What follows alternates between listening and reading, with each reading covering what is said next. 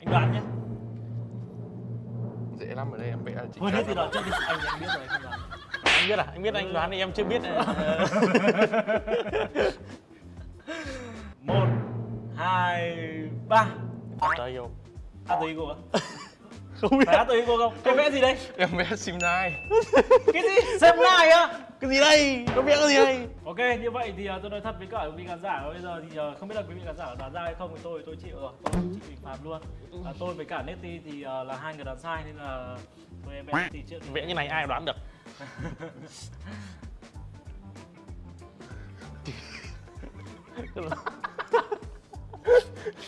Hơi tệ. Rồi ok. Bình thường chương trình là chỉ có thật là bình thường chương trình là chỉ có hành khách mời thôi. Còn ngày hôm nay thì ekip ra quả này thì tôi cũng phải chịu. Ok, chúng ta cũng sẽ đến với cả phần thi chúng ta sẽ đến với cả phần thi tiếp theo của NέφTi.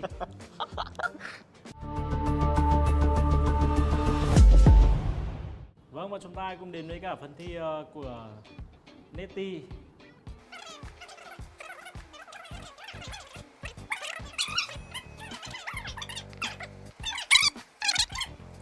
Và mời em đưa ra cái bức họa của mình. Được xem nào. Nào. Ôi chết. Rồi, xong anh Tuấn. Xong anh Tuấn này. Em vẽ này không biết à?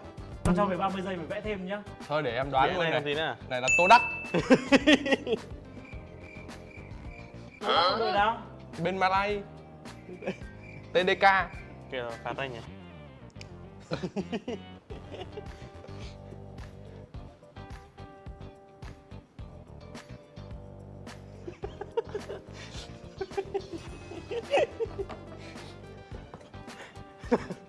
Vâng, và thưa tất cả các bạn khán giả, tôi cũng đã nhận được đề bài.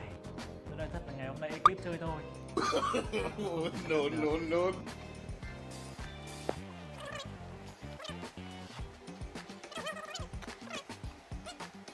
Ok, như vậy thì đây là kết quả của tôi. Với người mà có 10 hoa tay như tôi thì tôi tự nhiên vẽ được đây là một cái logo khó chọn đoán nhất của ngày hôm nay. Ơi. 3, 2, 1. DX. Sao đưa đây Dingoz của mình luôn ạ? Đưa cái logo của mình. Đưa đúng logo của người mà đang ngồi ở đây, đúng player trong team, tức là bảo ekip chơi tôi. Và từ sau số này, sau số bí mật PMSL này trở đi nhá, từ số sau là các bạn không bao giờ để tồn tại xuất hiện nữa. Tôi nói thẳng là như thế luôn.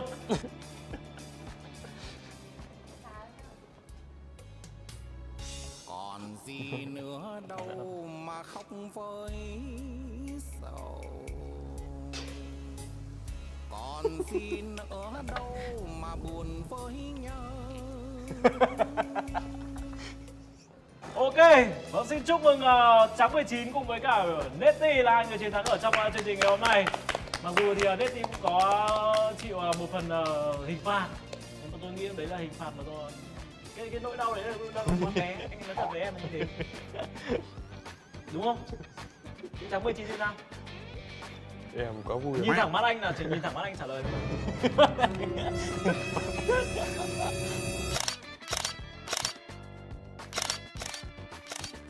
Còn bây giờ thì tôi là Tuấn Tái, ngồi bên cạnh tôi là NέφTi và Trắng 19. Xin chào và hẹn gặp lại tất cả quý vị khán giả ở trong những số tiếp theo của Bí mật PMSL.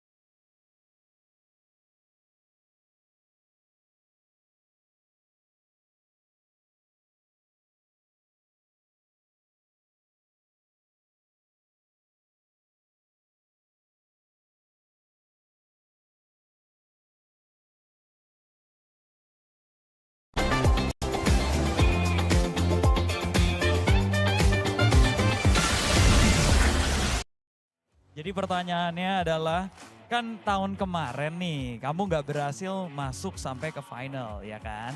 Tapi kali ini kamu berhasil masuk ke final dan bahkan bisa dibilang tim kamu meng-outperform tim-tim Indonesia lainnya saat ini.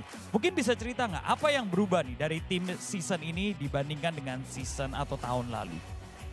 Mungkin yang tahun kemarin nggak ada potato ya. Kalau sekarang kita ada potato kan mungkin ya lebih pede lah. Lebih pede ya, berubah karena ada potato ya. So, saya said because this year the main changes is they having potato right now. So maybe potato is the key player, they change the whole things. Okay. Pertanyaan kedua, our second question. Going into day 2, how do you plan to maintain your momentum and keep ahead of the competition? Especially with the Indonesian team being one of the strongest contenders in Southeast Asia. Di hari yang kedua ini, rencana kalian apa nih untuk mempertahankan momentum kemenangan kalian dan juga menjadi yang paling depan di kompetisi ini? Apalagi bisa dibilang tim Indonesia merupakan kandidat yang sangat kuat sekali di Southeast Asia.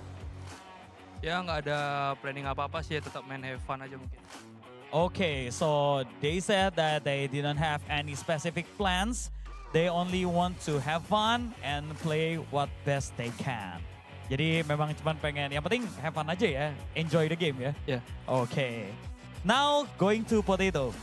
Potato, hi, how are you? Hi, I'm good. Oh wow, okay. Pertanyaannya adalah, Potato, you were previously a member of the championship team, Alter Ego. And you've competed in the grand finals. Now you are facing the former teammates on this prestigious stage as an opponent. And you're currently leading by a large margin.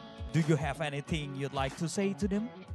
Kalau kita lihat ya, waktu itu kan kamu sempat bermain di tim pemenang yaitu Alter Ego, betul ya? Dan sekarang kalian atau kamu harus menghadapi mantan teman-teman kamu nih di Alter Ego. Dan bahkan bisa dibilang VINH ID juga memimpin dengan jumlah angka yang lumayan jauh dari mereka. Mungkin ada yang pengen kamu sampaikan ke teman-teman kamu tersebut? Silakan Dongki. Semangat lah buat mereka, masih ada 2 hari juga dan juara terakhir mereka juga comeback di hari 3, semoga bisa ngulangin itu lagi. Okay, so yeah, keep up the good spirit yeah, and they still have, this is still day 2, they still have the day 3 and hope they can perform well as well in day 3. Okay, Potato, next question. Do you have confidence that together with your new teammates, you can claim the championship titles once again? Apakah kamu yakin saat ini punya kepercayaan bahwa kamu dengan teman-teman yang baru saat ini bisa kembali merebut kemenangan tersebut? Yakin banget sih, karena mereka juga saling percaya satu sama lain dan percaya saya. Jadi kemungkinannya besar banget buat dapatkan titel juara itu lagi. Wow, kasih tepuk tangan dulu dong buat Potato. Luar biasa banget. So Potato said that he very believe with their teammates because their teammates as well believe in each other and also with Potato. So they believe they gonna win and get the championship titles today. Alright. Anyway, Potato, you are coming from Surabaya. So this is your home soil as well. And now you're playing here and the crowd is supporting you. What does it feel? Kan kamu dari Surabaya nih, ya kan? Pasti banyak dong di sini yang hadir tentunya untuk mendukung Potato juga. Dan kamu lagi main di kota kamu sendiri, yaitu Surabaya. Menurut kamu bagaimana rasanya bisa bermain di kota kelahiran sendiri? Rasanya senang banget sih, dan ini salah satu cita-cita saya juga main di Surabaya. Dan semoga bisa memberikan permainan yang terbaik lah buat rumah sendiri. Amin, kita kasih tepuk tangan dulu dong juga buat Potato. Amin ya, kita mendoakan yang terbaik pastinya.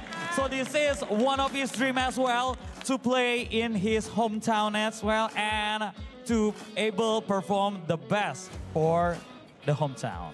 Okay, Potato, last question. Is your family and friends here? And do you have any words for them? Kamu teman-teman atau mungkin keluarga ada yang datang nggak ke sini? Dan mungkin kalau ada yang datang, ada yang mau kamu sampaikan mungkin?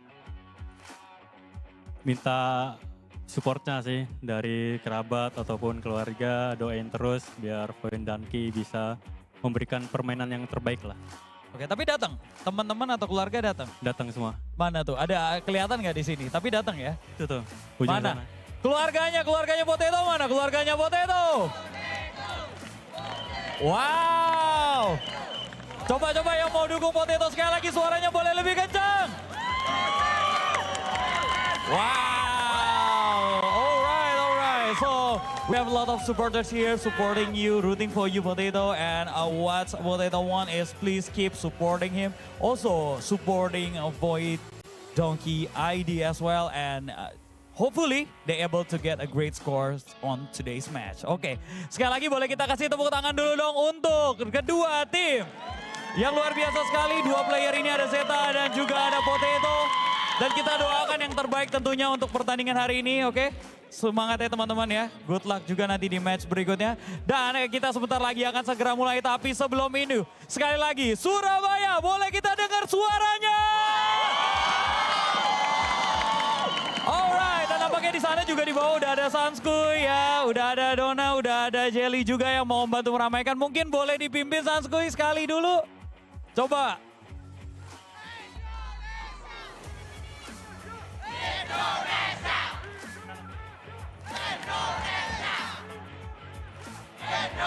Wow, sekali lagi kita tepuk tangan untuk Indonesia. Tentunya kita mendoakan yang terbaik baik untuk Void, Donkey ID maupun juga tim-tim Indonesia lainnya yang akan bertanding sebentar lagi. Jadi langsung saja kita akan segera mulai pertandingan yang pertama. Langsung kita akan lemparkan ke para caster kita yang akan memimpin pertandingan ini. Caster, silakan.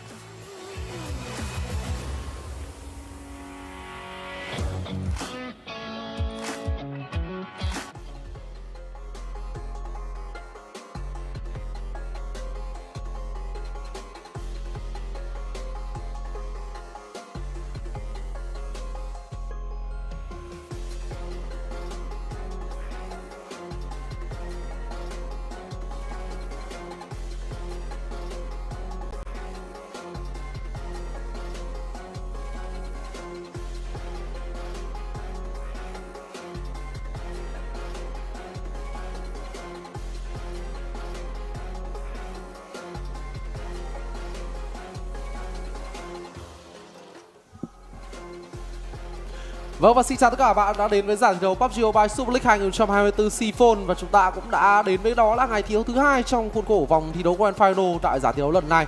Và ngày thi đấu qua thì một ngày thi đấu rất là bùng nổ đến từ đại diện số 1 của Việt Nam mang tên Dingoz Xavier. Và đến với ngày thi đấu thứ hai này chúng ta cũng sẽ mong muốn có được những cái sự may mắn dành cho các đại diện đến từ Việt Nam. Và người đồng hành của các bạn ở trong ngày thi đấu này là mình, Việt Nộp, bên cạnh mình là anh Milova. Vâng, ngày hôm nay thì rất vui cũng như vinh dự khi được đồng hành cùng với Việt và cả các đội tuyển Việt Nam ở trong một ngày thi đấu có thể coi như là bản lề của vòng Grand Final này để tìm ra nhà vô địch với tổng diện thưởng lên đến 200.000 đô. Và có lẽ là ngay bây giờ thì mình và Việt cũng sẽ một lần nữa điểm lại những thông tin đáng chú ý của giải đấu thôi, những thông tin mà có lẽ các bạn khán giả nếu theo dõi từ những ngày đầu cũng đã không còn quá xa lạ nữa rồi. Và đúng như Việt chia sẻ thì thực sự ngày hôm qua là một ngày vui của PUBG Mobile Việt Nam khi mà chúng ta đã có một kết quả khả quan của Dingoz Xavier với những lần ăn gà với những số điểm rất lớn mà đội tuyển đã đem về. Và đây rồi, đầu tiên thì hãy cùng mình và Việt điểm lại một lần nữa danh sách của các đội tuyển tham dự vào vòng chung kết. Chúng ta có Dingoz Xavier, ROY Esports Alliance, Vudonki, AQ, ROY Esports Mob Team, Fake Clan, Talon, VTR9 và rất nhiều cái tên quen thuộc khác nữa. Vâng, và như các bạn đã được theo dõi thì chúng ta cũng đã trải qua hết vòng thi đấu League Stage rồi. Và ngày hôm nay thì cũng sẽ là ngày mùng 7 tháng 9, sẽ là ngày thi đấu thứ hai trong vòng thi đấu Final. Và ngày mai ngày 8 tháng 9 cũng sẽ là ngày thi đấu cuối cùng. Và với những gì chúng ta cũng đang được theo dõi thì các đội tuyển họ cũng đã trải qua xong vòng thi đấu League Stage, đã có cho mình những cái thứ hạng để có thể có được cho mình đó là điểm khởi đầu tại vòng thi đấu Final. Và cũng thật tuyệt vời khi mà đây cũng là mùa PMSL đầu tiên chúng ta được thấy sự hiện diện của cả 4 đại diện Việt Nam có mặt tại vòng thi đấu chung kết. Mặc dù là đúng chúng ta mới chỉ được những cái sự vươn lên của Dingoz Xavier thôi, tuy nhiên thì tôi nghĩ đối với đẳng cấp của team Flash, team Secret hay thậm chí là sự quay trở lại mạnh mẽ của team ROY Esports thì hoàn toàn có thể chúng ta sẽ được đón nhận một ngày thi đấu thành công hơn nữa của các đại diện Việt Nam, đặc biệt là ngày thi đấu hôm nay, ngày thi đấu bản lề. Còn ở trên màn hình của các bạn đang là chỉ số so sánh giữa Lamborghini cùng với đó là Vexi của Dingoz Xavier cũng như là Vudonki, một cái sự chênh lệch mình nghĩ rằng là khá lớn giữa Dingoz Xavier, Lamborghini cùng với đó là Vexi ở bên kia chiến tuyến. Và chúng ta có thể nhìn thấy ngay một ngày thi đấu mà cầm về 3 cái top 1 thì đội hình của bên phía Dingoz Xavier họ xứng đáng có được cho mình đó là top fragger. Tuy nhiên nhìn đằng sau thì cũng còn thấy AQ, Alliance cùng với đó là Vampire họ cũng đang cực kỳ nỗ lực để có thể có được cái số điểm như mong muốn sau khi kết thúc giải thi đấu lần này. Vâng, và bây giờ thì có lẽ lại của mình ở Việt chiêm ngưỡng lại những highlight vô cùng mãn nhãn của Dingoz Xavier trước khi chúng ta đến với những diễn biến chính của ngày thi hôm nay.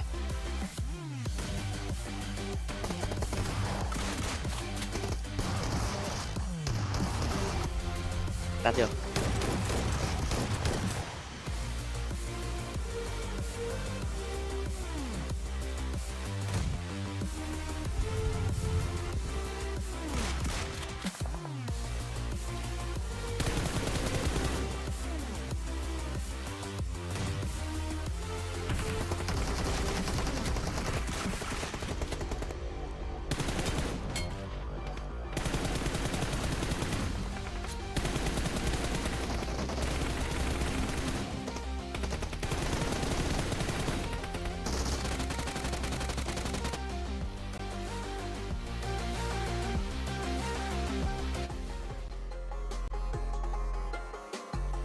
Và đây thì chúng ta sẽ cùng quay trở lại với bảng xếp hạng chung cuộc. Sau ngày thi đấu đầu tiên thì tạm thời Dingoz Xavier với 3 lần ăn gà thì vẫn đang rất xuất sắc, giữ vị trí dẫn đầu với 77 điểm. Tuy nhiên Vampire mặc dù chưa có lần ăn gà nào nhưng họ cũng đang bám đuổi ngay phía sau với 67 điểm. Tiếp theo chúng ta có đó là Alliance với 56 điểm, vị trí top 3. Top 4 có tên Woodenki, đội tuyển cũng vừa được phỏng vấn đầu ngày với cũng đó là đến 2 lần ăn gà, nhưng số điểm thực sự thì vẫn đang thua kém Dingoz Xavier là khá xa. Ở phía đằng sau rất buồn khi chúng ta vẫn đang có hai đại diện Việt Nam, đó là Flash và đặc biệt là team Secret. Mặc dù có cái giai đoạn vòng league là ổn nhất trong số đại diện Việt Nam, nhưng Secret bước tới vòng Grand Final này thì lại đang đánh mất chính mình khi vẫn đang ở vị trí top 13 với 36 điểm mà thôi. Vẫn chưa phải là một cái kết quả như mong muốn dành cho team Secret. Tuy nhiên vào đến vòng thi đấu chung kết rồi chúng ta đã được theo dõi đó là gần như các đội tuyển họ đều có cơ hội để có thể cạnh tranh, bao gồm cả team Secret cũng như là cả team Flash. Khi khoảng cách của các đội tuyển này với những đội tuyển ở nhóm xung quanh vẫn không phải là quá lớn, và chỉ cần một trận thi đấu bùng nổ thôi thì hoàn toàn có thể sẽ là một cái đòn bẩy để giúp cho các đại diện này có thể bật lên ở nhóm phía trên. Một mùa final, một mùa PMSL với vòng thi đấu chung kết mình đánh giá là tương đối khó đoán. Mà chúng ta cũng đã được thấy rằng đó là một cái sự quay trở lại rất là mạnh mẽ đến từ những đội tuyển chưa đánh giá quá cao, hay thậm chí rằng là những cái sự bạc nhược của một vài những cái tên mà cứ ngỡ rằng họ sẽ có thể trở nên mạnh mẽ như là Boom Esports, đúng không? Cảm giác như Boom Esports thì họ đang đánh mất chính mình, và các đại diện khác thì họ cũng cứ thế thôi, họ cứ được đà thì họ cũng xông lên. Và bao gồm một trong số những cái đội tuyển cạnh tranh của Boom Esports đó là Dingoz Xavier thì cũng đang có được cái sự khởi đầu cực kỳ là mạnh mẽ ở trong vòng thi đấu Grand Final. Rõ ràng thì mình đang cảm giác là giai đoạn mùa thu này đang là một giai đoạn chuyển giao, khi mà rất nhiều những cái đại diện mạnh như Boom, Việt vừa kể, hay thậm chí cả một vài đội tuyển khác như Alter Ego đi, họ cũng đang có những cái dấu hiệu gần như là không phải đi xuống mà là họ đang giữ nguyên thôi, họ không phát triển thêm nhiều. Trong khi những đội tuyển khác, nhiều đội tuyển mà chúng ta có thể không quen mặt bằng thì họ lại đang vươn lên, họ đang thể hiện được nhiều sự bất ngờ hơn ở sân chơi lần này. Thì mình rất mong sẽ có những cái bước tiến lớn của nền PUBG Mobile đi, không chỉ ở khu vực mà cả quốc tế nữa, để chúng ta có nhiều hơn những cái đội tuyển mới, những cái tên mới để theo dõi một giải đấu hấp dẫn hơn, một tương lai mà có nhiều sự phát triển đột bật hơn nữa. Và bây giờ thì chúng ta sẽ đến với cái giai đoạn để có thể chờ đợi cũng như chuẩn bị có mặt tại vòng thi đấu, chỉ chắc là trận thi đấu mở màn với bản đấu tiêu SUİT thôi. Và ở thời điểm hiện tại thì như các bạn đã biết rồi, trên thông tin phương tiện truyền thông cũng như là trên báo đài chính thống thì cũng đã đưa về rất nhiều những cái thông tin về cơn bão Yagi đang đổ bộ vào miền Bắc. Và hy vọng là tất cả bạn khán giả đang theo dõi giải thi đấu PMSL của chúng ta, đặc biệt là các bạn đang ở khu vực phía Bắc thì cũng hãy cẩn thận, cũng như là lựa chọn cho mình những nơi trú ẩn an toàn để có thể thoải mái an tâm theo dõi và cổ vũ các đại diện Việt Nam tại giải thi đấu PMSL ngày hôm nay.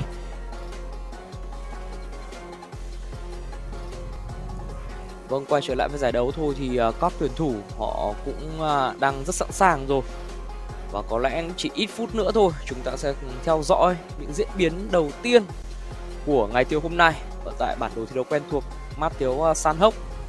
Vẫn sẽ là lộ trình như vậy thôi. San Hốc 3 map Indonesia và kết thúc ngày với 2 map thi đấu Miramar.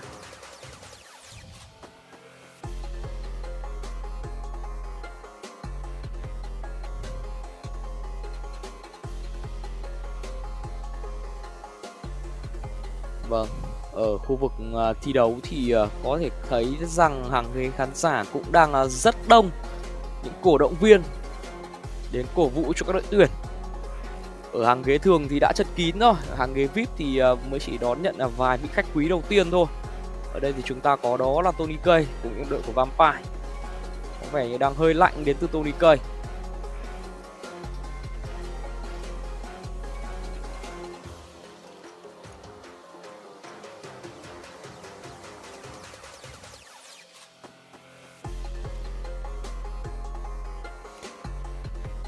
Như chúng ta đã theo dõi thì đội tuyển chính xác hơn là giải đấu chúng ta tổ chức tại Indonesia, và đây không có gì là một trong số những cái ngày hội của những game thủ PUBG Mobile tại Indonesia, một quốc gia với số lượng đội tuyển tham gia PMSL là nhiều nhất và cũng đang là đội tuyển nắm giữ được những cái thành tích ấn tượng nhất từ giai đoạn khoảng tầm 2 năm đổ lại đây. Thì rõ ràng trong một lần được tổ chức PMSL giải đấu thuộc tầm cỡ khu vực C thì ta đang nhìn thấy rất là nhiều những khán giả đang đứng và ngồi chật kín khu vực theo dõi, cũng như là những lá cờ rất đa dạng để cổ vũ cho những đội tuyển đến từ Indonesia như là Talon, như là Vodoki. Và đây rõ ràng sẽ là một cái nguồn boost tinh thần cực kỳ là hiệu quả dành cho các tuyển thủ Indonesia để có thể đem về một cái chiếc cúp PMSL tại chính đất nước quê nhà. Còn đây là gương mặt của Levit.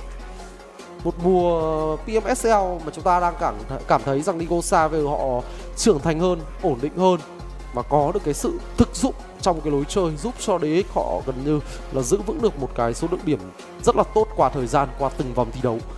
Và lần này chúng ta không có sự gây sức ép bởi những đội tuyển cực kỳ là khó chịu như là Boom hay Aterigo, thì hy vọng là Dingoz Xavier sẽ đem về kết quả tốt nhất tại mùa giải lần này. Còn ngay bây giờ hãy nhau đến với bản đồ thi đấu San Hốc với một đường bay xuất phát từ khu vực Sa Mê và điểm dừng chân sẽ là khu vực Cam Bravo, một đường bay có thiên hướng lệch xuống phía dưới nhẹ một chút.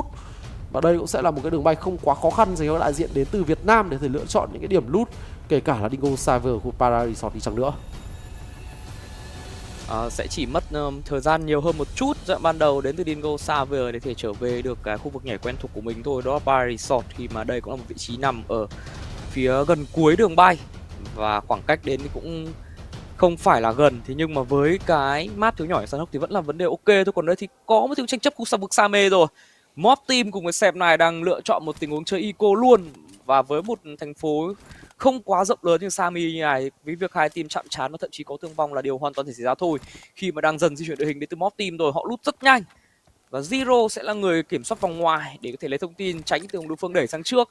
Còn Sep này sẽ phản ứng lại như thế nào đây? Vâng, lượng trang bị thì đã ở mức đủ combat đầu game rồi và đang dần dần dàn đội hình ra đến từ Sep này. Họ đang bao một đường rộng hơn để khép góc thành viên của Mob Team. Mob Team chỉ co cụm lại được một góc thành phố thôi, và đây sẽ là bất lợi của họ trong quãng thời gian sắp tới nếu thực sự có giao tranh xảy ra.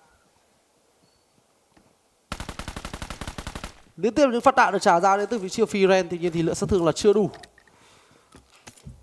Đây vẫn là một cái tình huống eco không mấy là dễ dàng dành cho cả Mob cũng như cả Sep này nha. Sep này là một đội tuyển mà họ rất hay thường xuyên vướng vào những cái pha eco ở giai đoạn đầu như thế này. Tuy nhiên kết quả của những tình huống eco thì tất nhiên rồi nó không thể nào ổn định được. Đôi lúc nếu mà đẹp nhất thì nó sẽ là sống sót với 4 người có thể thoát ra ngoài, nhưng có thể sẽ là mất mát. Còn vòng bò chúng ta là vòng bò thu về khu vực đảo Kabanfa, một vòng bò mà chưa gì tôi đã nhìn thấy những cái viễn cảnh đẹp dành cho các đại diện Indo như là Vodoki cũng như là cả Aterigo.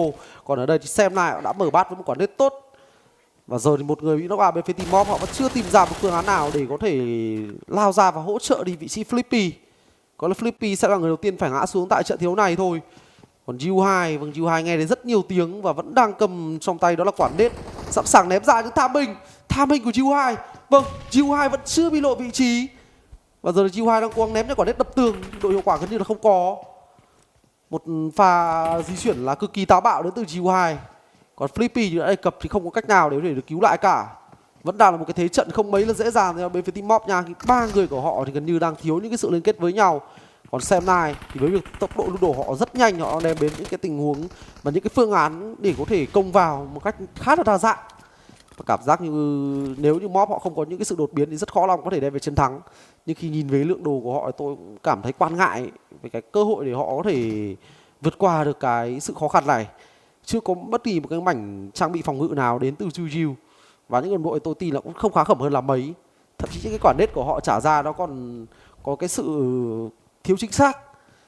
Thì đây có lẽ sẽ là những cái chiến thắng dành cho bên phía xem này hay không. Lượng hỏa lực cũng đang là vượt trội hơn so với đối phương nữa. Một tình huống mà rõ ràng Xem này đang hoàn toàn làm chủ thế trận rồi. Không chỉ hơn người mà như Việt cũng đã phân tích và đề cập, cái lượng đồ cũng đang hoàn toàn là ít đến từ bên của Mob Team. U2 muốn đẩy nhanh tốc độ hơn rồi. Một tình huống công vào với khẩu DBS trên tay và rõ ràng những lời chỉ là giáp một, chỉ không có giáp thì sẽ gục rất nhanh với khẩu DBS này. Vâng, cơ hội nào cho Mob Team đây, có nét trả ra khung cửa vào căn nhà này nhưng không một ai của bên phía Xem này bị tổn thương cả. Không mất một máu luôn, ập vào cùng nhau rất dứt khoát. Và đó là Kenny lên tiếng rồi, Hazel nằm xuống. Sau đó đấy là Zero và rồi chỉ là một người từ Mob Team rồi. Có lẽ sẽ là giờ án tử dành cho bên phía Mob Team, mà đúng là như vậy rồi. 4 mạng bỏ túi cực kỳ gọn gàng dành cho bên phía Xem này. Vâng, một đại diện Indo ngã xuống nhưng không hiểu vì gì mà khán giả quê nhà tại Indo lại có thể vỗ tay ăn mừng sớm đến như vậy. Em nghĩ là một khối lượng lớn fan của Malaysia cũng đang có mặt để ủng hộ cho Xem này cũng như là cả Alliance. Bởi nói gì thì nói, chúng ta được thấy rằng là Alliance tại mùa năm nay họ đang thi đấu cực kỳ là chói sáng và đội hình của team Xem này cho dù có những cái sự thay đổi nhất định về cái lượng nhân sự đi thì họ vẫn đang giữ được một cái phong độ mà mình nghĩ rằng nó đang là trường kỳ qua bao nhiêu mùa PMSL. Và các bạn đừng quên rằng là ở trong ngày hôm nay chúng ta đang có một cái sự kiện event, đó là truy tìm kho báu nha. Các bạn hoàn toàn có thể tham gia và tìm hiểu cái cách thức thông qua fanpage của PUBG Mobile Esports Việt Nam. Và với những cái phần quà cực kỳ là giá trị, từ phần quà in game cho đến những cái hiện vật bên ngoài như là những chiếc điện thoại Poco X6 Pro đang chờ đón các bạn tham gia vào sự kiện truy tìm kho báu. Còn ở đây thì BTR họ cũng đang vượt trội hơn so với các thành viên bên phía team Fair Clan. Thì Moment đã bị bắt lại rồi và thậm chí ở đây Satalet vẫn đang quăng quẩy, nhưng trước đó thì Zenfrost cũng đã bỏ mạng lại. Một cái góc setup chưa thực sự hiệu quả lắm đến từ BTR, và những viên đạn DBS của Satalet thì từ nãy giờ nó đang chỉ trượt mà thôi. Liên tiếp là những cái pha nhảy bắn nhưng mà tâm đật thì thực sự là hơi giật. Và chưa kể là Lapa nằm xuống như này thì khó khăn, đang trông rất khó khăn. Lật ngược thế cờ đến từ nhân viên bên phía Fair Clan. Họ biết người cuối ở đâu, họ biết Zenfrost đang nằm ở trong giỏ và họ kiếm luôn cho mình 4 điểm kill và chỉ đánh mất một mình Moment mà thôi. Hai đại diện Indonesia đã phải ngã xuống, nhưng tôi cũng đang có một câu hỏi. Có vẻ như không chỉ có đó là fan của Malaysia đâu, mà đó là cả fan Thái Lan cũng đang có mặt cực kỳ đông tại khu vực thi đấu. Vâng, rõ ràng việc mà giải đấu được tổ chức tại Indo thì cũng có rất nhiều khán giả ở những quốc gia lân cận có thể dễ dàng tới và theo dõi để cổ vũ những đội tuyển yêu quý được. Còn cái điều mình đang cảm thấy bất ngờ hơn đây đó là ở một ngày thi đấu quan trọng như thế này và cũng trải qua rất nhiều tuần thi đấu với nhau rồi, tưởng rằng các team đã có sự hiểu nhau nhưng không, lại đang liên tục có những pha chơi eco, những pha chơi từ rất sớm và đã đến 2 team bị clear từ ngay giai đoạn đầu tiên trước kết thúc phase 1.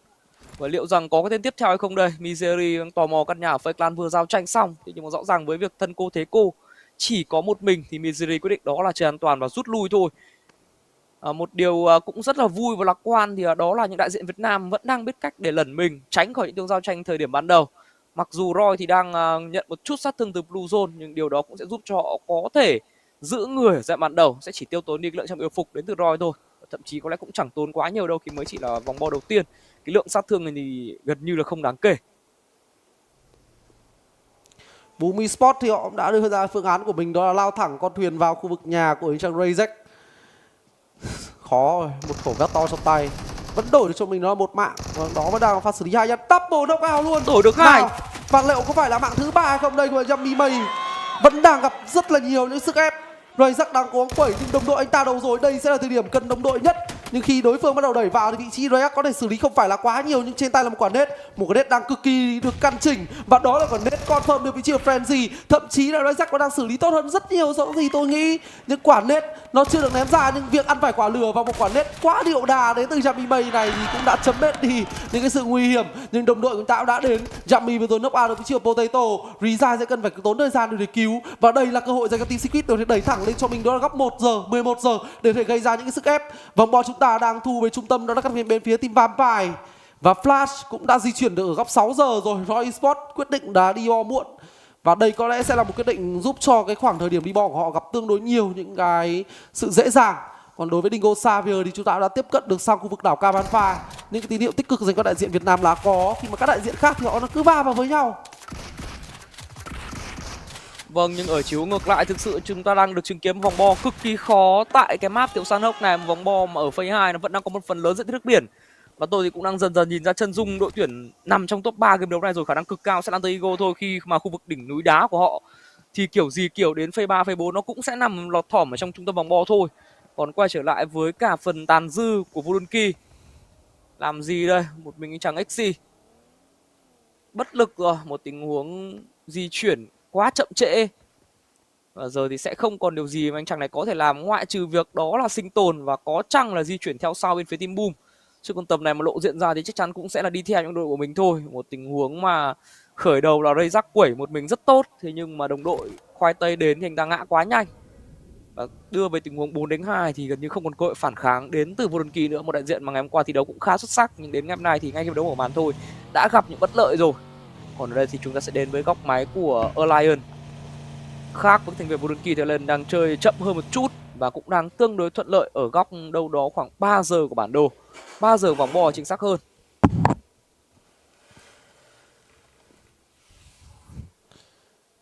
Và đây thì vị trí của XI5 này cũng đang cố gắng để bơi thôi. Việc mà mất đi những đồng đội ở mặt đất như này thì anh ta cũng sẽ cảm thấy thoải mái, vì vòng bo cũng đang có một cái diện tích lớn là nước biển để giúp cho XI5 có thể nghĩ về một cơ hội kiếm thêm điểm hạng.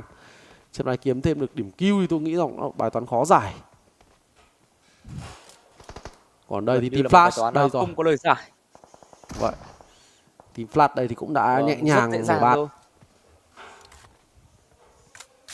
Một mạng đầu tiên là dành cho vị trí của Z. Và mọi thứ vẫn đang diễn ra là tương đối thuận lợi dành cho thành viên của Flash.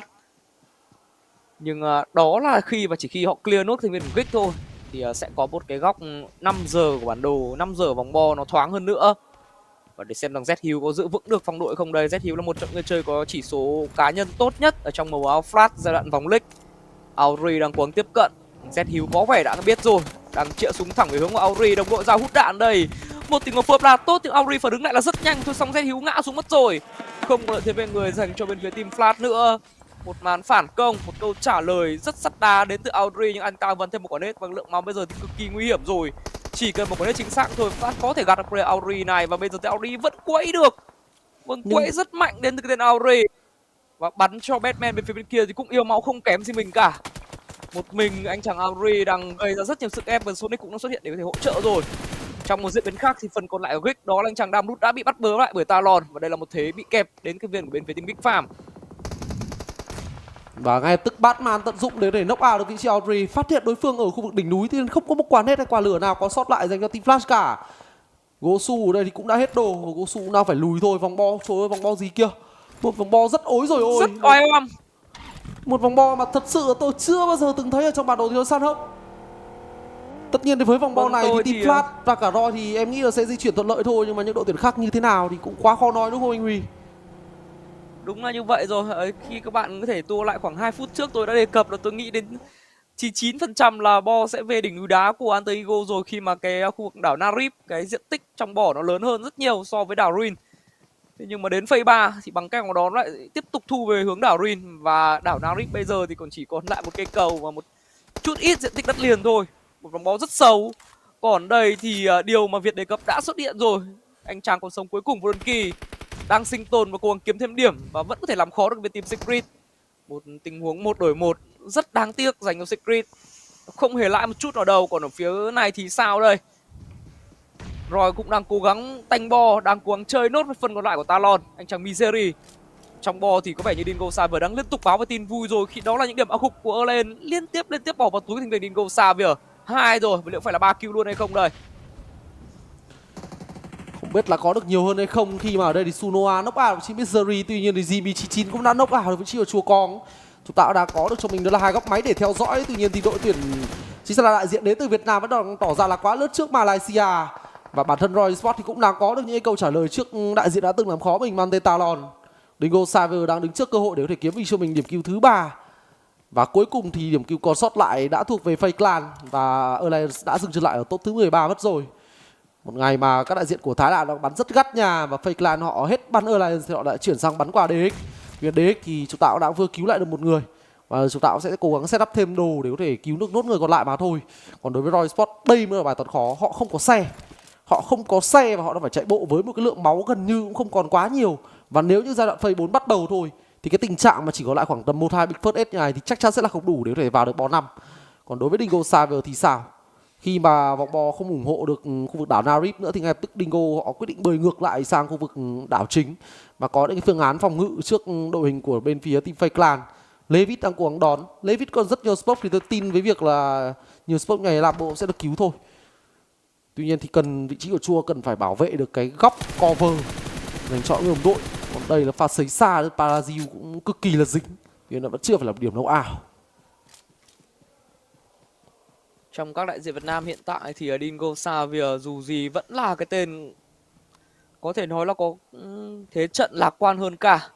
Thì ít nhất là vẫn đang có thể giữ được 4 người. Tình huống này thì Levit sẽ chạm được Lamborghini một cách thoải mái thôi. Và cũng đã có những số điểm kill làm vốn rồi. Khác với Flash, ROY hay Secret, họ đều đã mất người, họ đều đã phải tham gia pha giao tranh khó. Và ở đây thì vòng bo mới nó đã chính thức tạm biệt nốt phần diện tích ít ỏi của lại đảo Narib và thu dần về khu đảo Ruin rồi. Một vòng bo thực sự xấu, một vòng bo khó hiếm hoi tại Matthew Sunhawk khi mà đến phase 4 rồi vẫn còn đầu đòi những diện tích nước biển. Cái khu play zone, cái phạm vi chơi được của các đội tuyển đều là rất hạn hẹp. Và điều đó khiến cho chúng thấy rằng là 3 phase đầu tiên thôi nhưng cũng đã một cơ số player phải nằm lại. Kể cả là 12 team đi nhưng lượng người chơi chỉ còn lại 39 thôi. Rất nhiều team đã mất người lẻ. Thậm chí thì vẫn đang còn một player của GIANC, anh ta sinh tồn độc lập nha.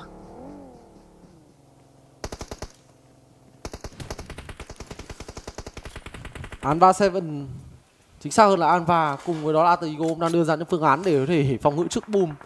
Và lại là cuộc chiến những người Indo gặp nhau và thậm chí rằng là team Secret nó bắn chéo sang nữa cơ. Nào liệu chúng ta có thể cái này knock out được cái gì hay không? Đây khi trong 19 đã có mạng của Rosemary. Và giờ thì khi Boom Esports phải nằm xuống như này thì Atigo họ cũng đang cố gắng lùi lại thì biết rằng đây không phải là tình huống giao tranh thuận lợi và dễ dàng. Có được cả những đội tuyển thứ 3. Và vừa rồi thì Kha đã knock out được vị trí, chính xác là knock out được vị trí của Nacel và sau đó là pha confirm luôn đến từ anh chàng này. Dingoz Xavier cũng đã có những cái cơ hội để có thể phản kháng. Còn đối với team Secret thì cũng đã có cho mình những cái điểm confirm của Boom Esports. Liên tiếp là những cái tin vui báo về dành cho các đại diện của Việt Nam. Mặc dù đây là một trận thi đấu không dễ dàng dành cho đại đa số đại diện Việt Nam đâu, khi mà chúng ta nhìn thấy rằng DX thì đang ở một cái hoàn cảnh tương đối là phức tạp và chưa kể là 3 đội tuyển còn lại thì cũng chỉ còn lại với 3 người. Nhưng DX họ cũng đã có được cho mình một cái lượng máu đủ ổn rồi. Liệu có ai cứu lại được Parazin hay không đây?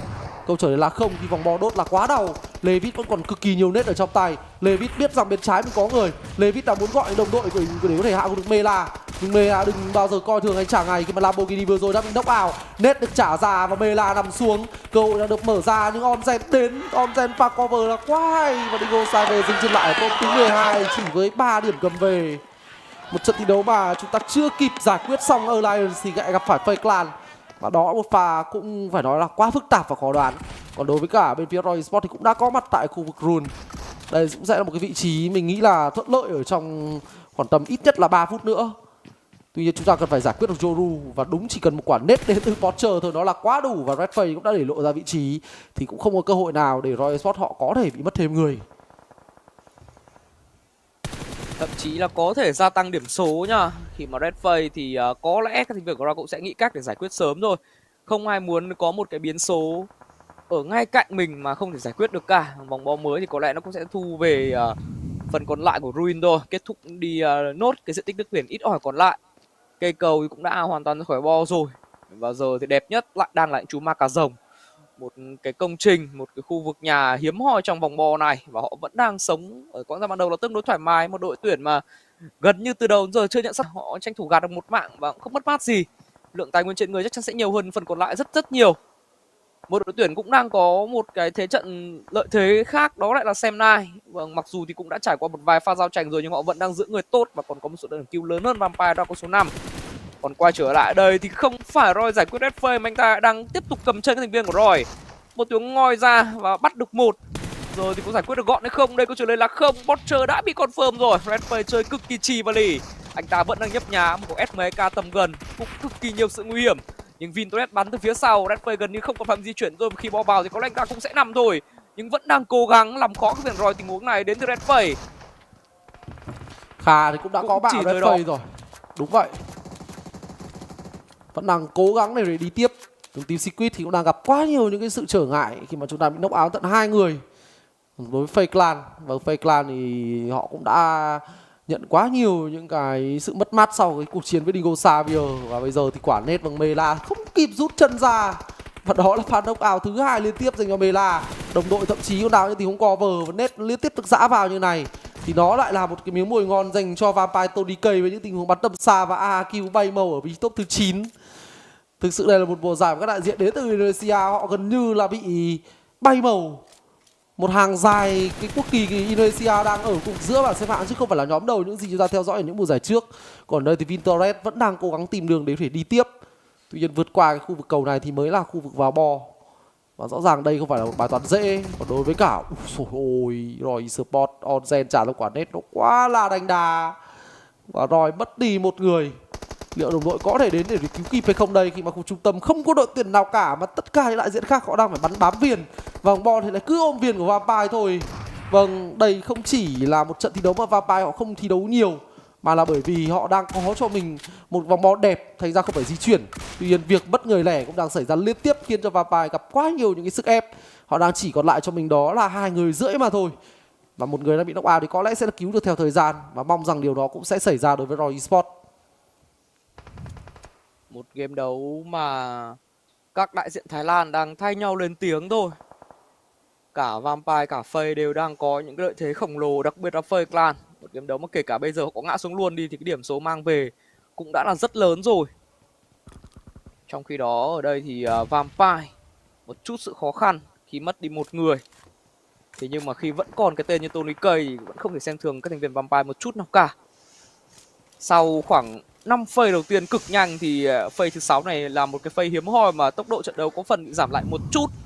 Nhưng có lẽ cũng không duy trì được quá lâu đâu. Khi những đội ngoài bo họ tiếp cận vào mép bo thì có lẽ đó sẽ lúc chúng ta nghe thì tiếng súng vang lên liên tục.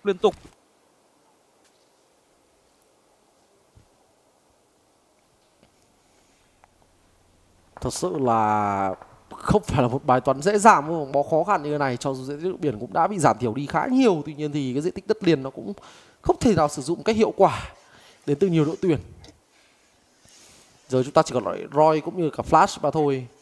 Và cả hai đội tuyển này dù gì đi dù, đây đã là một trận thi đấu tôi nghĩ là thành công với họ rồi. Nhưng khi mà cảnh mà cả ROY và Flash lại còn bắn chéo nhau như này nữa thì đây là cái cảnh mà tôi không muốn theo dõi một chút nào cả.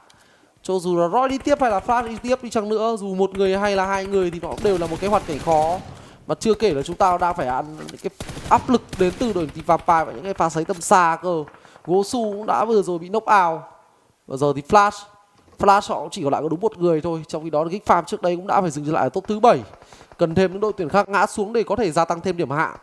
Đó sẽ là điều mà tôi mong muốn được theo dõi khi mà Alter Ego đang là một cái mục tiêu cực kỳ là ngon ăn dành cho đội hình team Vampire. Họ cũng đang muốn đẩy người ra để có thể giải quyết Alter Ego và cũng đã giải quyết một cách tương đối gọn gàng chỉ với đâu đó khoảng tầm chưa đầy 30 giây. Thêm điểm hạng dành cho hai đại diện đến từ Việt Nam. Vâng, những điểm số tiếp tục được bỏ túi đến từ ROY, đến từ Flash. Nhưng mình vẫn mong những con số 4 hay 3 này nó sẽ tăng nhiều hơn nữa. Còn quay trở lại đây xem này, họ đang trải sẵn ra rất nhiều smoke trước mắt rồi. Cố gắng tiếp cận bộ đôi còn lại của bên phía Flash. Có thêm cả những quả nếch để check những căn nhà ở trước mặt nữa. Rất cẩn thận xem này. Và để xem rằng họ sẽ làm khó được người Flash hay không đây. Với lợi thế về người, Flash thì vẫn đang tiếp tục bắn ROY rất miệt mài thôi. Và cuối cùng thì cũng đã clear đi hoàn toàn thành viên của ROY đến thành viên của Flash. Và ngay sau đó thôi thì cũng đến lượt Flash nằm xuống khi Vampire xuất hiện quá nhanh. 4 team còn lại thôi, 3 team còn lại chính xác hơn, đó là Vampire, là Faye và cả Xem9. Vâng, hai đại diện Thái Lan đối đầu với một đại diện Malai. Và để xem rằng Faye có thể kết thúc game đấu cách trọn vẹn nhất hay không đây. Điểm kill của họ tầm này thì là vô đối rồi. Ở trong map thiếu săn hốc này, một cái họ thiếu chỉ cần 5 lần gà thôi để có được một số lượng điểm khổng lồ tại vòng thiếu Grand Final trong một map đấu. Một trận thi đấu mà Vintoret đang bắn cực kỳ bay với việc cầm cho mình một mình 9 điểm kill. Và Onzen là có số 3. Thật sự thì Vintoret, ôi tôi vừa mới dứt câu thôi thì Kenny là người ông Vintoret, và đây là thời điểm rất khó để có thể cứu. Bò thêm 2 mét nữa thì đã vào bò thì có lẽ sẽ là cứu kịp. Tuy nhiên đồng đội Vẫn khó. đúng vậy, đồng đội đang liên tiếp phải hứng chịu những quả nết. Nhưng Vâng, còn quả nết nào bay lên nữa hay không đây? Vâng, câu chuyện này là không rồi. Khi mà bằng một cách nào đó thì Tony K lại quay sang ném nết thành viên của bên phía team Xem9 và tạo cho bên phía FaceClan một khoảng không đủ để cứu nhau lên và tiếp tục đi cùng với Blue Zone. Rồi thì Xem9 trở thành đội tuyển yếu thế nhất rồi. Họ đã bị knock đến 2 người bởi những tình huống công phá mạnh mẽ của các thành viên Vampire và cụ thể là Tony K. Còn Tony K đẩy lên một quả lửa chính thức lấy mạng của anh chàng Firen. Và cùng lúc này FaceClan biết rằng là Vampire đang có mối bận tâm khác, họ muốn công vào. Thế nhưng mà Xem9 thì lại bắn với sang. Và bây giờ thì Vampire người ở giữa lại hưởng lợi rồi.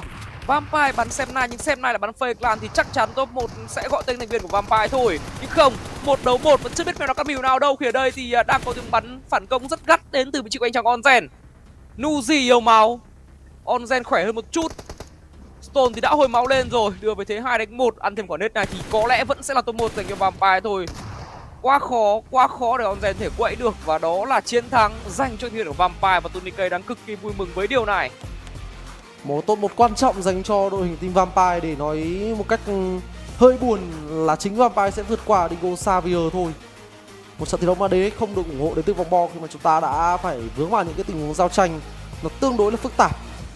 Chưa kịp hết giao tranh này thì đã được có lẽ là một điều gì đó khó khăn, không chỉ đối với Dingoz Xavier mà đó là các đội tuyển khác nữa. Và Vampire, một trận thi đấu được bo độ thì ngay lập tức họ đã cầm về cho mình đó là một cái top 1, một đội tuyển mà họ thi đấu với cái trạng thái bo độ cũng hay, mà trạng thái bo không độ cũng cực kỳ hiệu quả. Và Vampire xứng đáng với một trận thi đấu top 1 với MVP có lẽ sẽ là Tony K thôi, với việc cầm cho mình đó top kill cùng với là top dam 743 dam kết hợp cùng với đó là 5 kill. Và thật sự thì đang là một cái tập thể Vampire Esports thi đấu xuất sắc hơn rất nhiều, khi mà cái gánh nặng về cái khả năng cây kill của Tony K đã săn sẻ cho NgəNG và Strap. Con người phải nói thật là với mùa giải mùa thu năm nay họ đang thi đấu cực kỳ là chói sáng. Và đây thì chúng ta đã được xem lại chỉ số MVP. Có lẽ cũng không cần phải bàn cãi thì đối với những nhận định của Việt vừa rồi và những con số đang hiển thị trên màn ảnh ở đây. Một đóng góp rất lớn của để đem về top 1 cực kỳ quan trọng với Vampire. Khi mà ngày hôm qua thì thứ duy nhất cho Vampire kịp được với Dingoz Xavier la lật năn thì giờ họ cũng đã có luôn rồi. Và tiếp theo đây thì chúng ta đến với top 4 đại diện đáng chú ý trong đấu vừa rồi. Vâng, 2 đại diện Thái Lan gần như đã chiếm trọn spotlight rồi. Với FaceClan thì mặc dù chỉ còn có 3 thành viên từ giai đoạn phư tư, một giai đoạn rất sớm, nhưng mà 3 người còn lại, đặc biệt đó là VINH đã có một game đấu quá ư là bùng nổ để đem về số được điểm. Tôi nghĩ rằng là còn đỉnh hơn Vampire cơ. Còn Vampire thì họ có một cái vị trí thuận lợi hơn, họ giữ được người và họ không mắc sai lầm nào cả. Ngay bây giờ thì trước khi đến với cả những thông số tiếp theo, chúng ta sẽ cùng nhau xem lại những hai lần dẫn nhất của màn đấu sàn đông vừa rồi đã.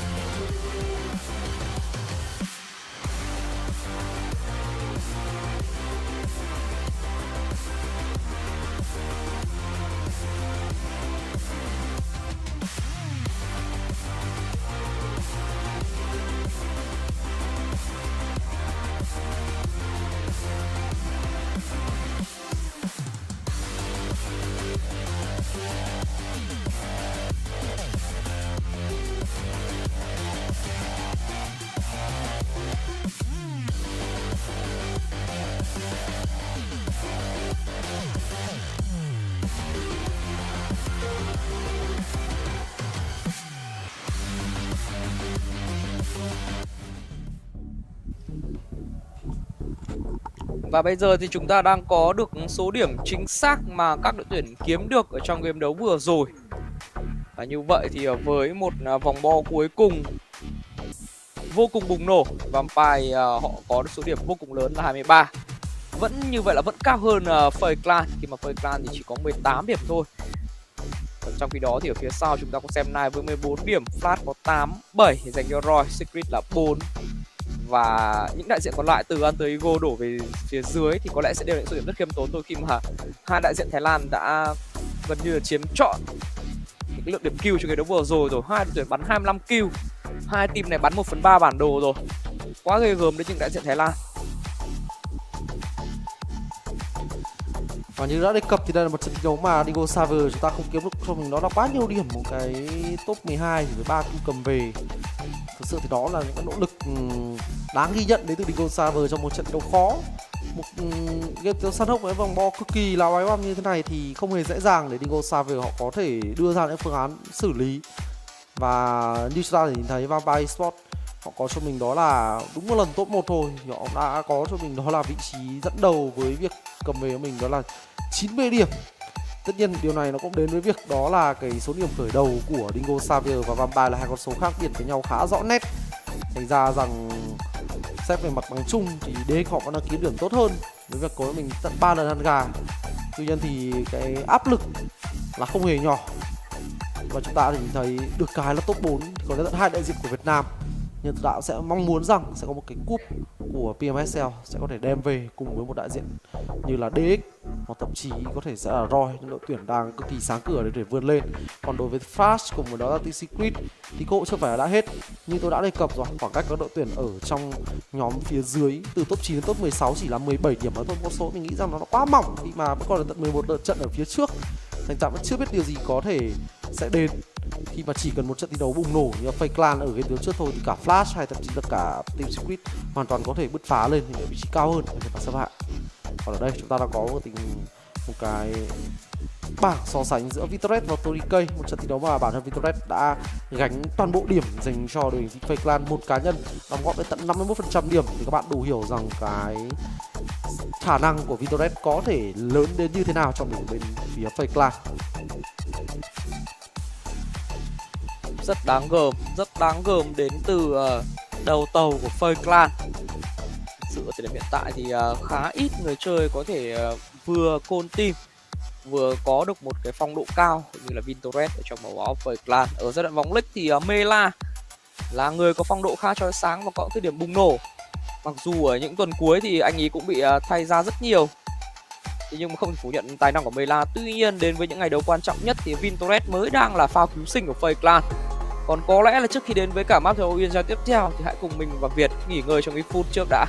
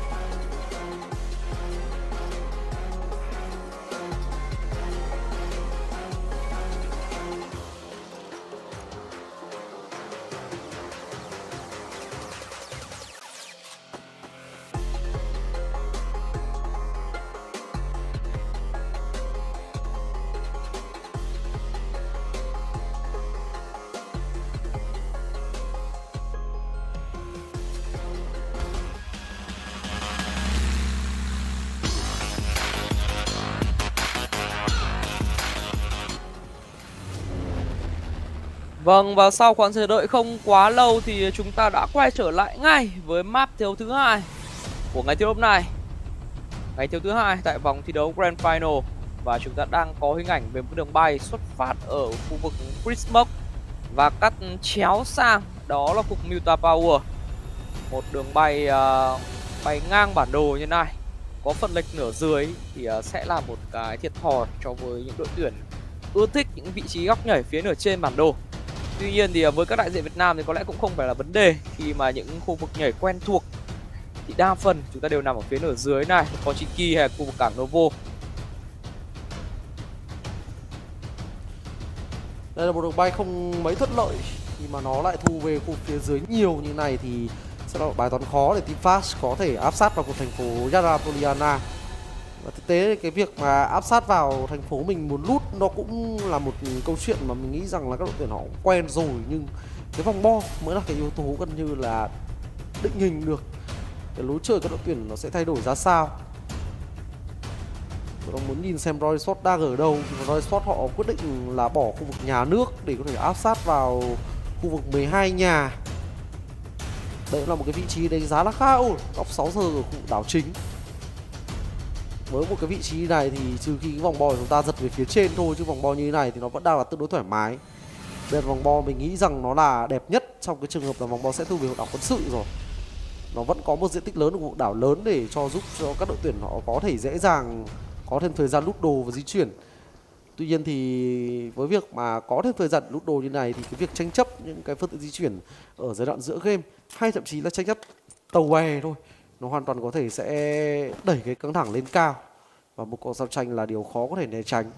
Nhưng đó sẽ là câu chuyện của tương lai, chúng ta sẽ cần phải chờ khi bao nhiêu đội tuyển họ vẫn đang phải đưa ra một cái phương án, đó là lút xa khu vòng bo như là bên phía Clan để có thể đảm bảo được một cái lượng trang bị ổn định hơn cho giai đoạn về sau. Đó là một sự đánh đổi mình nghĩ cũng là hợp lý thôi, để họ có thể vừa có xe cũng như là vừa có cả được cái lượng quân trang phục vụ cho giai đoạn về sau. Cũng sẽ giống như bên phía team Flash khi đang hành quân đến khu vực Yarapoliana vậy, sẽ không có nhiều những cái sự khó khăn để giúp để khiến cho bên phía team Flash họ cảm thấy e ngại với vòng bo như thế này. Vâng, ngày hôm nay thì cả 16 đội tuyển của chúng ta đều đang gặp phải những cái vòng bo thực sự là khó tại những cái map thi đấu. Đầu tiên là CHÍNH với một vòng bo tưởng như nó sẽ về đảo Narib nhưng lại giật ngược đảo Ruin. Còn với một map thi đấu như Indonesia thì bo quân sự gần như là vòng bo cũng phức tạp nhất rồi. Còn ở đây thì Audrey, một tình huống thoát chết và có một con buggy để di chuyển về với vòng tay những đội của mình đưa. Trên người thì cũng chưa kịp lút gì cả. Với việc còn sống thôi có lẽ cũng đã là phép màu với Audrey rồi. Có lẽ anh ta sẽ đi xa hơn nữa để có thể tìm kiếm một khu vực đủ an toàn rồi mới tiếp tục cải thiện thêm lượng trang bị thời điểm ban đầu. Ở đây thì chúng ta sẽ đến với các thành viên của Fair Clan. Vintoret sau một map thi đấu cực kỳ bùng nổ thì không biết rằng là sang map tiếp theo này anh ta còn giữ nguyên được cái phong độ hủy diệt đó hay không đây. Một khởi đầu tương đối suôn sẻ của Vintoret ở khu cảng khi mà cũng đã có cho mình được một cái giáp 3 rồi.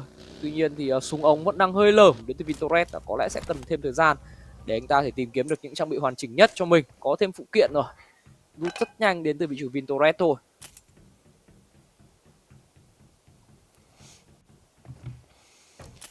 Sẽ thoải mái đến từ Fair Clan. Một trận thi đấu mà hứa hẹn sẽ là một cái tốc độ chậm rãi đến từ đại đa số đội tuyển. Tuy nhiên thì vừa nhắc cái sự chậm rãi phát thì cái ý tưởng của Alliance, ý tưởng mà họ luôn luôn làm ở trong các vòng bo đảo quân sự nó cũng đã thực hiện. Tuy nhiên thì lần này đã bị cản trở của Zenfrost. Bản thân Leon cũng tương đối đen cơ mà bắn cho đối phương 999. Alliance thì thường có một cái phương án đó là áp sát ra những khu vực nhà ở gần bờ biển để có thể áp sát vào những cái khu vực lấy xe đạp, và họ sẽ quáng bơi sang khu vực đảo quân sự để có thể lấy xe đạp và di chuyển. Tuy nhiên thì đang liên tiếp những cái pha gây sức ép đến từ đội hình bên phía team BTR, và ở đây họ đã mất đi đến tận một người rồi, và hai người còn đang ở trong một trạng thái máu tương đối là nguy hiểm. Họ chắc chắn là sẽ không có nhiều đồ đến vậy đâu. Những cái first aid thì tôi nghĩ cũng không thể nào quá nhiều được, và những cái làn khói họ đang trả ra như thế này cũng đang là những cái quả khói còn sót lại trong cái ba lô của Alliance. Và BTR đang thừa thắng để xông lên. Vâng, 3 người bắn vào thì Leon làm sao để cân nổi đây. Để kỳ đổ màn đã có dành cho đỉnh bên phía team BTR. Nó cũng đang sẵn sàng trả thêm cho mình những cái quả nết để có thể lấy thêm những cái điểm cứu nữa. Và quả nết này là một quả nết nó quá khó chịu dành cho Olio, nhưng may mắn anh ta chưa phải ngã. Thấy rằng là với việc BTK9 đang có một khởi đầu tương đối suôn sẻ tại map thì hôm nay thì khán giả quê nhà đang vô cùng phấn khích. Vì dù thì BTK9 không còn ở thời kỳ đỉnh cao của mình, nhưng đây vẫn là một huyền thoại, một tổ chức cực lớn của nền PUBG Mobile khu vực Indonesia. Và chúng thấy rằng khi mà họ có thể lên tiếng được thì khán giả quê nhà đang phấn khích đến như nào với liên tiếp tiếng hò reo. Và bây giờ thì phần còn lại của Lion, anh chàng Calux xoay sở thế nào đây? Đây là thế 1 đấu 4 nhá. Gần như không có cửa nữa, tay đang vận nết là Pat đã phát hiện ra rồi. Và quả nết này thì không có sự chính xác cần thiết. Sẽ án tử dành cho lần thôi và 4 kill chia đều cho 4 thành viên của BTK9 cực kỳ dễ dàng. Một khởi đầu thuận lợi dành cho đại diện từ Indonesia.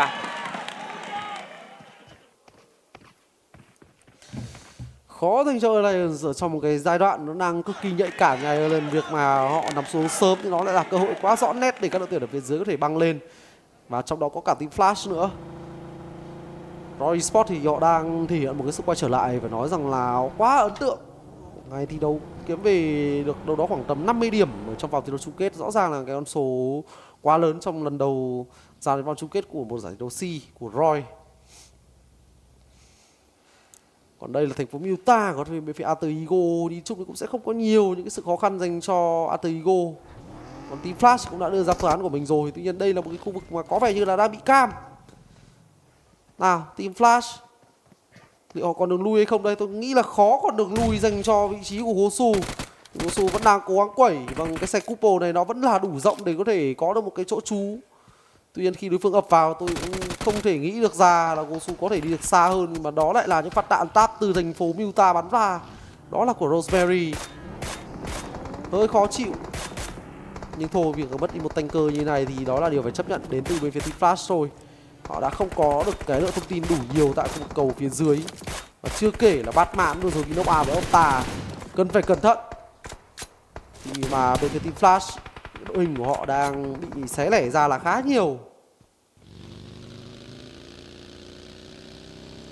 Ở đây thì chúng ta sẽ tiếp tục đồng hành cùng với cả Rosemary. Và anh ta đang lao thẳng vào các thành viên bên phía team Boom. Vâng, một tình huống rất nguy hiểm rồi và rõ ràng Rosemary không thể sống nổi trước một loạt đạn của bên phía team Boom là vô cùng chuẩn xác, đặc biệt là tình huống bắn điểm trợ của anh chàng Crazy. Một khởi đầu tệ dành cho đó là hai đại diện Boom cũng như Ego, khi mà cả hai đều đang rất cần điểm, họ va vào nhau sớm như thế này thì có lẽ là sẽ có thương vong thôi. Dù ai là người bước tiếp, liệu cách nào hiếm hoi để cho một trong hai đại tuyển rút êm hay không đây?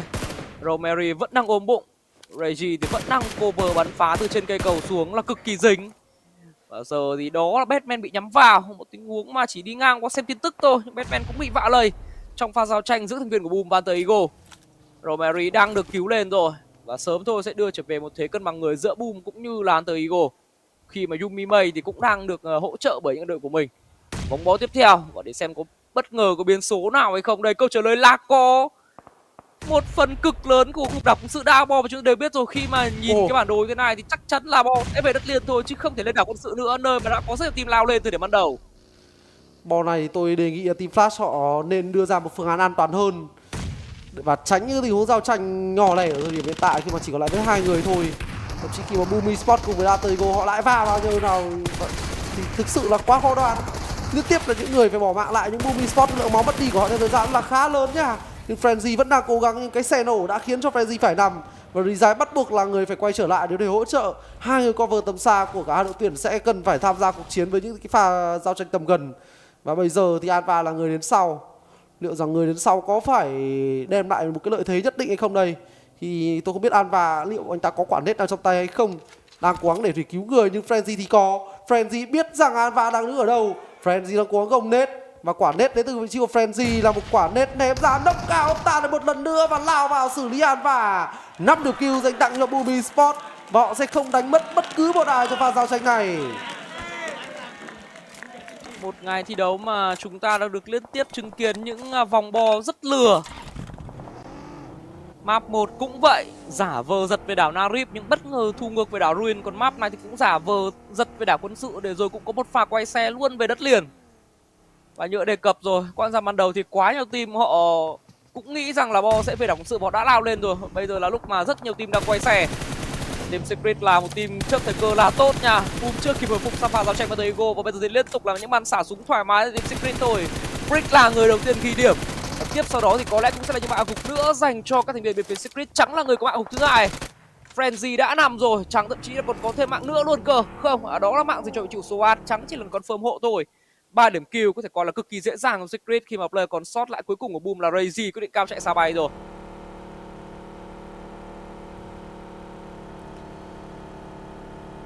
Thật sự là một trận thi đấu mà tưởng chừng như mọi thứ sẽ ôn hòa hơn một chút nhưng không. Bản thân các đội tuyển thì họ cũng đã tìm thấy nhau và bản thân vòng Bo cũng đang ép cho các đội tuyển họ phải va vào nhau.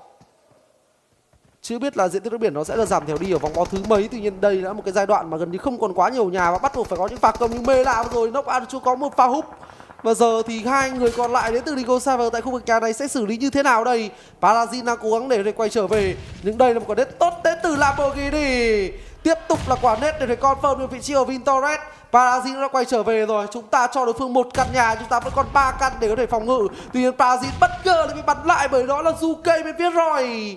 Một cuộc giao tranh thực sự là phức tạp khi mà lợi thế nó là không dành cho bất cứ một ai cả.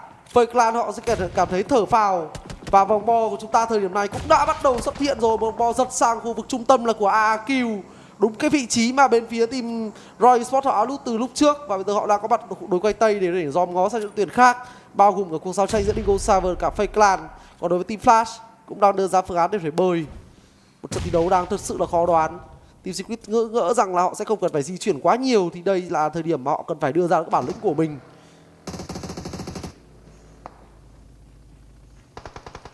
Ở đây thì chúng ta đang đến với pha giao tranh giữa Mob Team cũng như GIliwoOM với ưu thế đang nghiêng về cái thành viên của Mob. Sau một map thiếu săn hốc đầu tiên bị quét sạch quá sớm thì Mob đang muốn chơi triệt để hơn ở tại cái bản đồ thiếu thứ hai này. Họ cũng đã nhập cuộc là tốt nha, 2 kill rồi và vẫn đang lập một cái chốt thu phí là rất bền vững ở tại khu vực cây cầu. Và liệu để xem rằng có bắt nốt được những chú cá vàng ở bên phía GIliwoOM đang bơi lội dưới làn nước kia hay không đây.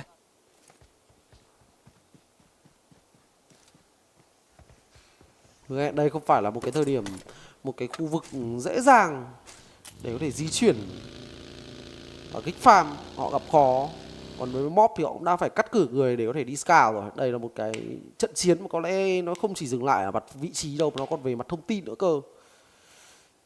Secret, vô nông kỳ những đội tuyển xuất phát ở đảo quân sự thì họ cũng phải đang đưa ra những phương án di chuyển Bo muộn. Sẽ là một hành trình xa với hai đại diện này. Còn đối với Dingoz Xavier thì ít nhất là chúng ta đã cứu lại được vị trí của Parazin. Tuy nhiên thì việc mà sống cộng sinh với 3 player bên phía Clan thì nó chưa bao giờ là một điều nên làm. Mormon vừa rồi đã lộ vị trí rồi, Lambo sẽ báo thông tin về. Tuy nhiên liệu Levitt có trả ra quả net nào thật sự là tốt để knock out được một player hay không đây? Vì với một tình huống 3v3 như này thì cơ hội để chúng ta có thể gây sức ép đối với Clan là có. Chỉ cần knock một thôi thì chúng ta có lẽ sẽ là phát động giao tranh luôn. Tôi thấy lượng đồ bên phía Dingoz Xavier là vẫn còn để có thể đủ dùng. Và việc của đối phương đã bị cô lập tại một khu vực nhà duy nhất như này thì chúng ta sẽ có nhiều phương án để có thể cầu net sang.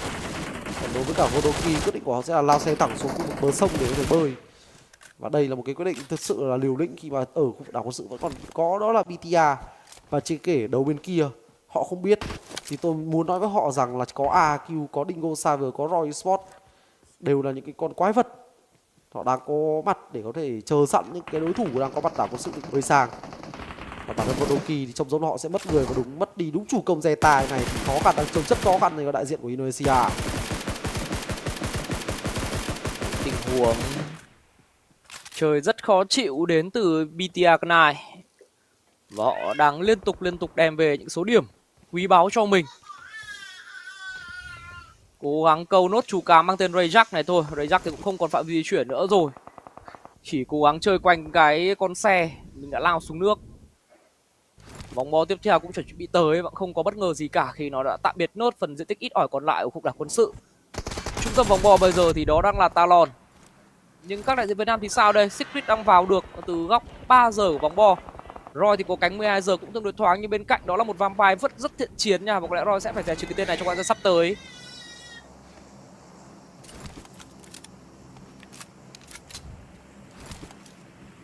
Thật sự là khó khăn. Và Lapa đây nhưng vẫn nhìn được cái gì đó thì phải. việc mà câu được 2 chu cá này, cái Vodoki gần như là không có nhiều đường để có thể đi vào. Vòng bầu thứ tư chúng ta vẫn còn một chút những diễn biến nước biển, nhưng nó cũng đã ấn định rằng khu vực đảo chính sẽ là khu vực được gọi tên sau cùng. Phần này thì BTR cũng sẽ cần phải gia nhập cuộc đua với các thành viên bên phía của bên phía team Vodoki thôi. Vâng, có cái cano này chỉ đưa 2 người. Liệu rằng có phải là đón, chính xác là đưa đi xong đó đấy không đây? Nào, nhìn thấy cái gì hay chưa? Nếu như có thể nhìn thì hoàn toàn có thể thực hiện những cái pha ném nét nha. Trong đó thì Lamborghini vừa rồi knock out được cái chiều Mormon. Và đây sẽ là cơ hội để cho ta công lên khi mà Onzen cũng đã bị knock out. Chưa lại mình lên Mela khu vực nhà này mà thôi. Liên tiếp đến con pha confirm và Mela đang ăn lửa. Mela sẽ phải nằm xuống, cái đây là một con nét quá là tỉnh táo đến từ vị trí của Lamborghini. 4 điểm kill dành tặng cho các viên bên phía Dingoz Xavier, và chúng ta chỉ mất đi vị trí của chúa có mà thôi. Một pha công nhà với mở bát là pha nét tốt của Palazin, và sau cùng thì liên tiếp là cơn mưa nét được dã vào. Đó là cái sức mạnh ở trong một cái tình huống 3-1 như vậy. 3 căn nhà dồn nét vào một căn nhà thì nó không phải là bài toán quá khó. Và nó đã dễ dàng hạ gục đối thủ cạnh tranh trực tiếp, và hoàn toàn có thể mở ra một con đường tốt để ROY Esports có thể vươn lên, khi bản thân ROY cũng đang được đặt vào một cái vị trí ổn tại trận thi đấu này. Một khởi đầu thuận lợi hơn dành cho ROY ở tại map thứ 2. Sao map thứ rất vất vả, còn đây thì phát không được như vậy. Họ bị cầm chân, họ bị làm khó bởi rất nhiều đội tuyển, và bây giờ khi chỉ còn A player thôi thì cũng đang lọt vào tầm ngắm của AQ. Vòng bò thực sự oái oăm, và có lẽ với game đấu này thì chúng ta sẽ phải mong chờ những cái điều lạc quan nhất dành cho đại diện Flash thôi. Với một player còn sót lại, đó sẽ chỉ là một nỗ lực cố gắng sinh tồn. Còn ở trên đất liền thì sao đây? Secret bắt đầu cày kill rồi. 3 điểm hạ gục dành cho Secret, và họ vẫn đang tiếp tục khai thác triệt để phần tàn dư của bên phía Vodoki. Potato đã bị tìm kiếm thấy, và đó là một tình huống làm đôi nữa luôn. 5 kill tổng cộng dành cho Secret, họ không bỏ lỡ bất cứ một điểm hạ gục nào cả. BTR sau khi làm chúa ở trên khu vực đảo quân sự về đất liền, phát hiện gặp đối cứng này, đó là Secret đang đón luôn rồi. Có thể ngò ngoẹt lên hay không đây? Câu trả lời có vẻ như sẽ là không. Chẳng là một chốt chặn quá uy tín của bên phía team Secret. Điểm kill thứ 7 đang ngay trước mắt rồi.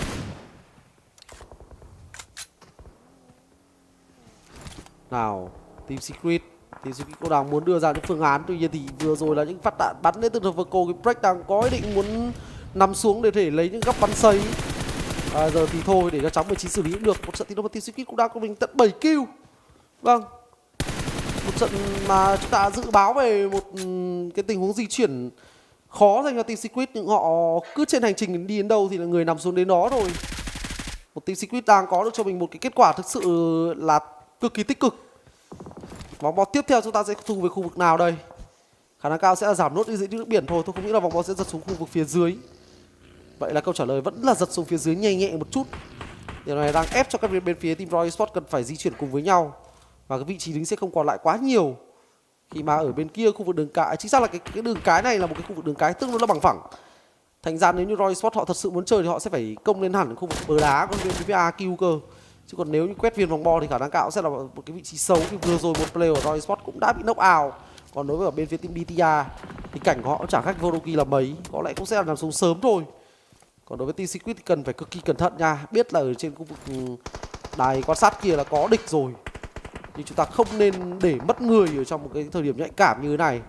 Còn người thì còn làm được, chứ mất người thực sự là một bài toán khó. Thì chưa kể đó là vị trí của những đội tuyển khác thì cũng đang ở những cái khu vực tương đối phức tạp, và chưa kể là những cái góc đứng của họ nó còn là nhiều cơ. Và bản thân đây là một góc cảng có thể giúp cho team Secret họ trụ được đến hết giai đoạn phase 5 thôi, chứ phase 6 chắc chắn là phải có những cái phương án chọn những checkpoint tiếp theo. Còn không thì nó sẽ là không đủ thì team Secret có thể nghĩ về một trận thi đấu thành công hơn.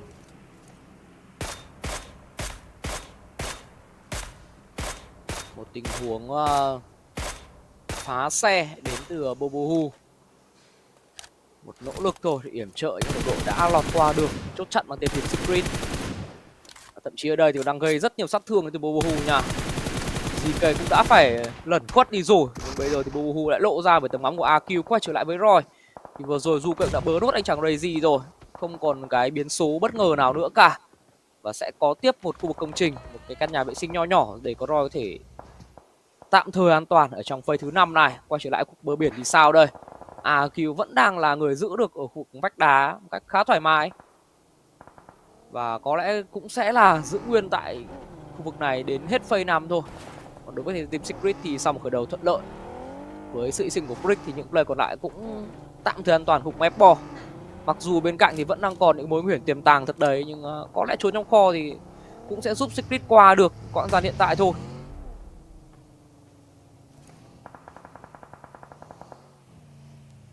Những quả net đang sẵn sàng gồng trên tay đến từ Xem Nai. Team Secret chỉ còn lại 3 người, tuy nhiên thì việc vượt qua Xem Nai bây giờ cũng không phải là bài toán dễ. Được cái thì Xem Nai họ đang phải tách người ra chia 2-1. Và đây sẽ là cơ hội để cho cả ROY Esports vượt qua Xem Nai và cả Team Secret có thể đả bại đội tuyển này. Chúng ta sẽ cần phải cực kỳ cẩn thận nha, chỉ có một cái góc nhà vệ sinh dành cho đội team ROY Esports mà thôi. Những con xe đang cố gắng được setup để có thể lấy được một vị trí đẹp. Còn ở Team Secret tôi tin là thời điểm này chúng họ cũng đã biết được vị trí của bên phía team Xem Nai đang đứng ở đâu. Cần ai đó hạ gục đi vị trí của Kenny. Kenny vẫn đang tỏ ra là cực kỳ khó chịu với những cái pha tỉa tót tầm xa như thế này. Còn đối với cả bộ đội Firen cũng như cả bộ Hồ thì họ đang đưa ra những phương án để có thể hội quân đồng đội thay vì là những cái pha công vào bên phía Team Secret. Tầm này các đội tuyển họ bắt buộc phải chơi bám viền thôi. Chứ còn nếu như đẩy lên quá xa và quá sâu thì hoàn toàn có thể sẽ là một cái án tử. Nếu như họ bị khoảng 2 đội tuyển bắn vào chứ đừng nói là nhiều hơn. Cái mình nghĩ có lẽ yếu tố vòng bo thứ 6 sẽ bóng quyết định khá nhiều. Liệu còn giật xuống phía dưới không đây? Không. Vòng bo mà giật đúng vào khu vực nhà có thể bên phía Dingoz Xavier luôn. Một cơ hội rõ nét để Dingoz Xavier tìm thấy con gà thứ 4 tại vòng thi đấu Grand Final. Vòng bo cực kỳ thuận lợi rồi. Sau map đầu tiên khá đen thì sang map thứ hai này chúng ta đã được thần may mắn mỉm cười hơn. Khi mà không chỉ Dingoz Xavier đang có tầm bo, những đại diện Việt Nam khác cũng đang có những kết quả lạc quan, đặc biệt là Secret họ đã có đến 7 kill. ROY thì mặc dù chỉ có 1 kill nhưng ít nhất là vẫn còn 4 người và vẫn đang còn những phương tiện di chuyển. Tuy nhiên đây sẽ phải vượt qua Talon thế nào đây? Redfay lên tiếng rồi, Kha đã ngã. Phần còn lại của bên phía team ROY thì sao? Potter cũng vượt qua được Yoru. Yoru đang một mình quẩy hết thành viên bên phía team ROY rồi và Zukei cũng vừa nằm xuống luôn. Một tình huống công kho nhưng không thành công đến từ bên phía team ROY một chút nào cả. Họ mất đến 3 rồi và bây giờ mới giải quyết được Yoru. Và team Redfay quay về 1-1. Để xem nào Sunwa hay Redfay sẽ là người đem về chiến thắng cho cả đội tuyển của mình đây. Redfay lao ra và đó là không mắc sai lầm nào đến từ Redfay cả. Rất cố gắng rồi đến từ ROY nhưng cuối cùng thì cũng không thể vượt qua thằng Redfay bên phía Talon. Nhưng ngay sau khi các thành viên bên phía team ROY công vào thì sau đây Secret cũng xuất hiện. Nhưng Secret cũng đang ngã ngựa, không sao cả. Có Redfay là vô tình rút kiếm tương trợ và giúp cho Secret vẫn đang còn sống ở đây. Một cuộc hỗn chiến giữa đâu đó đến 5 team liền, cứ liên tiếp hút vào căn nhà này. Nào làm ơn ai đó phát hiện Redfay đi. Có lẽ Redfay tôi tin là đã bị lộ vị trí rồi. Và bây giờ thì bắt đầu đẩy ra shotgun đối đầu với UMP. Có những quả net được dội vào. Và đây là quả net đến từ AQ. Nào tay vẫn đang có gồng net. Và Redfay cần phải xử lý thật sự là tốt nha. Một quả net đập tường không hiệu quả. Nhưng GK cũng đã có mặt kịp thời để giải quyết được Redfay. Điểm cứu thứ 9 đã có dành cho bên phía team Secret. Bây giờ chúng ta sẽ cần phải hồi phục máu thật là nhanh chóng để có thể chuẩn bị đón vào được sóng tiếp theo với phía team AQ. AQ họ đang đứng trên cao dội net vào. Và ít nhất là những cái góc nhà nó vẫn đang là đủ đẹp để giúp cho bên phía team Secret họ có thể hồi máu. Chưa một quả net nào có thể gây ra được cái sóng gió dành cho bên phía team Secret. Và chúng ta thậm chí còn có cả thời gian và không gian để có thể hồi phục lại lượng máu nữa cơ. Bồi thêm những cái quả smoke để có thể gây nhiễu loạn thông tin của đối phương. Nào và NGØI đang cố gắng đẩy vào. NGØI đang cố gắng spam trên tay của Micro rất phù hợp cho những cái tình huống công nhau tầm gần. Nhưng quan trọng là bên phía team Secret cần phải xử lý tốt. Và đây có nét tuyệt vời đến từ SUİT. Tiếp tục sẽ là ai đây? Khi mà đang có những tình huống nhấp nhá ra là khá hay. Nhưng đáng tiếc rằng là GK chưa đổi được ai cả. Và chỉ còn lại một mình SUİT mà thôi. SUİT đang cố gắng múa. Nhưng SUİT múa không nổi rồi. 3-1 không chuột cũng què. Kéo thêm được một người nữa là điểm cứu thứ 10 cho team Secret. Nhưng đó là những nỗ lực rất đáng khen dành cho ẩn mật giáo. Và giờ câu chuyện sẽ được dành cho bên phía Dingoz Xavier. Đội tuyển đã được bo độ ở trong khu vực trung tâm thì họ có thể đem về được cho mình cái top 1 hay không, khi xung quanh vẫn còn đang là có quá nhiều đội tuyển khác mạnh như là Vampire hay thậm chí là AQ, và chưa kể là Mob vẫn còn nguyên cả 4 người.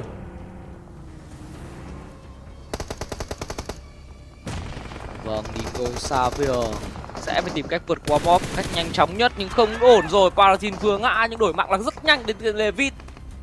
Một pha phản ứng lại giá tốt đến từ vị trí của Levit. Và giờ thì đang tiếp tục thay đổi vị trí với liên tục những tình huống trả nết cũng như là smoke để có thêm phạm vi di chuyển. Lambo cũng đang hỗ trợ với những quả nết liên tục về phía anh chàng Zero. Và giờ thì liệu Levit có thể nào gây đủ sức ép để cứu lại đồng đội của mình hay không đây? Liên tiếp những pha dã nết tốt đến từ tên Lamborghini đã khiến cho Flippy chính thức nằm lại rồi. Cứu bất ngờ xuất hiện từ phía sau và khiến cho thành viên của Mob đang lâm vào một thế bị kẹp sằm. Dingoz Xavier cần phải quản một cánh thôi, nhưng đây là tình huống công vào của Vampire cũng như là cả các thành viên BPA kêu. Tuy nhiên người đầu tiên nằm xuống đó là vị trí Noverco, nhưng Stone đã phải bay màu mất rồi. Strap chưa kịp hồi máu, Strap đang phải đẩy ra và Strap vẫn có được một mạng. Hai người ở cục nhà vệ sinh đã bị hạ gục như này thì AQ họ đang cố gắng leo lên xe để có thể lao về hỗ trợ. Chỉ lại mình NgəNG người sống sót mà thôi. NgəNG trên tay vẫn còn đó là những quả nết, nhưng Vampire họ vẫn còn cực kỳ đông nhân sự ở đây. Nào, những quả nết được trả ra, những quả nết này thì nó chưa thực sự đem lại hiệu quả là quá rõ nét. NgəNG một mình chống Mafia, những quả nết đến từ Vampire là cực kỳ có chịu. Những quả nết này vẫn chưa đủ đạm với NgəNG phải lùi thôi, khi bản thân NgəNG vẫn còn có cho mình đó là 4 quả nết. Chính xác hơn là 4 quả nết đến từ vị trí của Asa, chứ không phải là đến từ NgəNG. Vậy là NgəNG hết đồ, NgəNG sẽ phải chơi sinh tồn mà thôi. Còn đối với cả các viên bên phía Dingoz Xavier, chúng ta cũng cần phải đưa ra một phương án để giải quyết được các viên bên phía team mob, hoặc là set up ra một thế phòng ngự để có thể chống cái việc là bị hở lưng và hở mạn sườn. Vì đây là một cái vị trí được đánh giá là khá ổn dành cho bên phía Dingoz Xavier để chúng ta có thể phát triển lối chơi. Còn đối với mob, chỉ còn lại cho mình đó là 2 người và họ vẫn đang cố gắng bò trườn. Có lẽ đây sẽ là thời điểm mà những cái ba lô sẽ cần phải bị loại bỏ thôi, chỉ giữ lại những món đồ cần thiết và sau đó sẽ cố gắng hành quân để có thể di chuyển cùng nhau. Nhưng hãy nhìn với cái lượng đồ bên phía Vampire, cái Vampire cầm đến tận 17 quả nết và 14 quả smoke như này thì tôi nghĩ đây là một hoàn cảnh khó, rất khó dành cho cả Dingoz Xavier, cả AQ, thậm chí là cả mob. Lượng đồ nó là một trong số những yếu tố quyết định khá nhiều trong những tình huống giao tranh tầm phase 9 như thế này. Và nếu như Dingoz Xavier không cẩn thận hoàn toàn, chúng ta có thể sẽ phải bỏ mạng lại bởi những quả nết của đối phương. Đây là một thế trận khá phức tạp khi mà cuộc chiến giữa mob, chính xác cuộc chiến giữa AQ và Vampire đã diễn ra kết quả một chiều đến như vậy. Thành ra Vampire cũng không mất gì trong cái pha vừa rồi. Và họ đã có một cơ hội khá rõ nét để có thể đem về cho mình cái top 1 thứ 2 liên tiếp tại ngày hôm nay. Lại là những chú ma cá rồng thôi. Dù vòng bo có thế nào thì Vampire vẫn biết cách xoay sở. Tuy nhiên thì cơ hội cho Dingoz Xavier còn chưa kịp nói là vẫn còn thì lại một quả nét như trời giáng nữa. Cái góc thực sự là quá trống trải và rõ ràng chỉ một cái hòm chính hay là một vài cái sắc xe có vẻ như là không đủ để bao bọc cho thành viên bên phía team Dingoz Xavier rồi. Vampire họ đang muốn thúc đẩy nhanh tốc độ của 8 này hơn. NgəNG sẽ cover hỗ trợ ở xa để vị thì đang ẩn nấp giữa thiên nhiên. Khó, rất khó với lượng đồ được trả ra dành tặng cho bộ đôi bên phía Dingoz Xavier nó là quá nhiều. Và những pha spam nhạy cảm cũng đã giải quyết được cả Dingoz Xavier, một cái top 4-6 kill là những gì mà đấy họ làm được. Một trận thi đấu mà chúng tôi vòng bo là khu vực trống và chúng ta không quét được viền thì gần như cũng sẽ rất khó để có thể đi được sâu hơn. Và chỉ lượng đồ bên phía Vampire đang sử dụng cách tương đối hiệu quả. Những quả nét bắt đầu có đam dành tặng cho chị NgəNG. NgəNG cũng chuẩn bị vào cái thời điểm hết trang bị hồi phục rồi, không còn máu, không còn nước. Và những gì người ta có chỉ là một khẩu súng kèm với một quả flash mà thôi. Vampire họ đến ở một thời điểm nó quá nhạy cảm. Và tôi tin rằng sau khi họ quét được nốt đi vị trí của NgəNG, họ sẽ chủ động để có thể gây sức ép với bộ đôi mob. Và với lượng nết này thì Vampire thường xuyên cũng có những cái ý tưởng chơi một cách an toàn.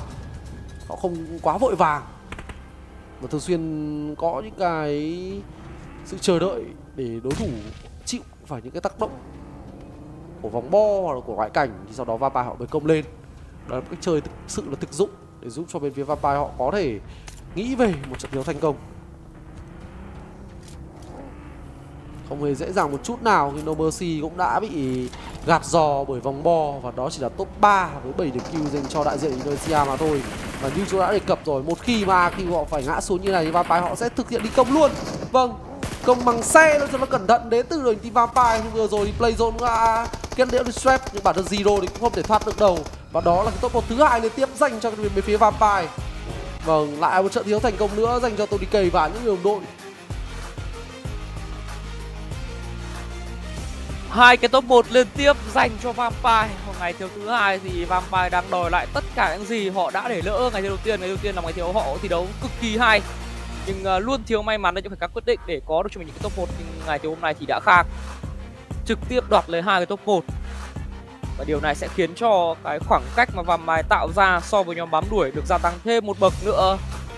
Khởi đầu không thể nào thuận lợi hơn dành cho Vampire, nhưng cũng rất đáng tiếc dành Dingoz Xavier. Game đấu vừa rồi thì game đấu mà chúng ta đã có cái điểm cũng có những lợi thế nhất định rồi, nhưng lại chưa thể tận dụng triệt để chuyển hóa nó thành cái chiến thắng. Nhưng không sao, nhìn vào một cái phương diện khác thì vẫn có số dành tặng cho đại diện Việt Nam như là ROY, như là các thành viên của Dingoz Xavier. Với Dingoz Xavier là những điểm hạ, còn với ROY là những điểm hạ gục. Và cả thành viên team Secret nữa, chỉ hơi đáng tiếc một chút cho thành viên team Flash thì vẫn chưa thể tìm kiếm thấy những cái điểm số quý báu trong ngày tối hôm nay, khi mà ở đấu vừa rồi thì họ cũng sẩy chân với những số điểm khá khiêm tốn.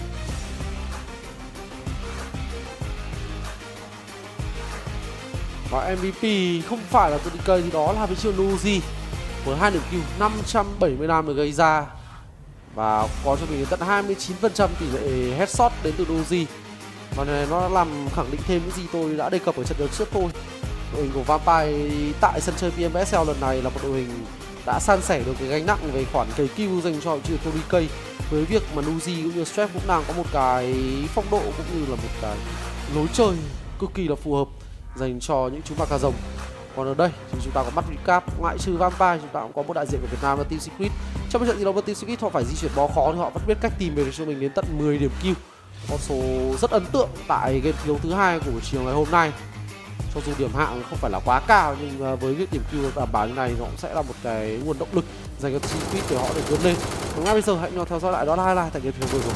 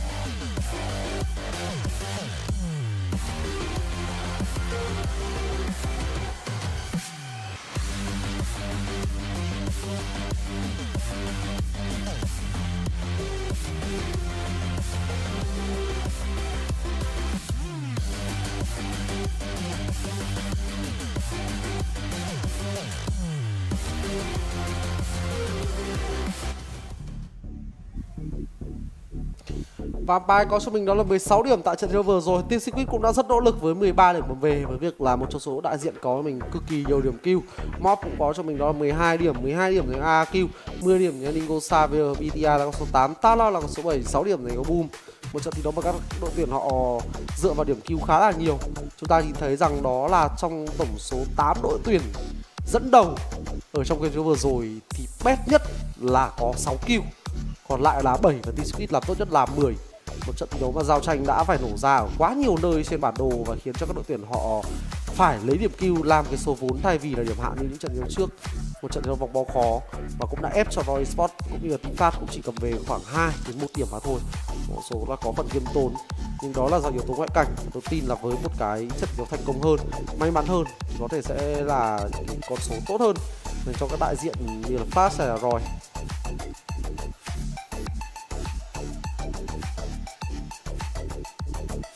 Một game đấu nữa khá đáng tiếc dành cho bên phía Flash, và mong rằng là 4 game đấu còn lại ngày hôm nay thì sẽ có những cái dấu hiệu tích cực hơn dành cho Flash để họ có thể quay trở lại cuộc đua, ít nhất là ở phía nửa trên của bảng xếp hạng, còn quay trở lại bảng xếp hạng chung cuộc thôi.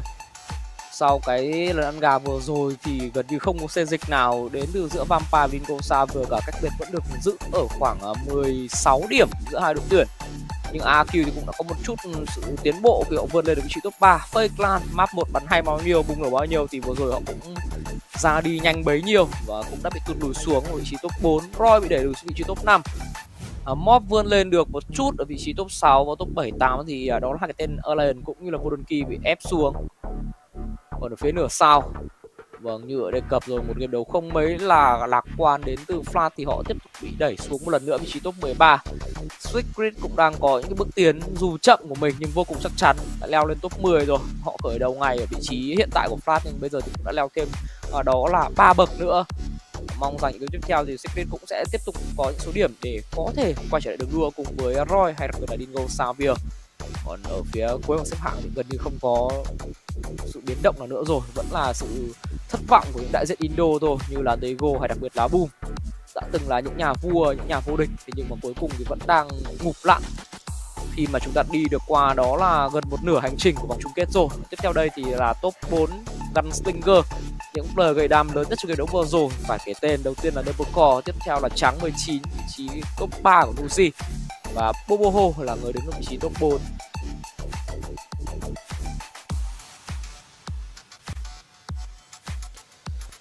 Trận thi đấu mà Trắng 19, thật sự thì đây là một mùa giải mà Trắng 19 đang thi đấu rất xuất sắc.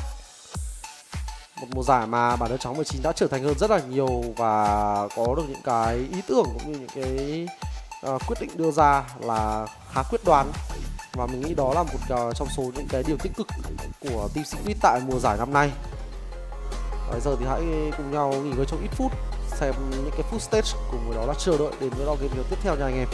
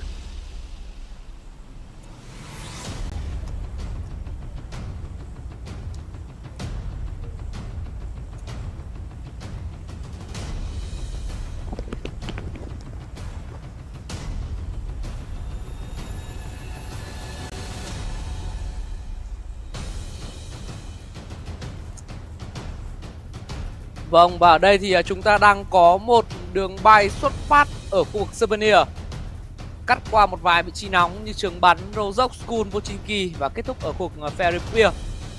Một đường bay có lẽ sẽ chỉ khó với các thành viên bên phía team Secret thôi, khi mà khu cảng Novo bây giờ thì gần như là rất mất thời gian để với tới, chứ còn những đại diện Việt Nam còn lại thì có lẽ đều không gặp nhiều trở ngại với cả cái đường bay này.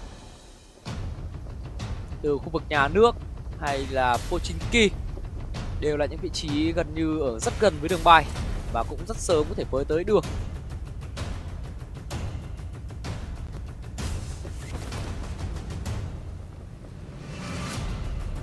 Trên màn ảnh nhỏ các bạn thì chúng ta đang được thấy đó là các thành viên của bên phía Boom. Như vậy là xuống cũng rất nhanh, đã có đôi một con buggy rồi để có thể di chuyển tốc độ cao đi tìm kiếm thêm những công trình phụ, những công trình nhỏ lẻ để lút thêm lượng trang bị từ điểm ban đầu. Một lối chơi tốc độ và lần này thì vòng bo có vẻ như cũng không còn oái oăm như những map trước nữa rồi. Một vòng bo nằm ngay đầu đường bay thôi, với khu vực trung tâm đang là Yasna Poliana, và đó cũng là nơi mà Talon họ đang hướng tới.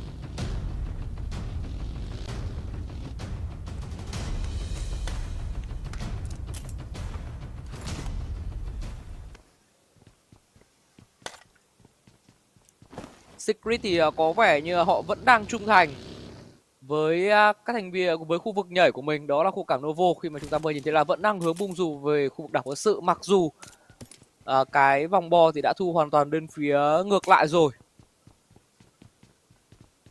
Và có lẽ sẽ là một cái map thi đấu cực chậm của thành viên phía team Secret đây, họ sẽ tiếp cận vòng bo thậm chí là tanh blue zone luôn. Hiện tại thì chúng ta đang quay trở lại với khu vực trường học, nơi AQ đang trấn giữ.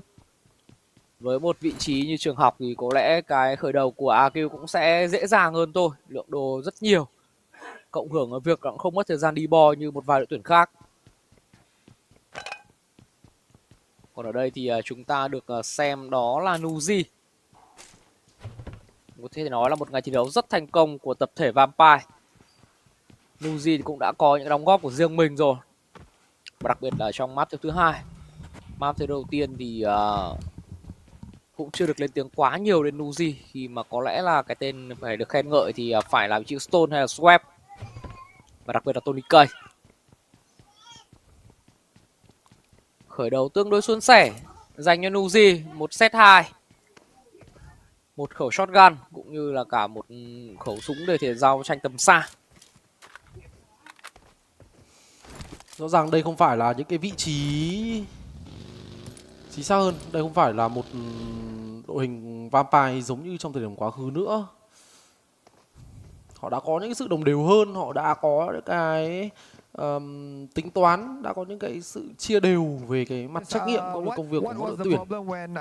Đây là màn phỏng vấn của Han4G. What do you think that you can fix or in next match and yeah for the rest of the day? Jadi Morpheus, setelah kita nonton match tadi, AE itu diratain oleh Boom Esports. Menurut kamu apa yang bisa dibebenah dan apa rencana kamu ke depannya? Untuk perencanaan sendiri kita mesti ngeriset ulang kembali, karena memang kita emang pengen ngebangun momentum untuk perang, karena kita butuh momentum itu untuk lebih ke arah kayak mencari vibes ulang biar gameplaynya lebih enak lagi ke depan, kayak gitu aja sih. Okay, so basically yes, what when happened is actually we are trying to fight. We just gonna build the momentum, even though yes we lose, but then we just gonna reset and forget. Because we believe that if we can get the momentum, of course we can get our performance back on top. So yeah, that's it. I'll toss back to the caster. Vâng, những câu trả lời rất đúng trọng tâm đến từ Han4G. Vâng, rất hay. Rất hay đúng không? Màn phỏng vấn rất chi tiết và những câu trả lời cũng rất hay của Han4G. Rất đúng trọng tâm. Đúng vậy. Nhưng trọng tâm với các bạn khán giả Việt Nam bây giờ có lẽ sẽ là event truy tìm kho báu đang được diễn ra ngay ở trên livestream của PUBG Mobile Super League SEA FALL. Và các bạn đừng bỏ lỡ và hãy cập nhật những cái thông tin từ cách thức để có thể tham gia cho đến việc xem mình có may mắn nằm trong số người nhận được phần thưởng ở trên những kênh sóng của PUBG Mobile Esports Việt Nam. Và bây giờ thì quay trở lại với trận thi đấu đi. Dingoz Xavier đang có một cái hành trình di chuyển bo mà tôi cảm giác rằng không phải là quá thuận lợi đâu, vẫn đang phải chịu một vài áp lực ở các đội tuyển khác. Tuy nhiên thì 3 người 4 xe, chính xác đúng rồi, chỉ là 4 người 3 xe thì vẫn đang là một con số ổn để giúp Dingoz Xavier có được một cái vị trí khá là thuận lợi, một cái khu vực rộng rãi, thoáng mát để có thể xử lý cũng như là cả phòng ngự. Và đây cũng là một cái khu vực có thể dễ dàng bảo vệ những con xe luôn. Gần như đây là một cái chỗ đắc địa dành cho Dingoz Xavier rồi.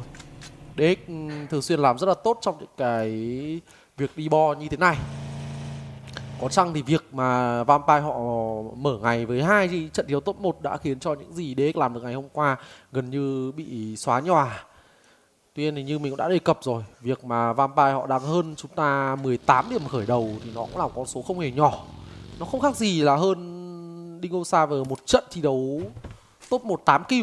Một con số mình nghĩ là khá nhiều. Thành ra là Vampire thì khởi đầu họ tốt thì họ vẫn đang tận dụng cái triệt để có thể đem về một cái số điểm cao. Chứ còn xét về khả năng kiếm điểm thì DX họ vẫn đang làm tốt hơn tại vòng này. Chỉ là chúng ta thua điểm khởi đầu thôi, thế nên chúng ta sẽ cần phải nỗ lực hơn nhiều. Còn đối với bản thân ROY Esports thì cũng đã có được 58 điểm sau đó là 8 trận thi đấu. Một con số mà mình nghĩ rằng nó cũng là khá ổn đối với một đại diện lần đầu tham gia vòng final như là ROY. Và nếu như trận đấu này chúng ta có thể làm tốt thì biết đâu đấy sẽ có thể vượt qua được các bên phía thứ 3 kill thì sao. Và xếp hạng bây giờ đang được phân chia giữa 2 đội tuyển dẫn đầu và phần còn lại của bảng xếp hạng. Từ hạng 3 cho đến hạng 16 bây giờ thì cũng chỉ chênh nhau đâu đó là 30 điểm mà thôi. Một con số mình nghĩ rằng nó là quá mong manh. Đồng nghĩa với các đội tuyển ở nhóm phía giữa chỉ cần một trận thi đấu bùng nổ giống như cách FaceClan đã từng làm thì họ cũng sẽ dễ dàng vượt lên nhóm phía trên. Hoàn toàn đồng ý với Việt Hộp thôi. Khi mà rõ ràng ngoại trừ Vampire và Dingoz Xavier đang là 2 ngọn núi gần như là tách biệt mình với phần còn lại của giải đấu ra thì tất cả các đội tuyển ở phần còn lại đều có thể bứt phá lên được với chỉ cần một lần ăn gà. Khi mà khoảng cách đều là rất mong manh. Và mong rằng những lần gà đó thì nó sẽ gọi tên từ bên phía Flash đi. Đội tuyển đang thực sự cảm giác như là có một ngày thi đấu hôm nay chưa hề may mắn một chút nào cả. Cả hai bắt đầu tiên thì đều luôn là những vòng bo từ chối các thành viên bên phía Flash. Và đến với map thiếu thứ 3 này rồi thì ít nhất là ở phase 1 Flash đang chưa gặp nhiều trở ngại. Mong rằng họ sẽ đủ sự tỉnh táo và bản lĩnh để có thể vượt qua map thiếu thứ 3 của ngày hôm nay với một kết quả lạc quan nhất, để phần còn lại nửa sau của ngày thi đấu này sẽ là một ngày cái giai đoạn bùng nổ hơn với từ Flash để chúng ta bước tới ngày thi đấu ngày mai, ngày thi đấu quan trọng nhất của giải đấu với một cái số vốn điểm an toàn. Còn ở đây thì đó là ROY đang có một chút va chạm với thành viên phía mob team và đã có tiếng bắn tốt rồi, đang phải ôm bụng đến từ anh chàng của bên phía ROY, nhưng ở cự ly này thì vẫn chưa có gì phải lo ngại cả, vẫn được cứu nhau lên thôi. Vòng bo mới cũng đã có rồi, nó out ra hoàn toàn khung trường bắn cũng như là đội Stabber. Và trung tâm vòng bo bây giờ thì đó là một màu đỏ quen thuộc với bên team Dingoz Xavier. Nhưng xung quanh thì cũng đang có rất nhiều những màu sắc khác nữa. Tầm bo đang vô cùng nhộn nhịp với một tần suất, một cái mật độ team dày đặc nha.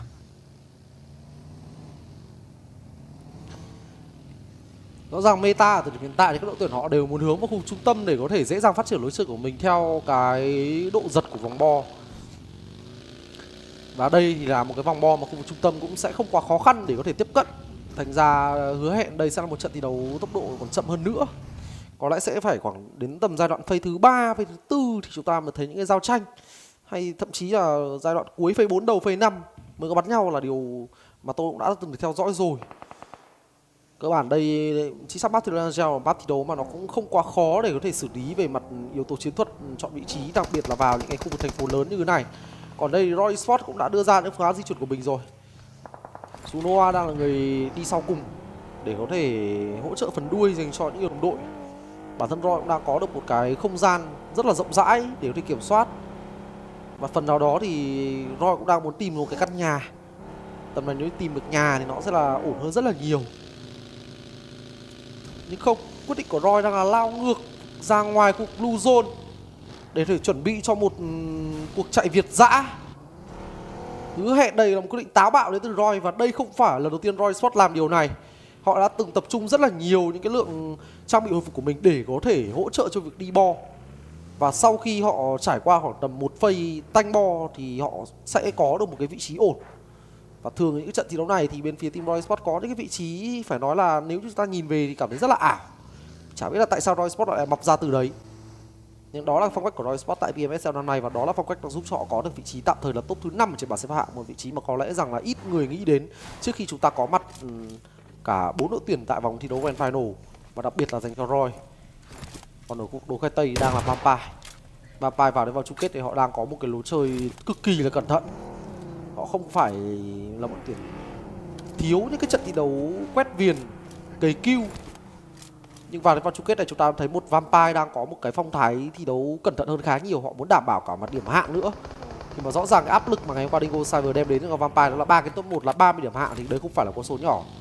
Và trong trường hợp phải tính đến hệ số phụ thì rõ ràng là Dingoz Xavier vẫn đang làm tốt hơn so với cả Vampire.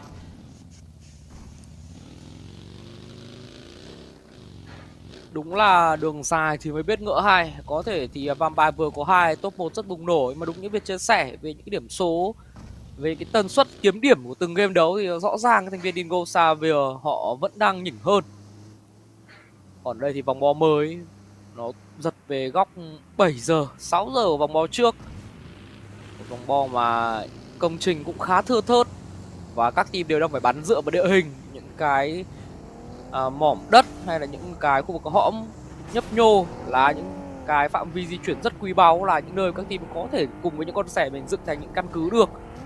Chứ còn dựa vào công trình thì thực sự như đã đề cập, rất ít những công trình đẹp ở trong cái vòng bo hiện tại. Và nếu có thì gần như cũng đã đều có chủ rồi.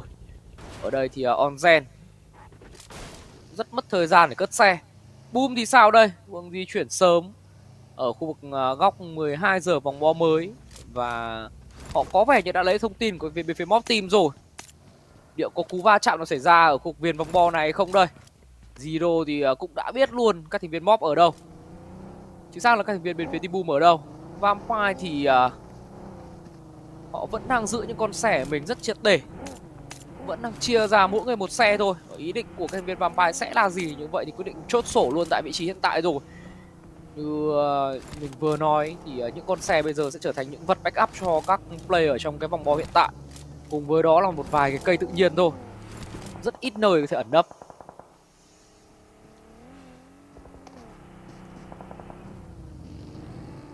Một quả nết, và một quả nết góc siêu cao, và cũng đã gây ra được sức ép lên U2.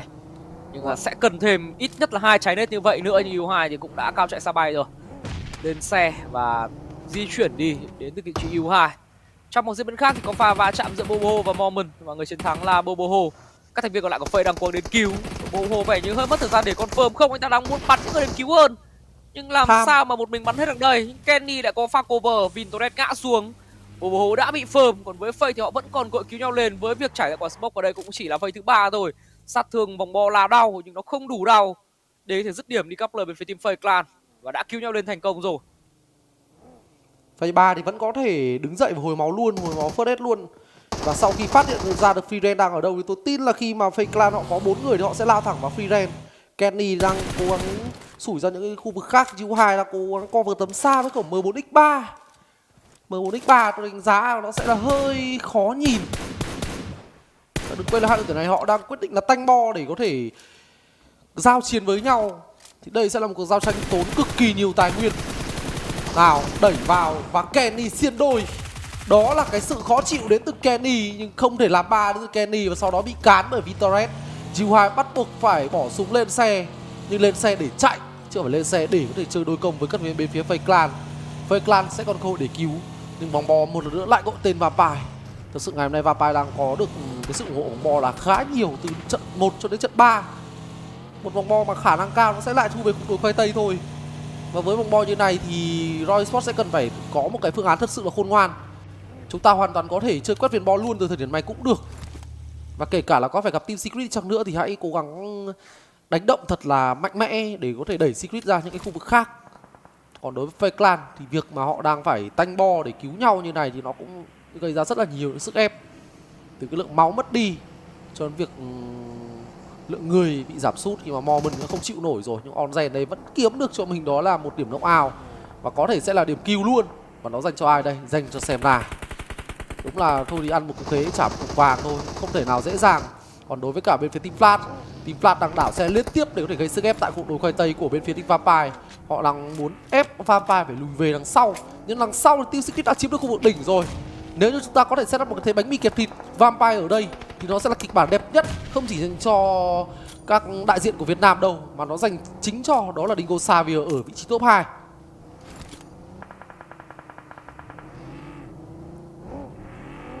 Một map thi đấu đúng với dự đoán của Việt thôi. Cuối cùng thì cũng đã có một tiết đấu chậm hơn với so với những map thi đấu trước rồi. Nhưng mà đã đến phase 4 này thì cũng rất khó để có thể né giao tranh mãi nữa. Có lẽ đây sẽ là thời điểm mà có tầm 2 thậm chí 3 đội tuyển phải nằm lại thôi. Khi mà đang có những pha giao tranh dần dần diễn ra rồi. Ở đây thì đó là Z. Một tình huống vẫn đang cò cưa với các thành viên bên phía Vampire. Phía sau có Mob Team và Z có lẽ cần phải dứt khoát hơn pha thiếu này. Quyết định của anh ta có lẽ là quay lại bắn Mob Team cùng với những người đồng đội của mình thôi. Ở một sự bên khác thì Dingoz Xavier đụng chạm với Phase Clan và người chơi cuối cùng của Phase cũng đã vừa ngã xuống rồi. Top 16 với chỉ 2 kill. Phase Clan bắn đúng game 1 rồi. Hai map thiếu sau đó họ đều ra đi một cách rất trong vánh. Còn quay trở lại với Mob Team, cuộc hỗn chiến không chỉ có Mob và Flash đâu, còn rất nhiều đội tuyển khác muốn tham gia vào khu vực này. Và rất đáng tiếc thì trong pha thiếu vừa rồi các thành viên của Flash cũng đã bị ảnh hưởng, mất 1 và bị knock 2. Mong rằng là sẽ tìm cách được cứu nhau lên, nhưng thực sự giữa một bãi chiến sự như thế này quá khó để có khoảng không cứu nhau. Quang sẽ là người đi tiếp theo thôi và sau đó thì sẽ là cái tên Gosu. Một mình Batman đang phải xoay sở, một bên thì là Mob Team, một bên thì là các thành viên của Alter Ego. Và có quả nết bay thẳng vào khu vực của Batman rồi, lượng máu đang là rất nguy hiểm. Mob Team thì đã vừa ra đi. Liên tục là những cái tình huống báo tử về cho những đội tuyển thôi. Phây, sau đó là xem này và tiếp tục thì đó là Mob rồi, 3 rồi. Và liệu rằng có phải là 4 team đi luôn không đây? Batman vẫn đang rất khó nha. Và kể cả là mình đang rất mong Batman có thể xoay sở được, nhưng chúng ta cũng phải nhìn thẳng thắn thì đây là một cái góc quá xấu cho Batman để có thể sinh tồn rồi. Batman thậm chí là không có thông tin ở những khu vực xung quanh cơ. Một mình Batman đang cố gắng chống Mafia và đây không phải là điều dễ dàng. Bây giờ thì Team Secret đóng quáng trả nét và đã quả nét confirm được vị trí của Frenzy, đó là vị trí của GK. Bây giờ thì liệu biết được Reza ở đâu ấy, biết Reza ở đâu luôn. Gốc cây này có địch và đó sẽ là mạng dành cho GK. Điểm cứu thứ 3 đứng ở ngay trước mắt. Và có lẽ có thể sẽ điểm cứu thứ 4 luôn khi mà Boom Esports người cuối của họ đang phải cố gắng hồi máu. Hình như chúng ta đã phát hiện được luôn người cuối ở đâu rồi thì phải, chưa nhìn thấy được người cuối đang ở đâu. Tuy nhiên tin vụ đang báo về khi mà Dingoz Xavier ném nét knock out được vị trí của GIliwoA. Có vẻ như đây là một cái cuộc chiến tương đối là phức tạp. Phần nào đó thì vừa rồi Team Secret cũng đã bị cái mất một điểm knock out. Nhưng bây giờ thì chúng ta cũng sẽ cố gắng để tìm kiếm nốt người còn lại bên phía Boom ở đâu để giải quyết. Khu đồ cây tây vẫn đang tỏ ra là khá nóng nhưng vòng bò đang dần dần out sang bên phía cánh trái. Và khu đồ cây tây của bên phía Team Secret cũng sẽ chỉ có thể trụ được tôi nghĩ khoảng tầm đến phase 7 là hết thôi. Còn đối với Dingoz Xavier liên tiếp để mất người. Chúng ta đã mất đi vị trí của Lambo, chúng ta mất đi vị trí của Parazin.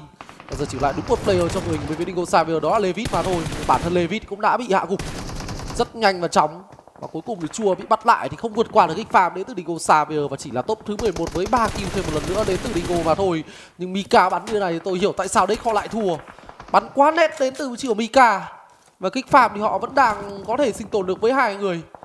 Tuy nhiên thì khoảng cách và vị trí vẫn đang là khá sâu. AQ cũng đang cố gắng gây sức ép những đội tuyển khác. Đây là một cái vòng bo mà tất cả đội tuyển ở khu vực nửa trên đang giao tranh nhau khá nhiều thì lại là một cơ hội rõ nét để ROY Esports có thể bảo vệ cái lượng nhân sự của mình. Còn đối với Team Secret cần phải cẩn thận. Đây không phải là vị trí giao tranh dễ dàng. Và đây vừa có người thứ 2 đến rồi thì gần như chúng ta đã gặp khó. Break nhảy xuống rất dũng mãnh nhưng ai mà ngờ được xung quanh đây lại còn có quá nhiều địch. Và trắng 19 là người sống sót cuối cùng và đơn trắng thì cũng đã bị kẹt lại khu tảng đá. Đối phương thì cứ lái xe ride by này thôi, tôi tin là trắng 19 cũng sẽ nằm. Nhưng liệu trắng có thể đem lại bất ngờ nào hay không đây? Không có bất ngờ nào cả, cái đối phương chơi quá triệt để. Và đó là top 9 dành cho các bên phía Team Secret. Vâng, một cái game thi đấu mà chúng ta đề cập từ vòng bo đầu tiên rồi. 3 đại diện Việt Nam còn lại thì có thể tạm ổn, chứ riêng Secret, đội tuyển trung thành với khu vực cảng Novo thì mất rất nhiều thời gian để có thể trở về vòng bo. Và khi về thì chúng ta cũng không có một cái cung đường đủ đẹp và an toàn. Secret đã ngã, trên niềm hy vọng lớn nhất Dingoz Xavier cũng đã phải nằm lại trong giai đoạn vừa rồi. Game thi đấu mà chúng ta chỉ còn trông chờ được vào cái bên phía team ROY thôi. Để xem rằng ROY sẽ xoay sở thế nào đấy. Ít nhất là ROY vẫn đang giữ được người. Cái họ đang thiếu chỉ là những điểm số thôi, khi mà cái lượng người chơi ở trong phase thứ 4 vừa rồi giảm xuống quá nhanh. Từ một cái thế khoảng 58, gần 60 người thì chỉ còn lại có một nửa thôi. 29 player sau chỉ khoảng vòng 5 phút, chưa đến 5 phút thi đấu. Còn đây thì đó là Kill, cố gắng hút cổng không vượt qua được chốt chặn mang tên Octa của Alter Ego rồi. Đội tuyển bắn rất dứt khoát, và thậm chí lại còn có anh chàng Axel của Talon bắn với sang nữa. Kill họ rụng rời quá nhanh chóng. Thực sự thì ở cái vòng bo nó thoáng như thế này thì chỉ một bước đi sai lầm rồi thì nguyên một squad có thể đi trong vòng đúng một nốt nhạc. Trận thi đấu mà nó đang thể hiện được cái sự phức tạp của một cái vòng bo nhìn thì tưởng là cơ bản, tuy nhiên thì không. Với những cái trận thi đấu vòng bo mà có phần ôn hòa ở giai đoạn 3 phase đầu như này thì chỉ cần một pha combat không đủ thông tin thôi, hoàn toàn có thể dẫn đến một kết quả tan vỡ đến từ một đội tuyển. Còn đây thì BTR liên tiếp gây ra những cái sức ép dành cho bên phía Alliance thì là đội tuyển cực kỳ khát điểm vì họ đã bỏ lỡ mất 2 cơ hội đầu ngày. Tuy nhiên thì đây là một cái vị trí xấu, cái vị trí team Secret trước đấy họ vừa nằm xuống. Và chưa kể phía Bắc thì đang có Ego cùng với đó Talon va vào với nhau. Misery nào, Misery xử lý như thế nào đây? Máu thì còn lại đúng một bịch. Và chưa kể đối phương cũng đã phát hiện được vị trí của Misery thì chấm hết cơ hội để Talon đi xa hơn. Thì một người cuối cùng là Red Face không thể làm được điều gì cả. Điểm cứu tiếp tục lại được cộng dồn thêm dành cho bên phía Ego. ROY Esports chúng ta nhìn thấy chúng ta đã quản gần như là một cái mảng trời ở góc 6 giờ rất thoải mái. Tuy nhiên cần phải có những động thái đi lên để thể gây sức ép. Và lựa chọn đến từ ROY Esports sẽ là gây sức ép vào các bên phía BTR. Cũng được thôi. ROY Esports tại mùa giải mùa thu năm nay đang là một trong số những tử thần của các đội tuyển Indonesia. Đặc biệt là mấy cái ông như kiểu là Boom với cả Ego. Đến là đó đúng là chạm. Một cái phong cách chơi mà chúng ta rất muốn được theo dõi từ ROY Esports. Và họ đang trình diễn từ giai đoạn League Stage đến giai đoạn vòng final này là cực kỳ ổn định. Và tôi mong rằng sẽ là một kết quả tích cực nữa dành cho bên phía team ROY.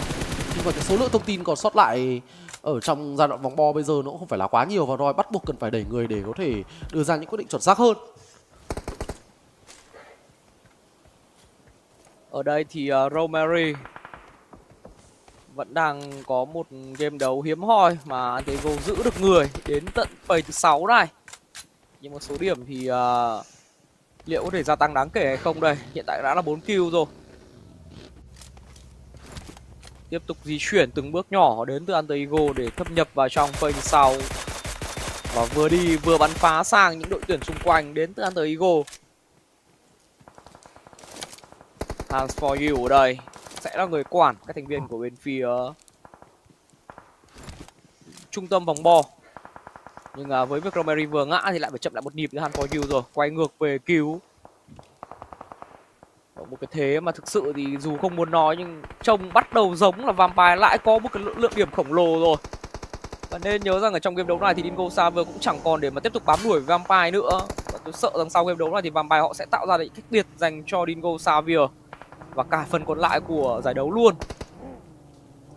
Vị trí đẹp hiếm hoi của vòng bo này, một vị trí high ground, có những con xe, có những cái gốc cây để có thể ẩn nấp đến từ Vampire.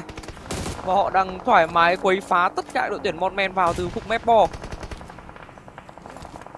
Vâng, liệu rằng có ai đủ sức mạnh để có thể quật ngã được Vampire hay không đây? Chơi rất thoải mái đến từ NgəNG những đồng đội của mình. Đúng. IQ swap rồi. Và bây giờ có thể sẽ được thứ 3 khi mà Stone ở đây bị bắn ngược lại bởi nó lấy ghi 5. Nói chung là không nên đùa mấy ông vô đồng kỳ. Nhưng đồng tình quan điểm của anh Huy vừa đưa ra đó là Vampire đang chơi một cách quá thoáng và thoải mái. ROY Esports cũng đã bắt đầu lên tiếng rồi nhưng cẩn thận nào Sunoa ơi. Sunoa đang gặp tương đối nhiều khó khăn và đó là BTR bắn vào từ mạng sườn. Sunoa đã phải nằm. Liệu Potter muốn đẩy xe lên để cứu hay không đây? Sunoa có vẻ như đã bỏ vào một cái vị trí đủ an toàn. Tuy nhiên thì đồng đội cũng sẽ cần phải cố gắng trải smoke ra để cứu. Và Sunoa sẽ cần phải tự nỗ lực bò vào trong khu vực an toàn. Chứ nếu để Blue Zone đốt ở thời điểm này nó bây giờ nó sẽ là một bài toán khó. Và cuối cùng đã muộn rồi. Không cơ hội nào cho Sunoa cả. Nhưng với 3 người tôi tin là ROY có thể làm được nhiều thứ hơn nữa. Đây là một trận thi đấu mà vòng bo nó đang gây sức ép khá nhiều. Vòng bo ở giai đoạn cuối này nó đã có những cái độ giật lên khung phía trên khiến cho cái khoảng cách và không gian của ROY Esports không còn lại quá nhiều. Nào hãy làm gì với 3 người đây khi mà ở thời điểm hiện tại với 6 team thì mỗi một team họ đang quản một cánh. Nhưng với vòng bo thứ 6 này thì có lẽ sẽ là áp lực dành cho các đội tuyển. Đó là BTR, đó là Ego. Họ sẽ cần phải đưa ra một phương án để có thể đi di chuyển vào. Còn đối với cả Vampire thì tôi không biết nói điều gì ngoài việc là họ được bo ủng hộ quá nhiều tại ngày thi hôm nay. 3 trận bo độ cả 3 thì cũng xứng đáng có được nhiều điểm thôi. Thật sự chỉ là một không... chữ thôi anh Việt ạ. Chỉ một chữ là đỏ thôi. Đúng. Một cái nửa đầu ngày thi đấu thứ 2 quá đỏ đến từ Vampire. Nhưng mà tất nhiên thì cũng không thể phủ nhận là họ cũng có khả năng lực nữa. Bởi vì không phải đội tuyển nào mà được bỏ ủng hộ thì họ cũng có thể dễ dàng đem về cái top 1. Và liệu rằng có phải là cái top 1 lần thứ 3 liên tiếp hay không đây? Ngày hôm qua thì Dingoz Xavier chúng ta cũng có 3 top 1 nhưng đó là 3 top 1 không liên tiếp nha. Còn Vampire ở đây thì có thể tạo ra một cái hiện tượng vô tiền khoáng hậu, đó là 3 top 1 liên tiếp. Nào, liệu rằng điều đó thực sự diễn ra hay không đây? Phase thứ 7 rồi. Diện tích cũng không còn bao nhiêu nữa cả và sớm thôi các đội tuyển sẽ phải giáp lại gần nhau hơn. Kỳ và Alter Ego cánh quá gần nhau rồi và có lẽ sẽ phải va thôi. Góc này là góc có thể ném nết Alter Ego được. Nhưng liệu lượng nết có còn đủ hay không đây, khi cá nhân Alpha thì chỉ còn đúng một trái nết duy nhất thôi. Và đồng đội của anh ta thì có vẻ cũng không còn quá nhiều lượng bom mìn nữa rồi. Quả nết cuối cùng trên người Alpha và nó không giúp anh ta có điểm kill nào cả. Còn Vampire thì Tony Cây gặt được ngay cái đầu Starlet rồi, nhưng bản thân anh ta cũng bị đe dọa lại ngay bởi Leon. Rõ ràng thì góc của bên phía team Vampire có thể bắn được, nhưng bản thân họ nếu muốn bắn thì cũng phải đặt mình vào thế nguy hiểm. Đúng. Từ nãy giờ tôi cứ nốc thôi là Vampire lại bị nốc ngược nên họ chưa có thể điểm kill của Stone. Đây, anh đá, vâng anh đá đang ẩn nấp, anh đá không có tiếng bắn nào cả. Đây rồi, một tiếng nốc ai luôn chứ không cẩn thận, và đó sẽ là những điểm kill tiếp theo dành cho Vampire thôi. Một tiếng ban đầu bắn thì không quá tốt, nhưng sau đó khi đã ghim được tâm rồi chỉ là 2 pha knock áo liên tục dành cho đá, và đó là điểm kill thứ 6 luôn dành cho bên phía team Vampire với pha làm gỏi đội của bên phía team BTA. Và bây giờ khi mà Alter Ego lại còn lao vào các bên phía Alliance này nữa thì nó sẽ là cơ hội dành cho ROY. Nhưng Vampire đã tỏ ra là cực kỳ khó chịu nha. NgəNG vừa rồi với knock out của Potter. Đây sẽ là thời điểm mà bên phía ROY Esports cần phải băng lên luôn. Alliance cũng như là cả Alter Ego họ gặp quá nhiều khó khăn và mỗi người đang phải solo một với lượng máu nhấp nháy như xí nhàn. Và cuối cùng thì Alter Ego là người sống sót và là người đi tiếp, nhưng chỉ còn lại đúng một người còn lại mà thôi. Tình huống được đưa về đó là 4vs3 vs2 vs1. Nào hãy cùng xem. Vampire thì họ tập trung vào các bên phía Alpha 7 cũng như cả Vonoki. Và chưa kể đến đó là các đội tuyển này họ đang bị áo bo cơ. Vâng, giao tranh ở một cái vị trí gần như là xấu, rất xấu, gần như là lưng sát vào bo xanh rồi. Và ROY Esports, tôi đang muốn có một góc máy ROY Esports. Góc đứng của một các bên phía Vampire đang là một cái góc đứng nó quá khó chịu. Vì công lên thì nó sẽ là một chặng đường rất dài. Và đây thì không phải là thời điểm đẹp để có thể sử dụng xe, để có thể thực hiện những pha công chớp nhoáng. Bản thân ROY sẽ cần phải tận dụng để có thể hạ gục đi các bên phía Vampire. Khi mà Alter Ego thì tỏ ra là quá yếu rồi, họ đang bị kẹt lại. Họ chạy ra thì gặp phải đó là Vampire, mà họ đứng im thì ăn phải những quả nết đến từ ROY, và may mắn dành cho Alter Ego đó là ROY đã hết nết. Chứ không chỉ cần một quả nết nữa tôi tin là Alter Ego sẽ sớm bay màu. Thì mốc tàu rồi đã phải ngã xuống. Còn đối với ROY Esports có một khẩu MG3, trên đây như của Zukai thì phải hoàn toàn có thể làm được đến từ ROY. ROY Esports cần một cái top 1 để họ có thể thực sự tự tin. Vì việc top 1 trong vòng thi Grand Final không phải điều dễ dàng. Và với một đại diện mới lần đầu tham gia Grand Final như là ROY Esports mà cầm về được một cái top 1 trong tổng số 18 trận thi đấu thôi thì rõ ràng đã là một cái điều thành công. Và điều đó có thể sẽ giúp cho ROY Esports có được những cái sự bứt phá trên bảng xếp hạng để có thể chen chân được vào vị trí top 5. Alpha 7 vẫn đang cố gắng bỏ. Những cái vấn đề ở đây là liệu Alpha 7 có thể gây sức ép dành cho ai đây khi mà ROY Esports bắt đầu bị bắn vào bởi Vampire. NgəNG knock out được một người, đó là Zukai. Và quyết định của Vampire sẽ công thẳng vào ROY Esports luôn. Rất khó khăn ở một thời điểm nhạy cảm như này. Và MG3 Potter không đem lại hiệu quả, chỉ lại mình bị chịu Kha. Và Kha sẽ làm như thế nào đây? Kha lộ vị trí rồi. Kha cố gắng múa nhưng múa không nổi. Đây chúng ta nhìn thấy Vampire cách đây khoảng tầm có 5 phút trước thôi họ mới có 2 kill. Nhưng khi vòng bo tiếp tục gọi tên họ thì họ đã nâng con số này lên thành 12. Quá ấn tượng đến từ Vampire ở trong ngày thi hôm nay. Vâng, và liệu con số 12 đó nó có lên thành 13, 14 hay không đây, khi mà Alva tiếp tục bỏ mạng lại trong tay của Tony Cây. 13 kill rồi, và nếu gọn gàng làm nốt đi cái mạng của bên phía Vodoki thì sẽ là top 1, 17 kill dành cho Vampire. Và lúc đó thì cái khoảng cách giữa Vampire và Dingoz Xavier nó sẽ không chỉ có đơn vị đầu 10 nữa đâu, mà có lẽ sẽ là 2 và thậm chí là đầu 3 luôn. Số điểm quá khủng khiếp mà bên phía Vampire họ đạt được trong game thiếu này. Square rất thoải mái thôi, họ đang có hàng đống lợi thế rồi, họ hơn người và cũng đang ở sát vòng trung tâm vòng bo hơn.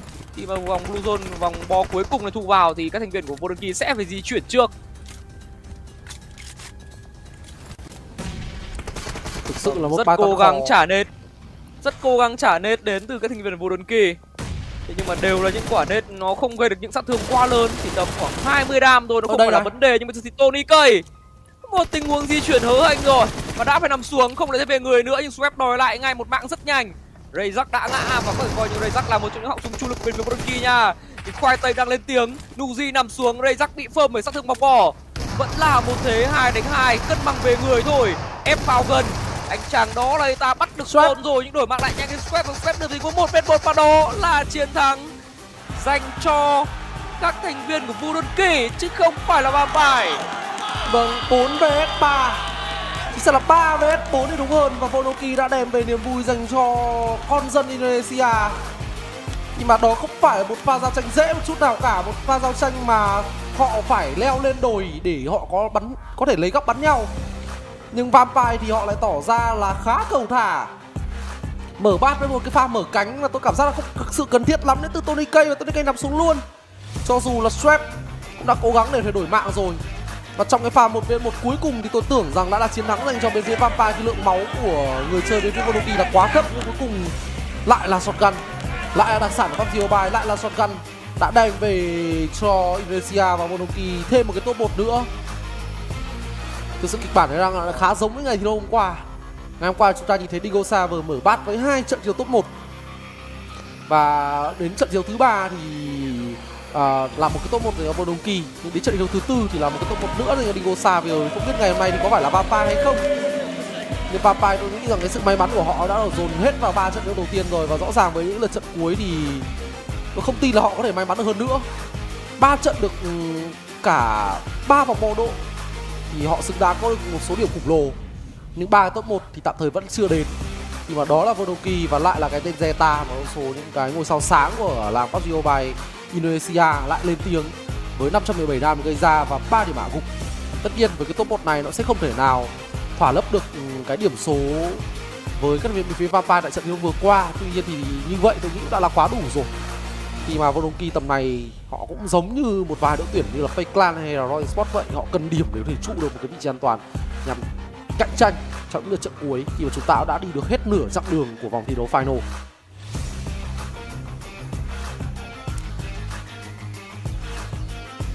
Một tình huống tỏa sáng kịp thời của Zeta trong pha xử lý cuối đã cứu về cho thành viên Budonkey một cái top 1 vô cùng ý nghĩa, để phần nào người dân xứ Indo có thể cảm thấy vui mừng hơn sau một cái giai đoạn đầu ngày mà gần như là người Thái Lan đã chiếm trọn spotlight.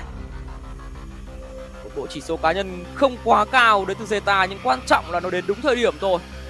Còn đây thì chúng ta phải xem lại top 4 đội đáng chú nhất. Mặc dù có top 1, những gì Budonkey làm vẫn chưa đủ để lu mờ đi hào quang của Vampire. Một viên thiếu nữa họ bắn quá thành công. Antego thì cũng đã kịp thể hiện được bản thân mình phần nào trong giai đoạn cuối, và ở vị trí thứ 4 chúng ta có Lion. Trước khi đến với cả những thông số của game đấu vừa rồi thông chi tiết hơn thì hãy cùng mình ở Việt xem lại những highlight ấn tượng nhất trước đã.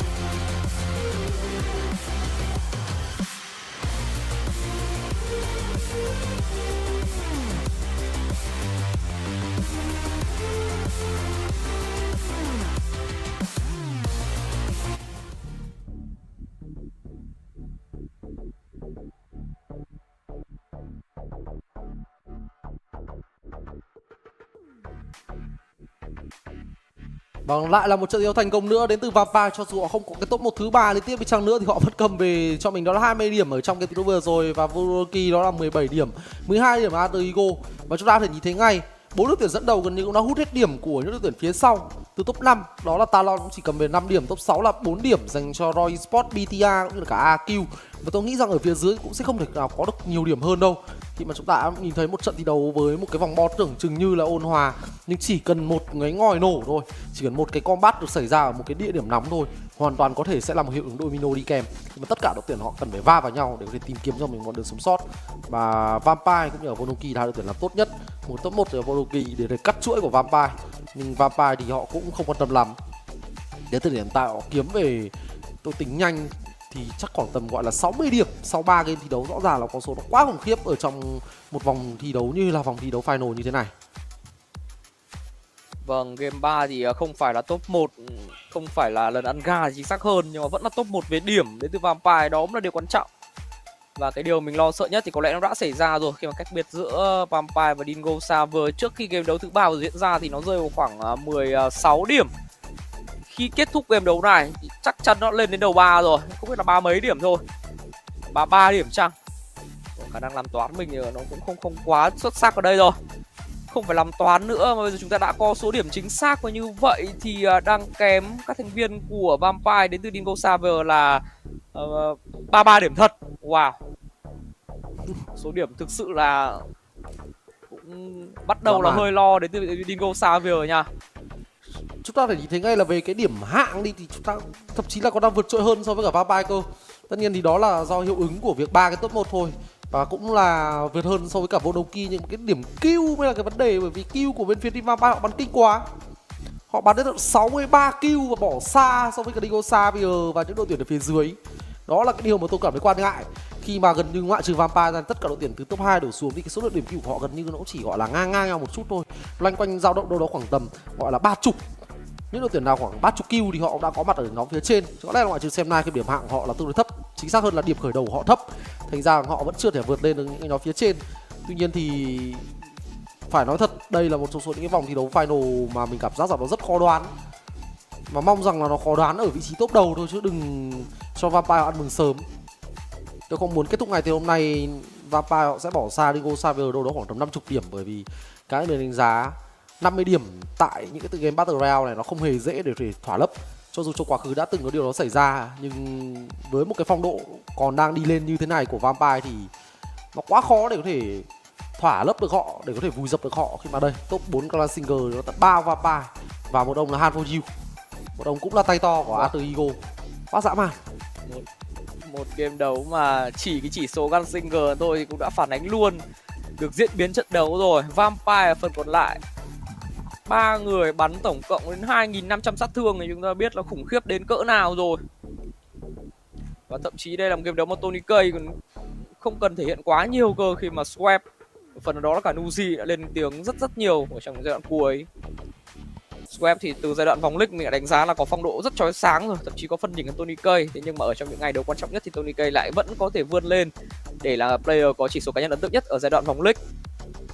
Nhưng mà đến với những ngày chung kết này, đến với những trận đấu quan trọng thì phải là Swap, người chơi mà mình luôn cảm thấy có cái sự ổn định hơn ở trong màu áo của Vampire Esports.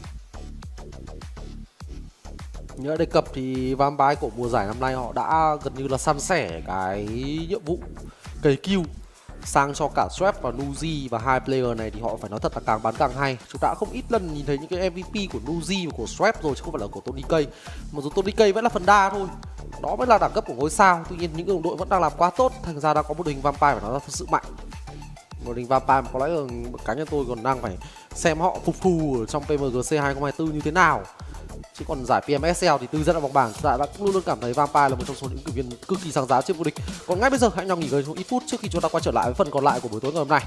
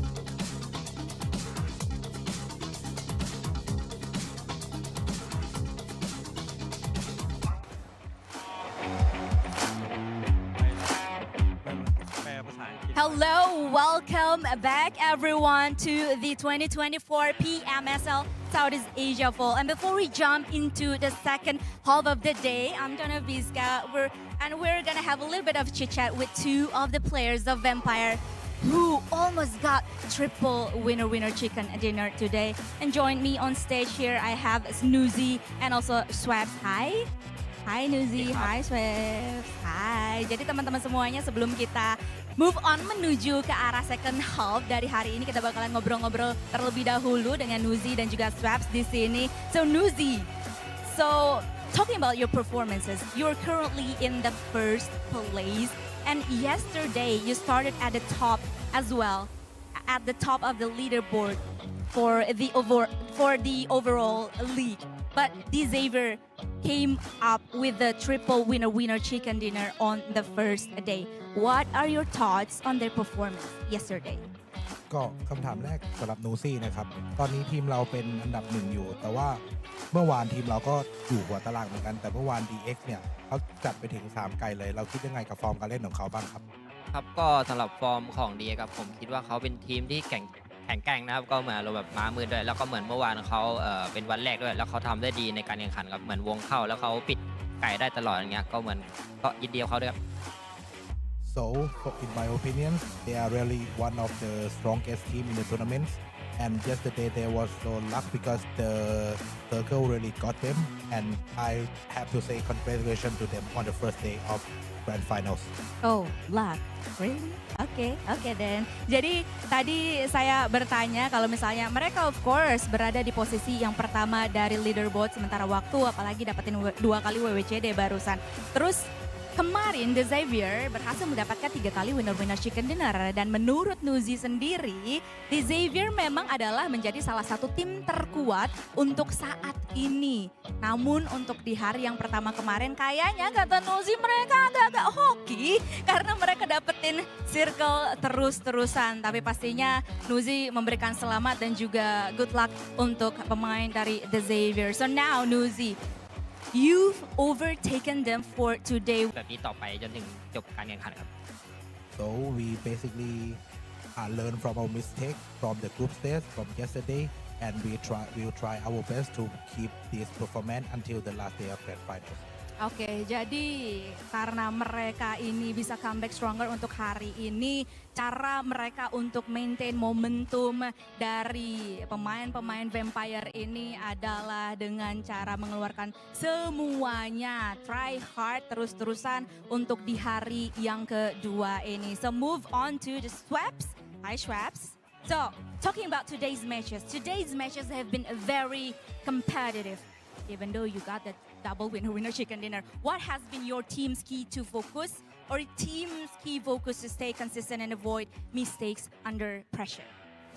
ก็สำหรับชเวฟนะครับวันนี้ทีมเราทำได้ดีมากๆแล้วก็การแมตช์แต่ละแมตช์ในวันนี้คือเข้มข้นมากๆอะไรคือปัจจัยหรือเงื่อนไขที่ทำให้ทีมเราสามารถรักษาฟอร์มการเล่นที่ดีแบบนี้ได้แล้วก็เพื่อหลีกเลี่ยงความผิดพลาดที่จะเกิดขึ้นในต่อไปก็เราปกติเราก็เล่นประมาณนี้แหละครับแค่วันนี้เราเล่นเนียนขึ้นแล้วก็ทุกอย่างลงตัวไปหมดรูปแบบการเล่นเราก็เล่นเหมือนวันแรกอยู่แล้วแล้วก็เราทำมันได้ดีผลลัพธ์มันก็เลยออกมาเป็นอย่างนี้แหละครับ Actually this is our well performance but today is quite better like we perform our best performance we just keep to focus to maintain this performance and we will try our best to undertake the pressure. Jadi emang ya kalau misalnya sebuah tim itu mau maintain fokus mereka ya udahlah ya bermain seperti biasa aja untuk pemain-pemain dari tim Vampire ini. So talking about some fun facts, I have one fun fact about Team Vampire. We heard that you always have a strawberry bear mascot with you during every match. Is there any special meaning behind it, Swaps? ก็สำหรับชเวฟนะครับเราเห็นกันตลอดว่าชเวฟเนี่ยจะมีตุ๊กตาหมีสีชมพูวางไว้ที่โต๊ะตลอดมีสตอรี่หรือมีเรื่องราวหรือมีความพิเศษอะไรเกี่ยวกับตุ๊กตาหมีตัวนี้ไหมครับก็แฟนให้มาครับเอาไว้ดูตอนคิดถึงแฟนครับ It is a gift from my girlfriend. I always look at the strawberry bear whenever I miss her. Is it like your lucky charm? มันคล้ายๆกับเป็นเครื่องรางนำโชคหรือเปล่าครับ It's my your lucky charm. Oh, so sweet, so cute. Jadi teman-teman semuanya, fun fact-nya adalah Straps dan juga mungkin pemain-pemain yang lainnya dari tim Vampire ini punya satu maskot, yaitu adalah Strawberry Bear yang dia bawa atau dia pakai juga, digunakan di bawah setiap pertandingan, dan itu ternyata adalah hadiah dari pacarnya Straps sendiri, dan itu adalah menjadi lucky charms untuk Straps dan juga pemain-pemain dari tim Vampire yang lainnya. Lucu banget ya. Anyway, Straps, last but not least, do you have any words you want to say to your fans all over Southeast Asia maybe? ก็มีอะไรอยากบอกแฟนคลับไหมครับทั้งแฟนคลับชาวไทยและก็แฟนคลับชาวต่างชาติที่คอยซัพพอร์ตคอยเชียร์เราอยู่ ก็ฝากเชียร์พวกเราด้วยครับ เราจะทำให้เต็มที่แล้วก็จะเอา PMSL ครั้งนี้ให้มันเป็นแชมป์ของเราให้ได้ครับ So please support us, please help us as you always do, and we will try our best to secure the champions of this PMSL SEA FALL. Jadi untuk para fans dari tim Vampire, terus dukung pemain-pemain dari tim Vampire ini karena mereka bakalan mencoba semua cara untuk bisa memenangkan PMSL Southeast Asia Fall ini. So that is the end of our interview. Thank you so much NgəNG and also Schwabs. Good luck for the rest of the day. And now we're gonna jump into the second half of the day. So I'm gonna give it back to the casters and watch some highlights.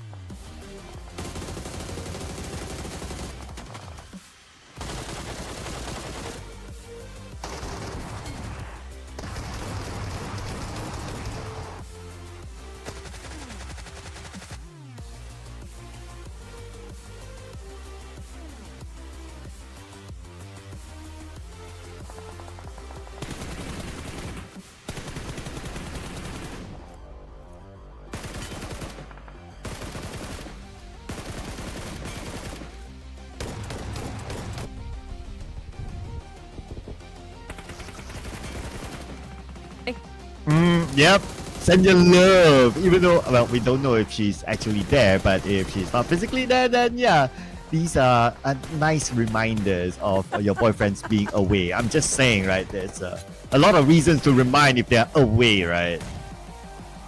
I love that pick coming up from NgəNG against the players on beneath the bridge just now. That pick was cheeky on the side of Vampires. But today has been a very strong game, and this is going to be a very strong comparison with the first and second place team, Xavier and Vampires. Well, I did mention Xavier is more of a tactical team, so when it comes to placement points, they do have slightly better in terms compared to Vampires. But Vampires today, they are on fire. Since yesterday, they're still on fire, but today they are explosive, of course, with their aggressive plays, with more elimination across the board, 7 for their average, more towards the leaning towards the Vampires when it comes to average throws, and for leader elimination, it's going to be Schraps across the board as well compared to Levi on the side of Xavier's. But when it comes to all the players of Xavier's and Vampires, I think when it comes to those numbers with eliminations, they are very close with each other. Yeah, I know, right? Like, if you break it down, they should be very, very close. Maybe except with the exception of Stone, since he's the IGL, he plays a more supportive role, and that's absolutely understandable.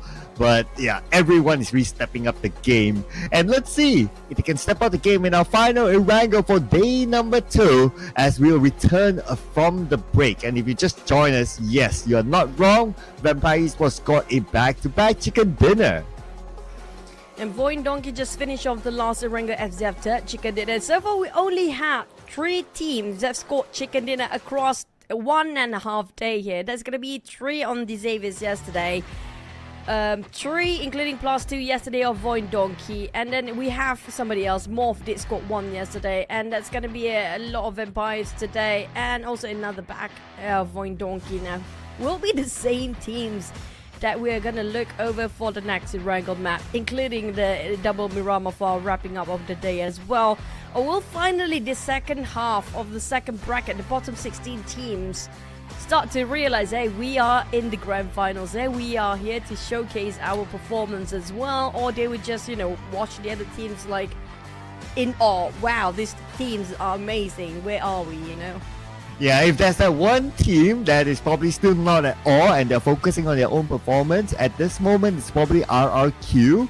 Like, they had a decent day today, but of course they haven't scored the chicken dinner yet, but they seem to be like having that sort of a momentum. That's why they are trailing close behind at the top, close enough that is, and they fought their way through. Like, they had some ups and downs yesterday, but today in general they're doing okay. It's just that if they can seal the deal for a chicken dinner, this will not only be good for them, but it will also be good for the home fans who came full house, jam-packed at Surabaya to come to support them. Now, I wouldn't worry too much when it comes to the teams at the very top, because we're halfway through. It's 1.5 days and another 1.5 days remaining, which means we are literally in the middle of the stage of our grand finals here, day number 2. But what concerning for me right now, the gap between the very last place, which is our defending champions, Boom, who the opening yesterday, they are the one who placed the trophy on top of the podium before. The gap between them and Vampires right now, it's over 70 points. Starting off before we head into the break, it was 70 points. It's wider even more. I think it's around 90 points right now. 90 points of a gap. To be exact, it's 89, but make it whole 90 points. That same goes for GIGFAM. Well, yeah, that is a huge gap there. I mean, it must be a disaster for a miracle for them to happen to be able to be in contention for the #1 spot. So, yeah, it's really now or never for them. But it's also now or never for some of these teams as they make their swaps. Mela resting, Nኢና coming in, and we got Baus coming in replacement of Batman as well.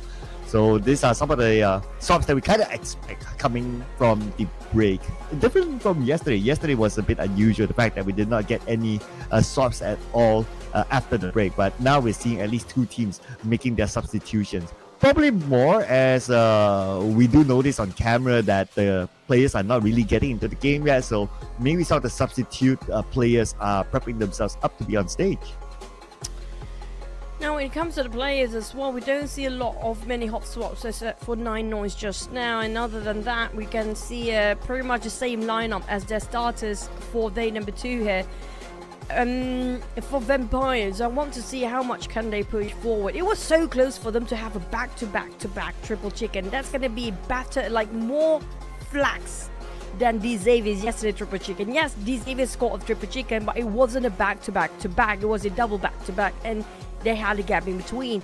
But if Vampire did score that one, that was gonna be something else entirely for day number 2. But the bar and the benchmark being set up way higher than yesterday. Today's performance, today's game has been super aggressive by each of the teams since the start. And we talked about the circle before.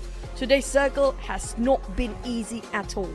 Yeah, even the Potato Hill circle, like it looked like it could go like up north, and then all of a sudden it goes back down to the main peninsula, and it goes down all the way to the Potato Hill. So it's still a very iffy circle, I must say. But of course, for us, it's great entertainment. We get to see like something different, like in the Side-Hawk circle. It's not the kind of circle that we get all the time. The the first Eranga circle was interesting as well. I wouldn't say amazing, if not the players will hate me, but it's interesting. It's interesting to see this kind of circle. I do hope that we keep this momentum up, especially when we go on to the Miramar match where the map is mostly land. So if we do get like a sided circle or one of those Patona circles, that'll be pretty fun later on. Well, so far it's going to be Los Leones, South Los Leones. We're going to put Miramar talk for later, but it's focused on 100% into the next and the last wrangle of the day, which could be a big advantage for the team that will make use and love the wrangle more than Miramar. And this is going to be their last chance to push their numbers, especially the score points, the kill counts That's super important at this point. And most of the Malaysian team, they're definitely not tactical. They're more about the fragging skills.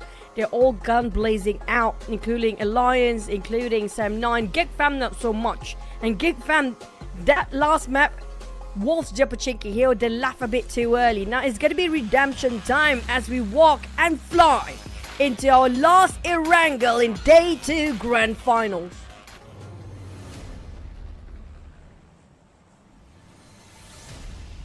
And for the last Erangel in Day 2, we're gonna see a different flight path starting from the starboard area going down south. Should be heading towards the mid to the base.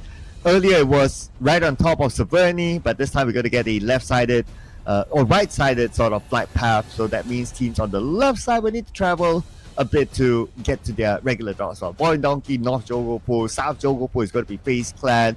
Even Primos is normally Vampire, but with this kind of flight path, Vampire might change their draw spot. So that's something that we're going to look forward to.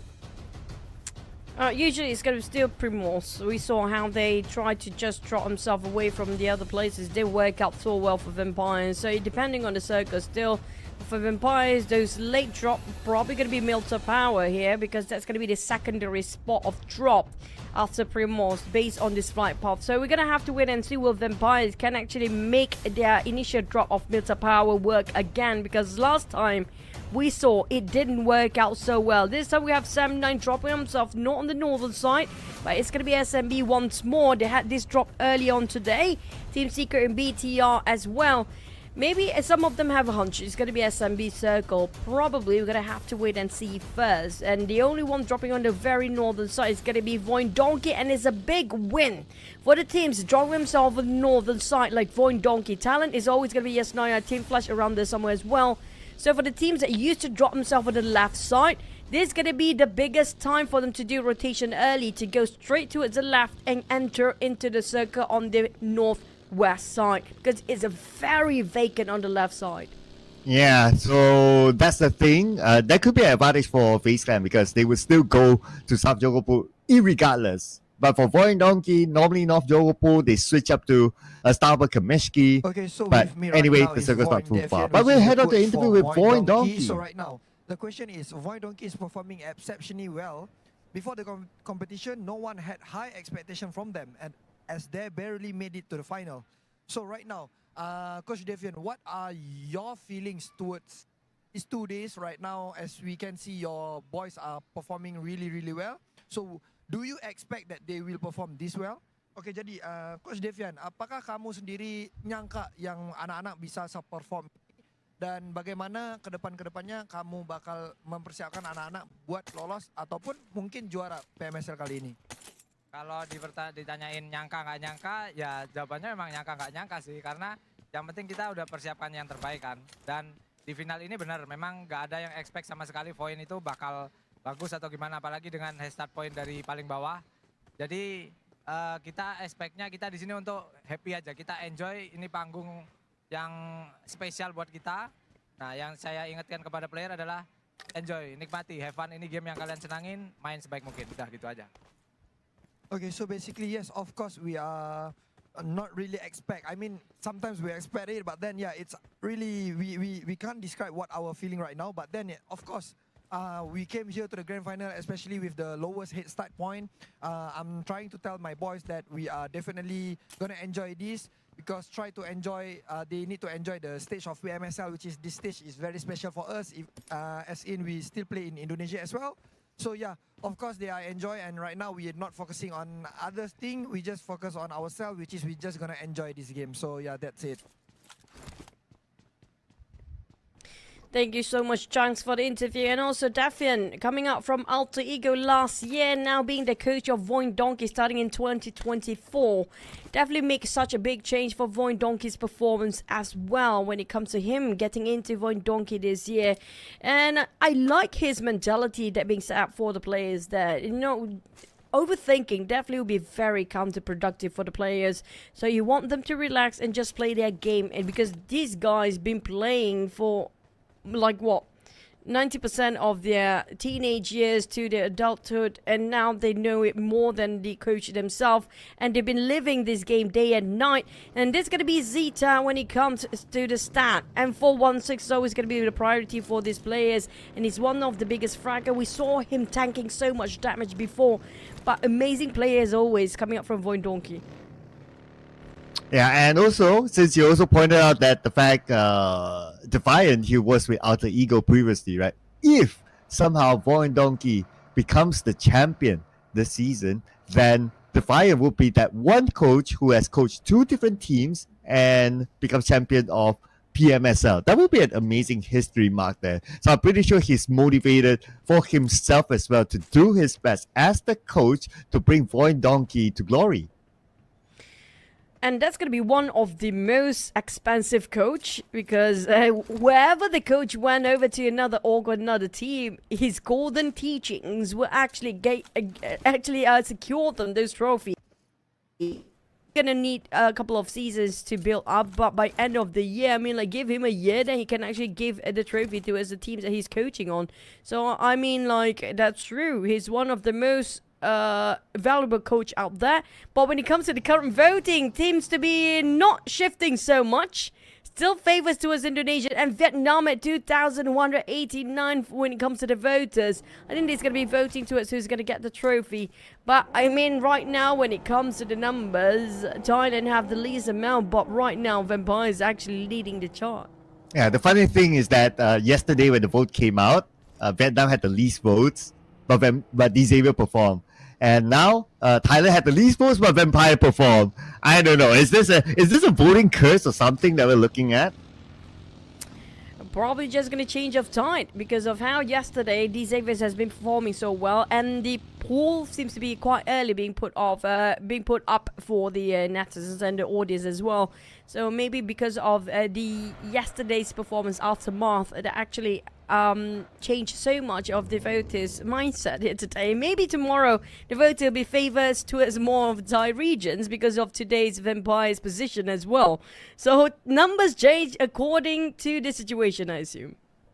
Yeah. So yeah, that's a good point, right? It depends on when they put out the vote. If they put up before the day started, then yeah, it will be based out of yesterday and so on and so forth. So yeah, if this continues on, I do believe that the vote will swing to Thailand, and we might see that Thailand will get the numbers, and then, well, it's to Thailand to try to break the voting curse, because right now it seems to be kind of affecting the Xavier. Well, speaking of the Xaviers, well, today the Xavier has been slightly quiet compared to yesterday. But for the Xavier side, it's always going to be them trying to slowly build up the momentum as per usual. And they are very tactical. We know that since we saw how they actually stay quiet for the first 4 stages. And when it comes to the 5th and 6th stage, that's where they start to happen to put themselves in action for the frags. But today, Vampire, they actually on the hunt since the start. And we do have multiple teams taking the rotation due to the flight path.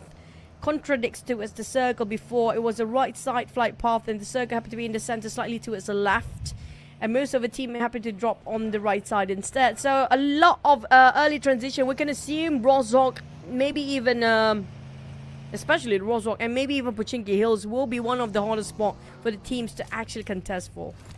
Yeah, so that middle area will be interesting, right? And plus, if whoever takes Rozhok, they will still have the chance of like, okay, I want to go to the shooting range because circle goes there, it's easier access. But let's see if it truly goes there. Oh! Just when all the teams are on the, or most of the teams are on the main peninsula, the circle just had to go up the shooting range. This is going to be a very tough circle. Shoots up the way, and it's going to be a hot shift. Team Flash, the only one in the center, and they're going to drive all the way up to Savani, just in case. There's too many teams to handle at the same time. FaZe Clan seems to be, rushing into that direction, Talent. And speaking of rotation, everyone moving at the same time. Imagine the big mass later on top of Rozhok is going to be a murder city later on if these teams happen to be collide into each other. But thankfully, it's probably going to be a shooting range. But speaking of which, we're already starting off with a couple of shots. First contact made. FaZe Clan and Team Flash. And Team Flash, they were trying to go up to Savani but got caught out a bit later by FaZe Clan. They're being delayed for a bit. Yeah, and the big boy of FaZe Clan, Vintores, was the one to score the first blood. So a good start for them. And we expect more to come because this is where all the teams from the southern side would need to migrate up. Imagine the choke points, imagine those teams that already got the high ground and try to block off teams from coming in, and they contest each other for good key spots. We'll expect more to come. Just like what's going to happen here, a potential fight between FaZe Clan and Morph. Here comes FaZe Clan, chasing and committing to it. Team Flash just now, Morph as well. Now, they're picking a lot of fights early. FaZe Clan, we assume there's going to be Vintores always aggressive. We try to take the numbers up. And yep, it's going to be Vintores, of course. And Vintores, what a spray and track. It was impressive. Yeah, that was how he scored the first blood. Nice quick move by him to jump out his buggy to take that opportunity. So, nicely done by FaZe Clan. They had to bounce back from their previous round. And this is a good way to start it off. Speaking of starting, not having a great start at all coming up for Team Flash, but at least it's still going to work things out as a trio. It's going to be still okay. We do have some visualization towards the vampires here. Have some greeting against the vampire alter ego at the same time. Now, if they want to force this fight, this is not going to be necessarily the best time ever. Now, I assume vampires, they want to avoid early conflict as much as possible. So they will take the long rotation up, just bypass double, and probably go up to Severny. There's a lot of small compounds up to Severny on the outskirts around the coastline on the northern side. So they can take their own sweet time. The circle do cover major part of Severny as well. So there's no forced entry into the circle for a lot of teams. Now avoiding the bridges. Yep, smart move by them since they come from Primos or they come from Milta Power, so it's a bit of a longer journey for them, and teams will prepare themselves at the bridge. And we're gonna see the next circle. Further goes up north, man. This circle is just insane, and all these teams down south will still need to migrate up. ROY Esports, they are the only team inside of Severny right now, so great rotation by them to stay clear of all the competition. I'm curious to see who's actually taking the west and east bunkers on top of shooting range here right now, because that's going to be one of the best places for them to guard over the transition of the teams and try to gatekeep them from passing by, and can deny so many transition of teams. And speaking of many teams, we have GIGFAM against FaZe Clan, and right now Morph with Boom and Roy seems to be sharing on just the outskirts of shooting range on the south side. And it's going to be really a good shooting range because everyone starts shooting right on top around the bunkers area, and this is going to be a contest for the bunker side. Oh, even Audrey literally shooting from afar, knocking down a couple of members of FaZe Clan as they fight against GIGFAM. Mika is down on his knees, can still be safe though, but Damroot comes in and force them in. He will finish off Vintores, captain for a captain.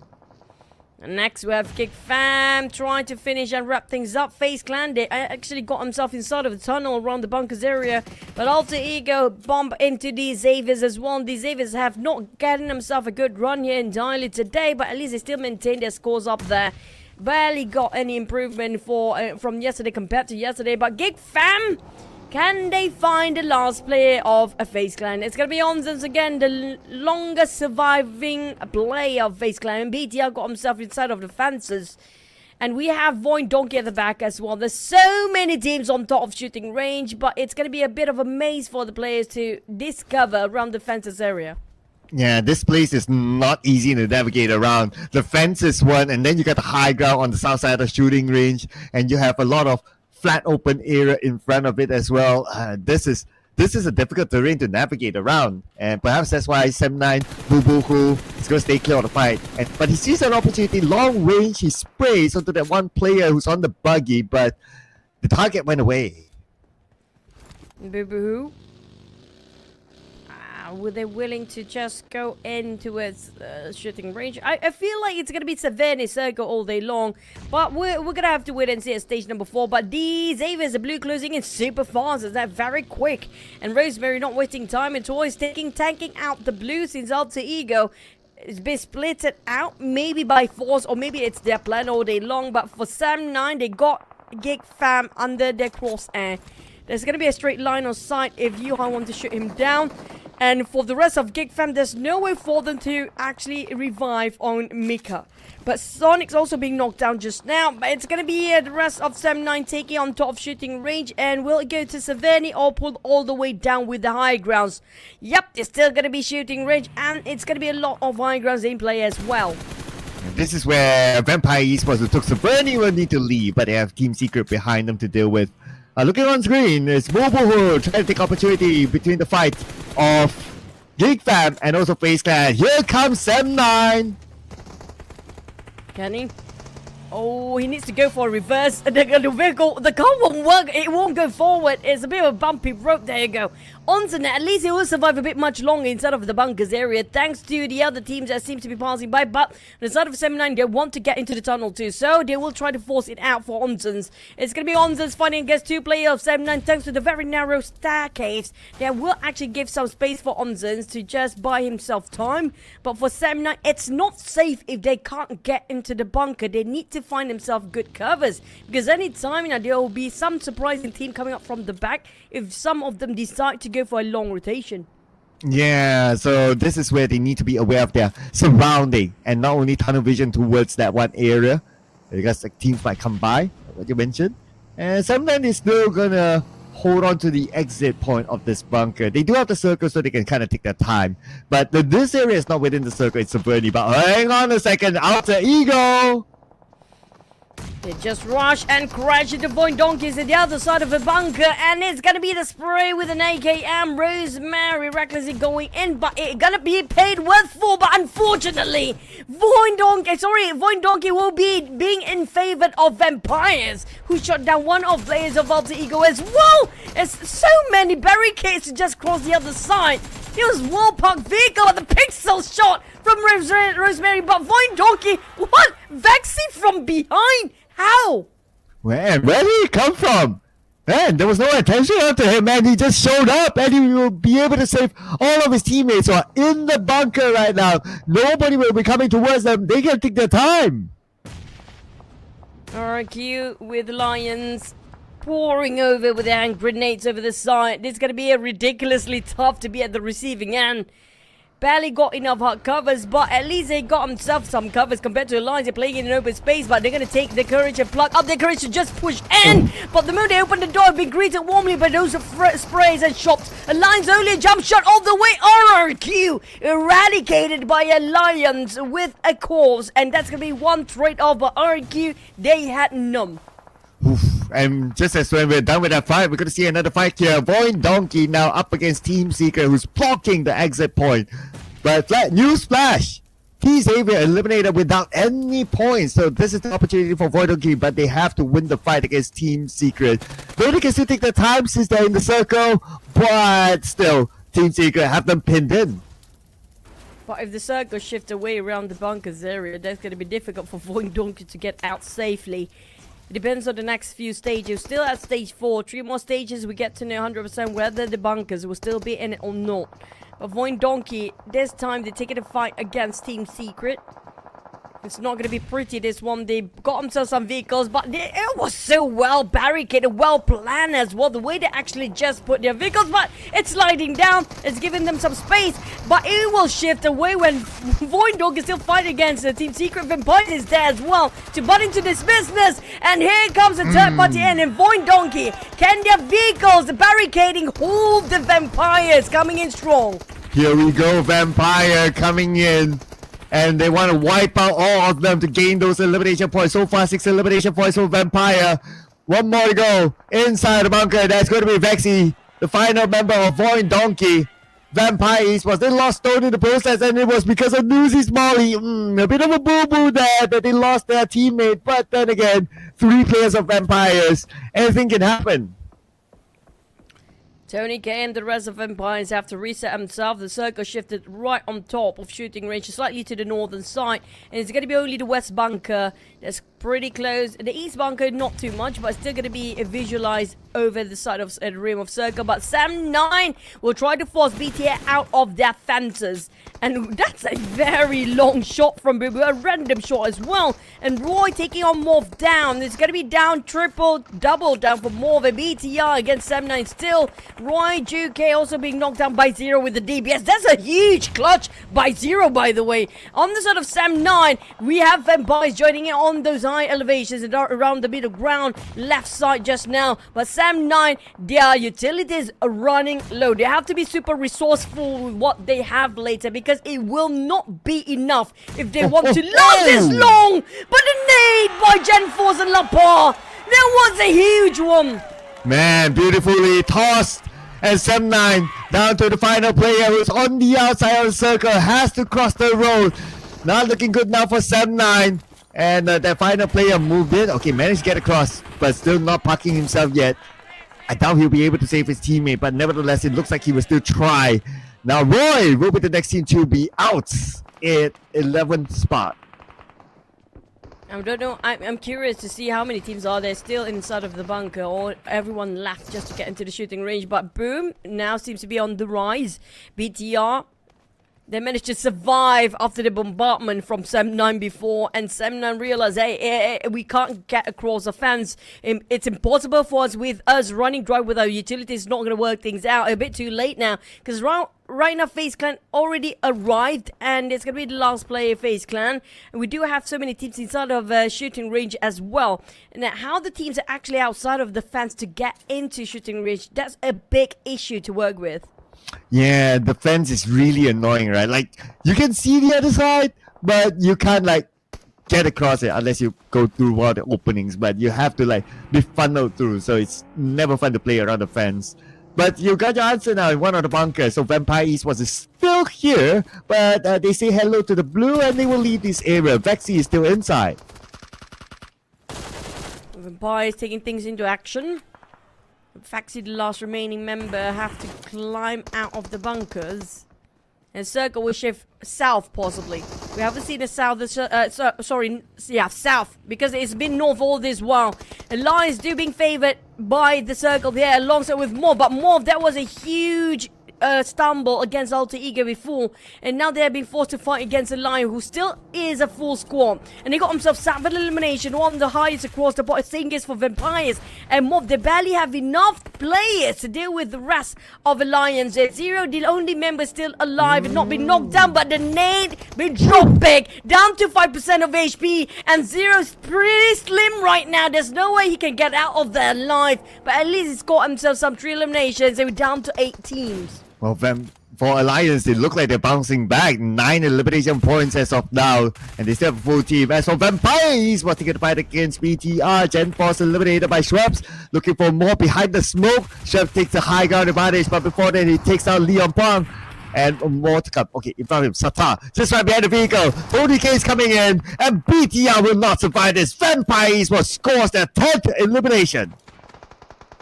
Tony K sees a pixel out of place and he wants it and finish it. He will go for it till the very end with those S12K. But for Void Doggies will be eliminated. Next, it's going to be Alliance on the rise with 9 elimination. But Vampires won the score double digit already. They got 10 elimination out of that. And still have 3 members alive. Talon, on the other hand, taking control of the circle on top of shooting range. But defensive-wise, can they hold their grounds? At the same time, we have another team which is going to be Boom on the southern side. Will have to face against Alliance next. But with third party into the bottom or the right side of the circle, it's going to be Vampires coming in.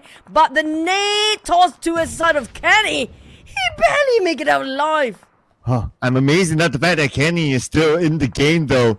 He had a difficult run earlier on, but now this could be his final run with Talon locking in onto him. 10% of health left. He could be healing up. Nope, he's out. He's probably out of bandages or even first aids. So now it's down to his last 10% of health. Axel just find that pixel shot and Kenny eliminated. That is it for Sam9. We're not done yet on the outskirts. It's going to be out of shooting range.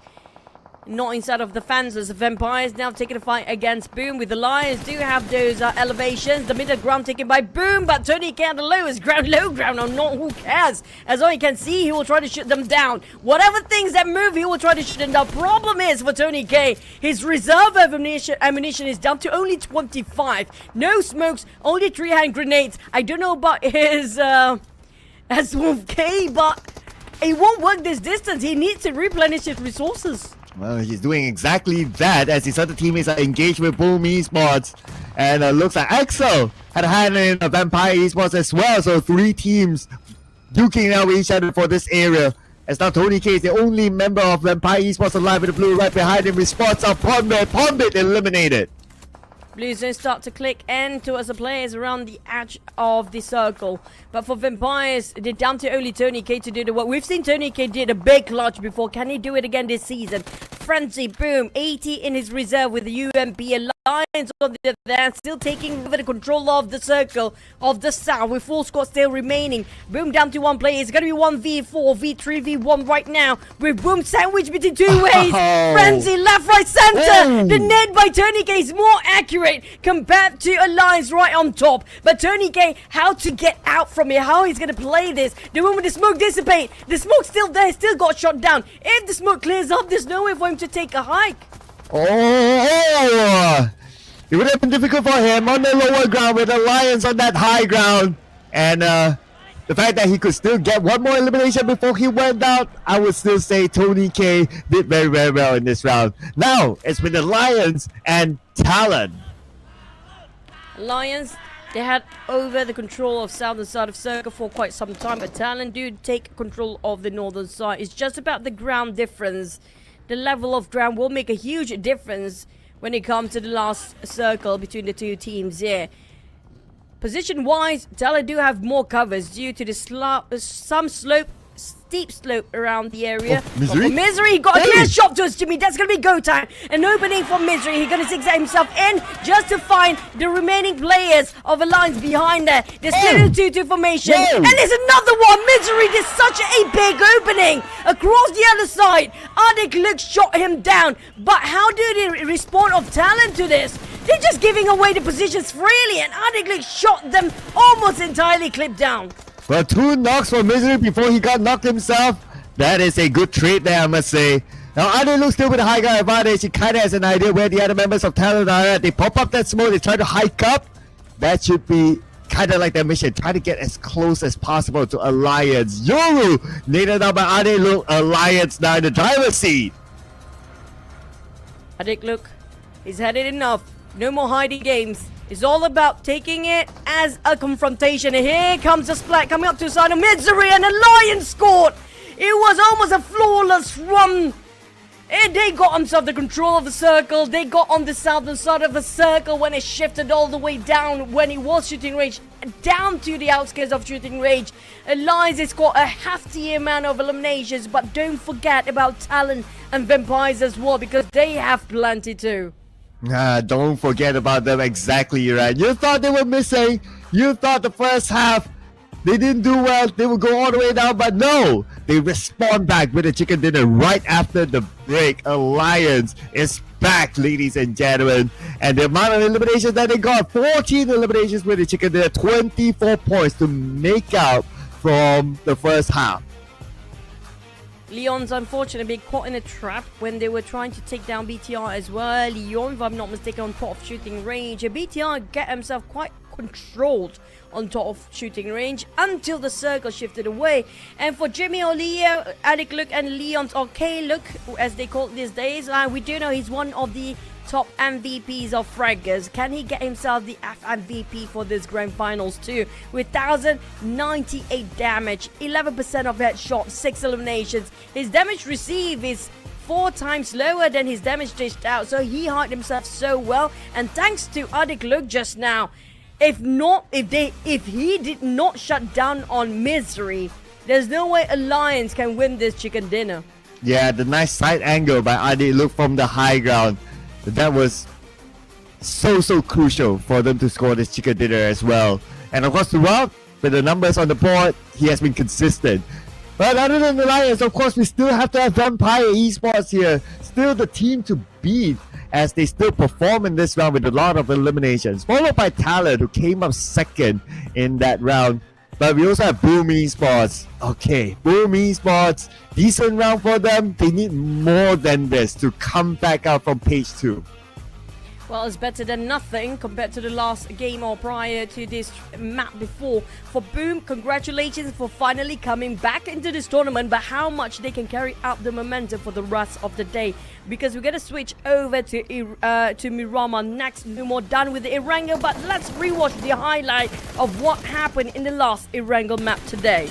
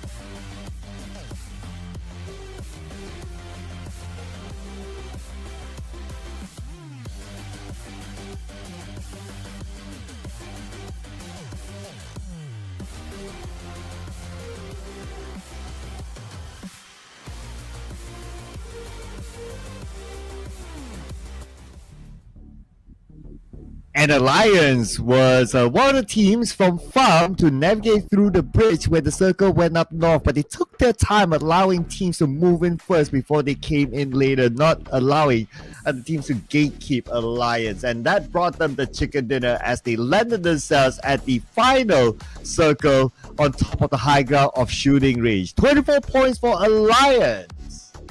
Another team with a double-digit eliminations, that's going to be Vampires. There's no stopping it. They're racking havoc inside of Erangel just now, getting secured those eliminations instead of just placement points this time. Definitely making it so difficult for the other teams to score themselves down there. And Boom, this yet to be their best run. I want to see more out of Boom, but we're going to have to wait and see can they actually do it in Miramar. But unfortunately, the rise of Vampires means there's going to be some falls, the downfall of the Xaviers. And today, after their triple chicken yesterday, they lost entirely momentum when it comes to day number 2 with 0 points this time. And ROY is one of the top teams that don't seem to be having a great time in the last Erangel just now. Same goes for Team Flash with zeros, all these 3 teams respectively. Yeah, too bad for them. Just as when RRQ kind of found their rhythm, but a 0-point round pushed them down to number 6. No big changes at the top spot. Vampires was again another consistent performance, and D Xavier didn't really have a good game. So the gap is now super duper wide, right? We're talking about like what? My math is killing me, but it's 49 points gap, yeah, thereabouts. Yeah, but Alliance. It's 50. I'll make it 50. I think it's easier to, yeah, 50, around 50. 49 is exact numbers, yeah.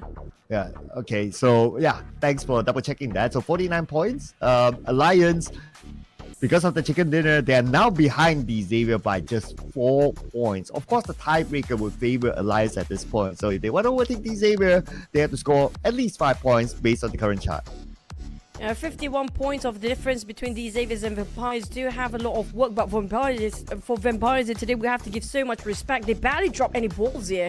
And speaking of dropping the balls, it's going to be the team on the second page. BTR, when it comes to comparing the first page, the first place, and also at the very bottom, a significant gap when it comes to the very bottom and also the first place, of course. But GiGFam, Boom and Altigo Team Flash, is it still possible for the teams on the second page to secure themselves in the top 3? Or will be pretty much just fight for their PMGC points at this point for the teams on the second page as well?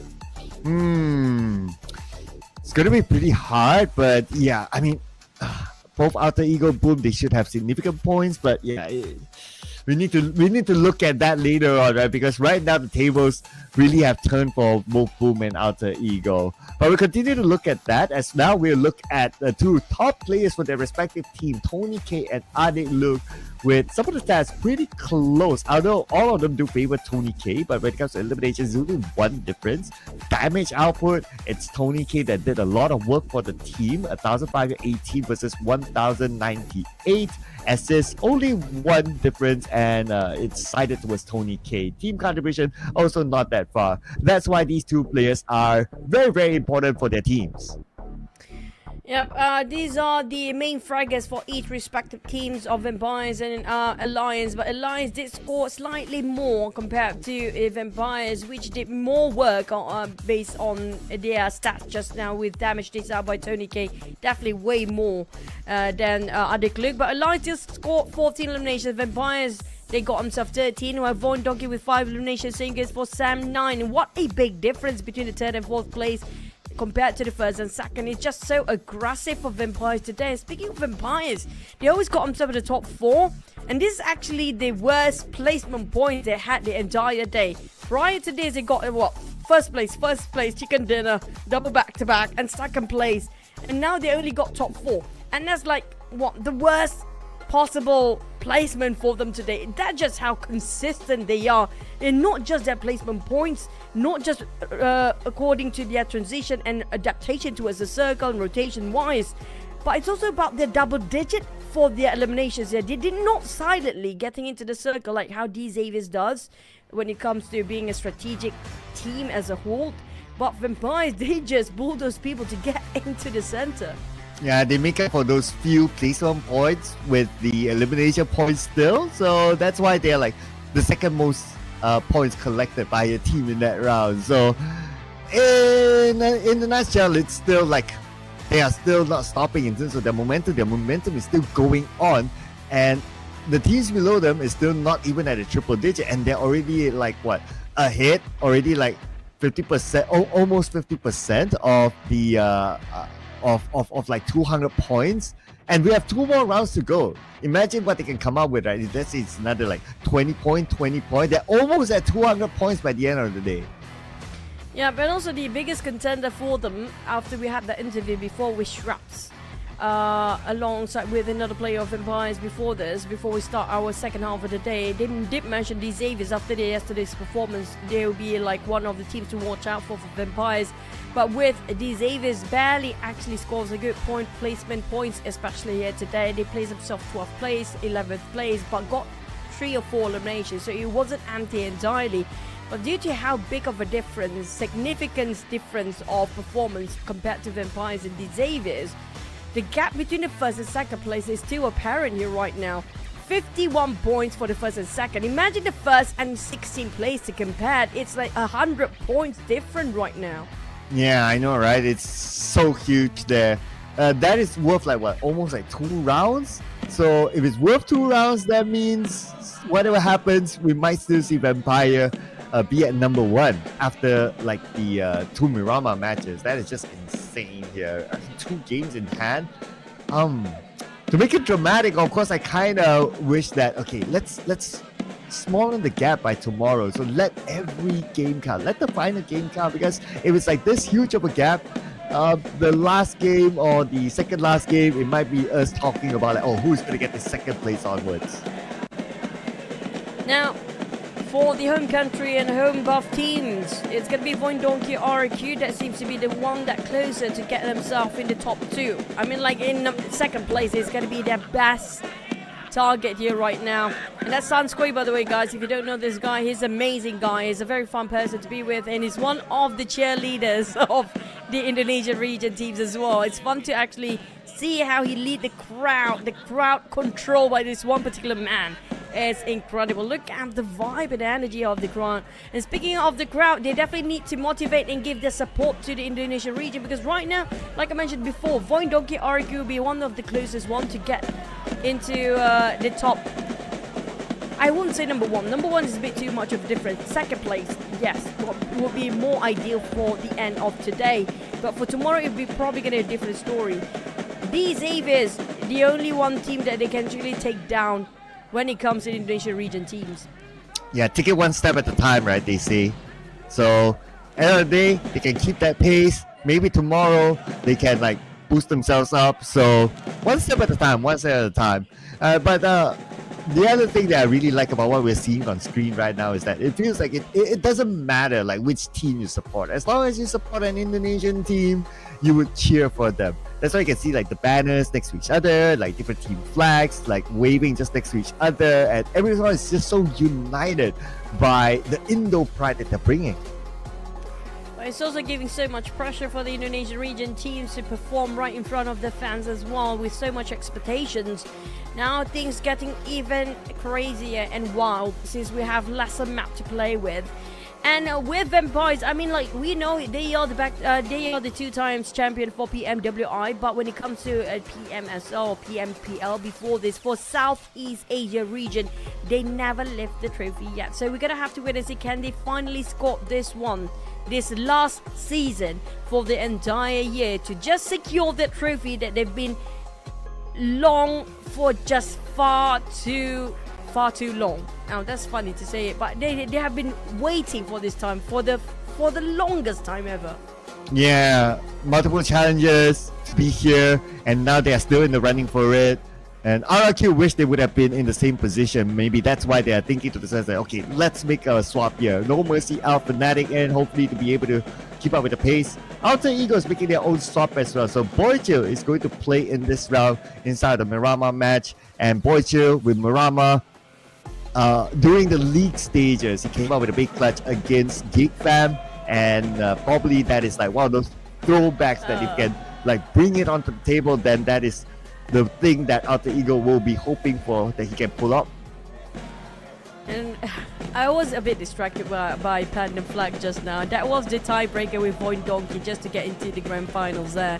The tiebreaker was down to only placement points between Panda and VoidDonkey. Only one will make it through for the grand finals. We'll still see that flag waving.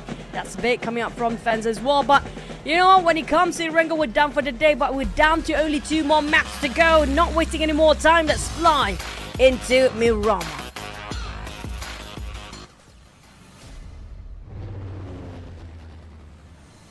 And it is going to be the first Miramar for day number 2. Of course, with this lobby, it is their 3rd Miramar playing together. And all our circles today have been really wonky. Even the previous one, it looked 50-50. It went all the way up to shooting range. So Miramar is going to be a fresh new map. So if there's that one circle, since we might see a whole day of wonky circles, this is the best time to bring up Patona. And it's also a fresh new restart for the teams that hitting the wall just now instead of a wrangle. And they finally can try to change the dynamics and change the POV or point of view of the map itself. Had enough of the aggressive plays of Erangel just now. Definitely exhaust all the players down there. But when it comes to Miramar, bigger map it is. We have, hopefully it's going to be a peaceful start, but it's incredibly impossible to have that because today has been an aggressive hunting day for Vampires. Will any team stop them from their rampage mode or not? But speaking of Patona, we do have a couple of teams sharing the same spot. There's going to be VoidDonkey and GIGFAM. I assume they probably won't meet up unless they try to steal some vehicles or, you know, I feel like they're probably going to have early scrappy fights, but it depends on how GIGFAM want to just respond to it because Vaxi a bit separated from the rest of VoidDonkey right now. Oh. Yeah, we look at like Void Donkey, they're focused on to like just drop and loot that area, gig bam, grab their vehicle, goes back to Puerto Paraiso, their regular drop spot, so not interested in taking early fights. We're going to see a left side circle this time. Monte Nuevo will be the middle part of the circle, but if it wants to be wonky, then go down to the south side of Chumacera where all the high ground areas are at, very difficult to play with, and that will be a very difficult ending circle with this first stage circle. Well, we had La Rilera before. That's only like once during the league stage, and Chumacera have been quite one of the most popular spot when it comes to the sort of circle. But when it comes to the grounds, though, the elevations, when it comes to this ground, it's going to be really tricky for the players to pick and choose which high mountains and high rocks they want to actually secure. These high land areas will be crucial and vital for the team to rotate in early. And speaking of trying to get in early, the latest one coming into this sort of circle will be Morph. They're dropping themselves on top of Toru Ahumada. Last time we saw them. And Vampire is taking around Minas Generales, and one side of Alter Ego, they spread across the truck stop or up to Al-Azhar. So it depends on these teams, but we do have Tony K stats up here. That's the difference between him and the rest of them. All the other teams only have their top fragger as 1.5 average elimination, but this guy at 2.1 average with 66% is going to be the M416. Last time we saw him using the S12K for his secondary weapon, but that Scar L, like I mentioned, that 6% is only just as an accessory. And it's not the first time that we see Tony K with more than 2.0 average eliminations. During the league stage, we saw that stat as well. And it's still consistent here in the grand final so far. And that's one of the key reasons why Vampire Esports is way, way up there in terms of points. I do wonder, looking at the current performance of D Xavier, will they be able to make the 100-point mark? They are 7 points away from that. So that will be the challenge for D Xavier. Alliance, they seem to have found their momentum. They might be able to break through to the 100-point mark after this round. And then Void Donkey, the best they could probably do, unless they come out explosive, that is, then I would say realistic or averagely, they at least could come close to the 100-point mark. So just to put a bit more pressure to Vampire Esports, that other teams are able to be at 100 points above by the end of these 2 rounds. The points will be translated after they can actually secure those high grounds here, which still are going to be a big question. And we're going to have to wait stage 3 and 4 to finally see if there's going to be some points will be points will be gained by the teams or not. Because right now I'm looking at some of the teams' rotations here. And the one that actually do get the circle was 7-9, right on top of Monte Nuevo, but they can wait it out. But we do have BTL on top of, right on top of Power Grid area as well. And the one that actually is securing around Minas Generales or Minas del Valle, it's going to be Talon for now. So, yeah, high ground wise, Talon do have advantage waiting it out.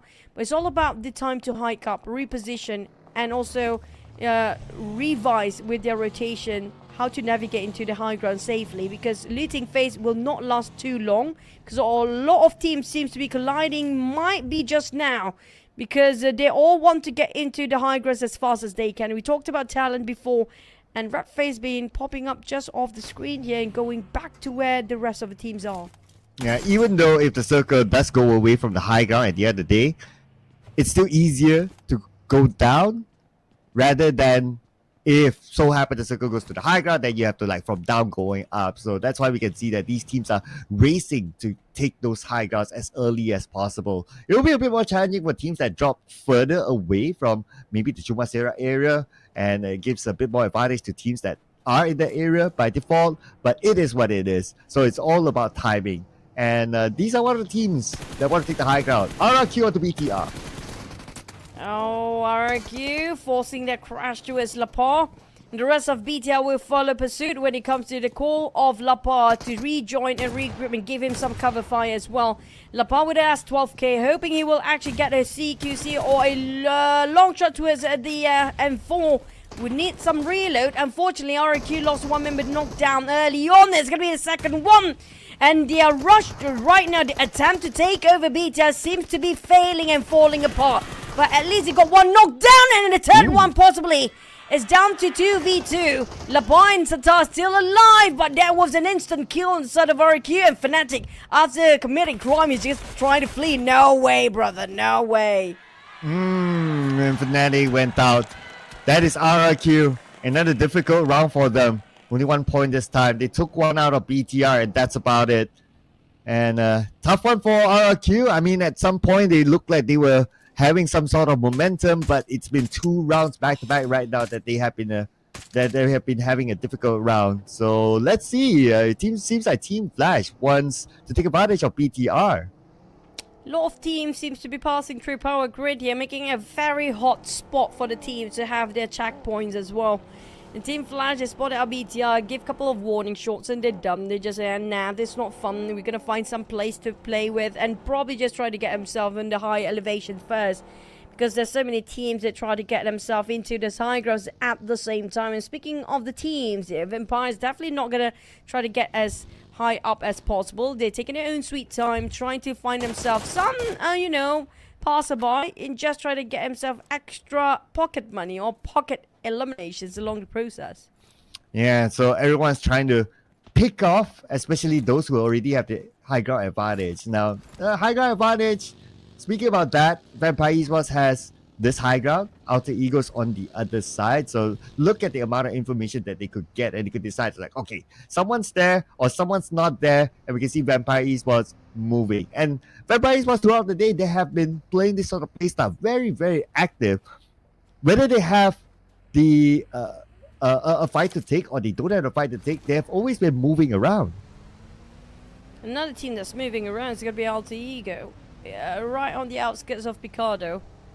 I don't know if there's any team still staying around Picardo. Last time we saw Vampires nearby. Yeah, Vampires still on top of Picardo here right now. It's going to be a lot of... It's going to be fun to watch when it comes to 2 powerhouses fighting against each other early on. But we will have Ladrilera Circle this time. And FaZe Clan and VINH. Speaking of Ladrilera, the trickiest part is going to be those terrain. There's going to be deep valleys and super high mountains too. So pick and choose, everybody. It's all about getting those grounds that's perfectly well worked. With the team composition too. Yeah, one of the teams that is already on the high ground on that side is FaZe Clan. So great advantage for them. They'll definitely hold on to that for now unless the circle moves away, and expect teams to be maybe challenging them for this spot, or maybe even not, because it's still stage 2. There's still other options for teams to take, because there's still a chance that that high ground might not be valuable with the circle shifting still. So as long as FaZe Clan can still be there, maybe the chances of other teams to really force themselves through would not be as high, since there's still a lot of space. I agree. I mean, high mountains, not as high value when it comes to the last few stages, 7 and 8 stage, because Zerg always favors the middle ground and slightly towards the open space in between those streets. So we can assume that the Ladrilera Circle, we had that before. And the one that we actually have will not favor those high peak mountains. And if it's right on top of Ladrilera, we know how this compound there will actually work so well. But speaking of working so well, FaZe Clan with an AKM did have a glimpse on ROY and greeted them warmly. How FaZe Clan Vintorious tried to wrap things around from the back. Now, did ROY just spring a trap here set up by FaZe Clan? Because the way FaZe Clan positioned himself, it feels like it's a setup that completely organized by them before. Yeah, so I guess FaZe Clan, they are trying to get back to their roots, right? Trying to get back to basics. And sometimes we hear that through player interviews. It's like, okay, we got to remember our basics. So they are setting this up like how they are comfortable in playing, getting that advantage spot against other teams. And so far doing so good. They are able to just shoo away other teams that try to pass by. But Morph, they do have this high ground, and same thing goes. High ground, they're able to shoo away Void Donkey, who was scouting around that area. And with stage 2, Void Donkey will say, hey, it's not going to be worth it. We don't have the advantage. Let's just go somewhere else. Where they're picking a spot, Morph, that's one of the powerful spot they have. But this could be one of the hottest spot that a lot of teams will try to pass by as well. We're gonna have to wait and see the rotation of the next map, next stage as well. The next stage is gonna be all down to which part of Ladrilera. Is it gonna be right on top of the compound of Ladrilera, where it's gonna be a slightly bigger compound, or will it be still showing towards the southern side? It's all about the circle, whether it will pull all the way to Valdemar. Still going to be right on the northern side here. And these aviars, they always take the left side of those high peak mountains. It's quite risky when it comes to stage 7 and 8. But it will be so worth it to take it, to just farm those eliminations. Because the left side of those mountains are slightly higher than where FaZe Clan and SEM9 is actually at. So they have to figure out how to deal with stage 7 and 8 if they can survive long enough up there.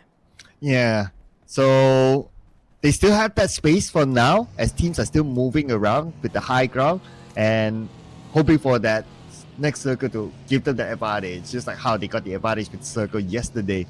Vampire Esports, the big boys who do not have the circle this time, so this will be the challenge for them, because as they come in later, the key spots will be taken. So they have to pick other different spots, or at least be alert enough to be able to scout out on where those spots are taken, so they can just avoid them. For the other teams, ROY taking around the just next to around the deep valleys area. And these are gonna be the teams that are trying to bulldoze people from behind. Of course, it's gonna be Alter Ego. Nobody else trying to do that as crazy as they can be sometimes, especially when it comes to this map. Alter Ego do prefer this map to go all gun blazing compared to Wrangle. They can get even crazier. But we're gonna have to wait and see will things actually fare well for Alter Ego or not. Because right now on the rise, like we mentioned, Vampire seems to be on the hunt as well. Talon taking a bit of long shots against BTI. I assume that's no translation into an execution or elimination because of how the distance between is still quite far apart. Oh. Never mind. Okay, they still got it though. Okay, but looks like no further follow-up yet. But we're going to see a big follow-up here. Ooh, Vampire and Alter Ego. Both of them on the outside of the circle with the blue closing in. Schweppes gets knocked by Boychill. Boychill now caught by Tony K behind his speaker. NÚNG gets knocked. NÚNG eliminated by Rosemary. Oh man, Vampire Esports falling apart to Alter Ego. This is going to be the inevitable fight since the two teams rotating on Minas Generales seems to be the same direction as well. Alter Ego and Vampire is down to Tony K to actually do the work. It's going to be a 1v3, but can he actually do it? He's trying to secure that one more elimination, but the rest of Alter Ego say goodbye. We don't want to waste any more time. Problem is, Tony K, he's left by himself, but at least he's been stayed with the Dacia and a couple of loot laying around. Worst case scenario, you got a level 1 helmet. And another worst, from worst to double worst, is going to be Talon joining in as well. Tony K, he's still not been discovered by Talon. They're not aware about his presence and his existence, except for Alter Ego. If Talon managed to cancel out Alter Ego, that's going to be a big opportunity for Tony K to shoot them from behind. He's still taking out the blue though. So track record wise, Vampire Esports not big fans of Miramar, and it's showing right now in this game. At least the circle is not too far away for Tony K, and other teams are not really pursuing him. Hopefully he has enough first aids to be able to make it, but also hoping for Talon to just move away because they're still in front of him. Alliance, they get a knock, long range knock onto a member of Talon, so they will kind of stop them there, and that's bad news for Tony K. And Tony K is taking the blue. It's going to hurt this time. Stage number 4. Going to stage number 5. Definitely going to be tough for him. A very arduous journey for that one particular player. But for SEM9, spot out Team Flash. Here comes the spray, not connecting. Bolden Brazen trying to go for more. SEM9, they're repositioning themselves. They do have those peak mountains on the northern side of the circle. They will try to gatekeep as best as they can against Team Flash. But Team Flash, there's so many ways to get into where SEM9 actually stand. If they just take a bit of a longer journey towards the back, and it's going to be well worth it. But right now, they're a bit forced into this compound against M9. Maybe because they're not taking on the northern side. There's Boom on the other end as well. So this is the only way for them, the only option for Team Flash to get through into the safe zone. Yeah, it seems so. It seems so. They try to wrap around. They risk probably to other teams, putting themselves in a difficult situation as well. And that doesn't help the fact that they don't have the vehicle now. Vehicle's totally gone, so probably going to focus a bit more on the SEM9, but it's hard for them to get this advantage. Okay, they still have other vehicles, so they can still try to do something out of the box, like going back out and maybe come back in. It's a bit difficult for that, because it's going to be a huge hike for them to get into the circle. If they're late into it, it's going to be taking so much time just to fight the blue and the blue zone. Not just the blue zone, the players gatekeeping and have to re-hike again. We talked about a long hike. Look at how far they hike up all the way here with their only 2 feet up. For NgəNG, right now, they are pretty much aware the threat around the corner, but they cannot overpick themselves. But for Morph, I assume that's going to be the last player. Not yet, still have 2 more remaining. VOING is going to be those high grounds on slightly on the north, slightly on the south of the circle just now, but I'm waiting for these Xaviers. Last time we saw them around the peak area of left side, and since the circle shifted away, how would they cross the street? Yeah, they scored 1 elimination, and that's about it. And crossing the street, like what you pointed out, if the circle goes away, look at how many eyes are onto them. Okay, VOING is going to be 1, and on the south, there's another team as well.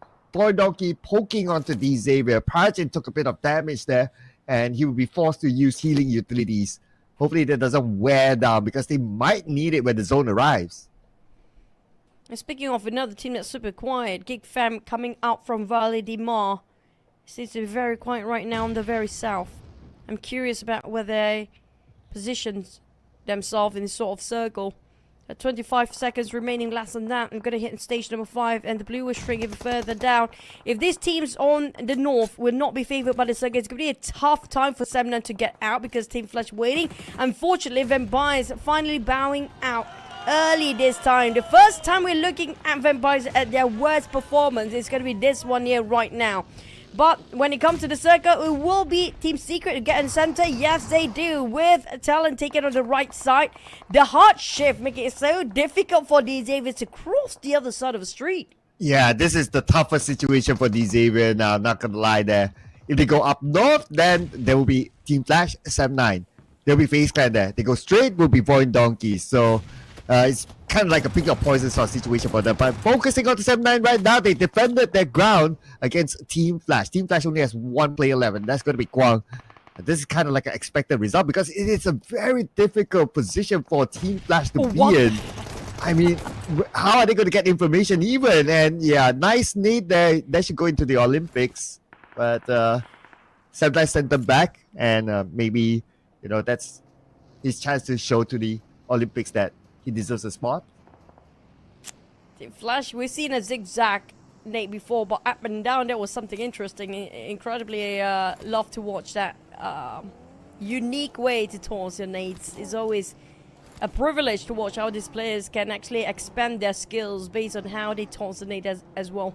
But last time I saw these areas start to close in their distance was this side, as the northern teams will have some difficulties and a lot of issues to deal with. And we saw Team Flash just now. They're still alive, and unfortunately they're not, because I think one of them, and the reason they ran out of their resources as well, when none of the nades seems to be connecting after they tried to push out the teams, was NgəNG before. But NgəNG now taking a fight against these Xaviers.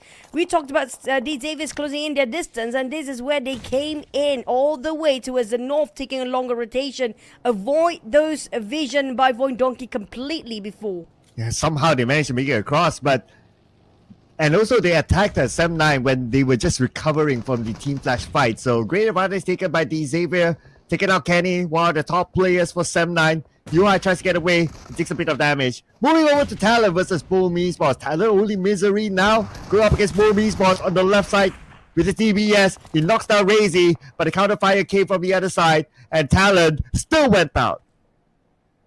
I'm curious who actually shot Boom down. Was it ROY? Yeah, it's definitely ROY. Car all the way in the middle ground area. And GIGFAM scouted out VOING just now. They came all the way from south, so I assume they are rotating, they are migrating, they are moving as well into the center of the circle. But speaking of the team, we still have 12 teams intact. Now Team Secret also taking a fight against Alter Ego. Next we have ROY. ROY usually super quiet when it comes to stage 5. Usually they start acting on stage 6. But here comes them, forcing their way entry into the circle, fighting against Boom. Here we go, one nade set across. And Yummy May knocked out by Shulos. Car got bombed.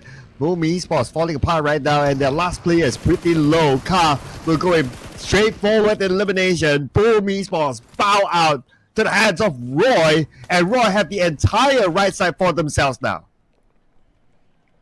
Circle probably will be taken by FaZe. If it shifted all the way to his left side, of course.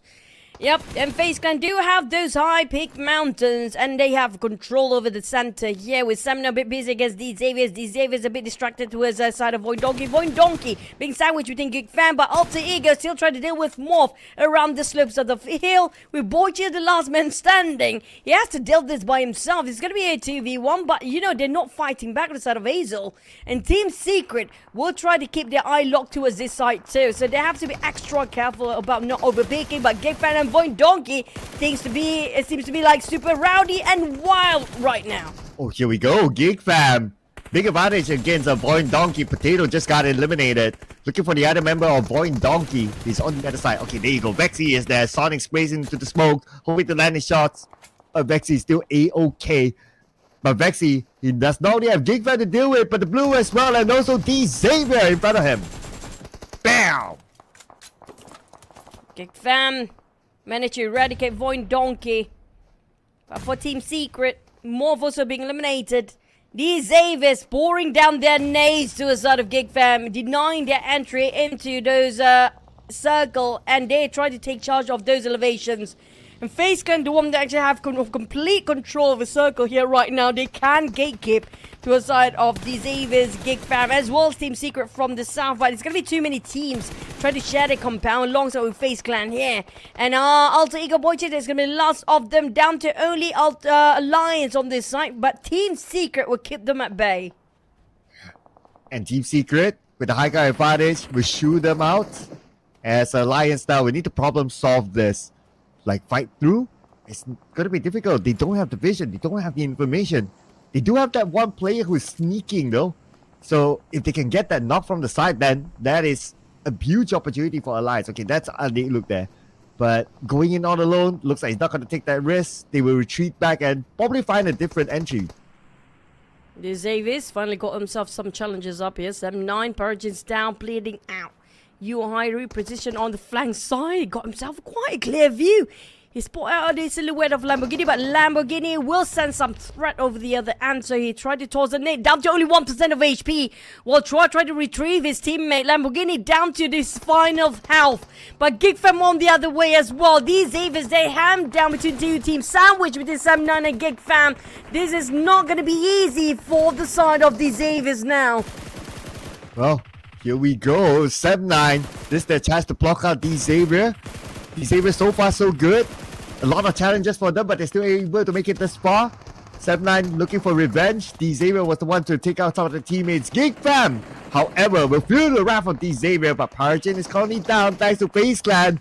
So many teams on the left side, so close to each other. Everyone's cancelling out every other player. At 7-9, they were cancelled out as well. This time by Lamborghini. The Xaviers, that's quite a defense. With one player, he still tried to put out service for the rest of the Xaviers. That's going to be Lamborghini for you guys.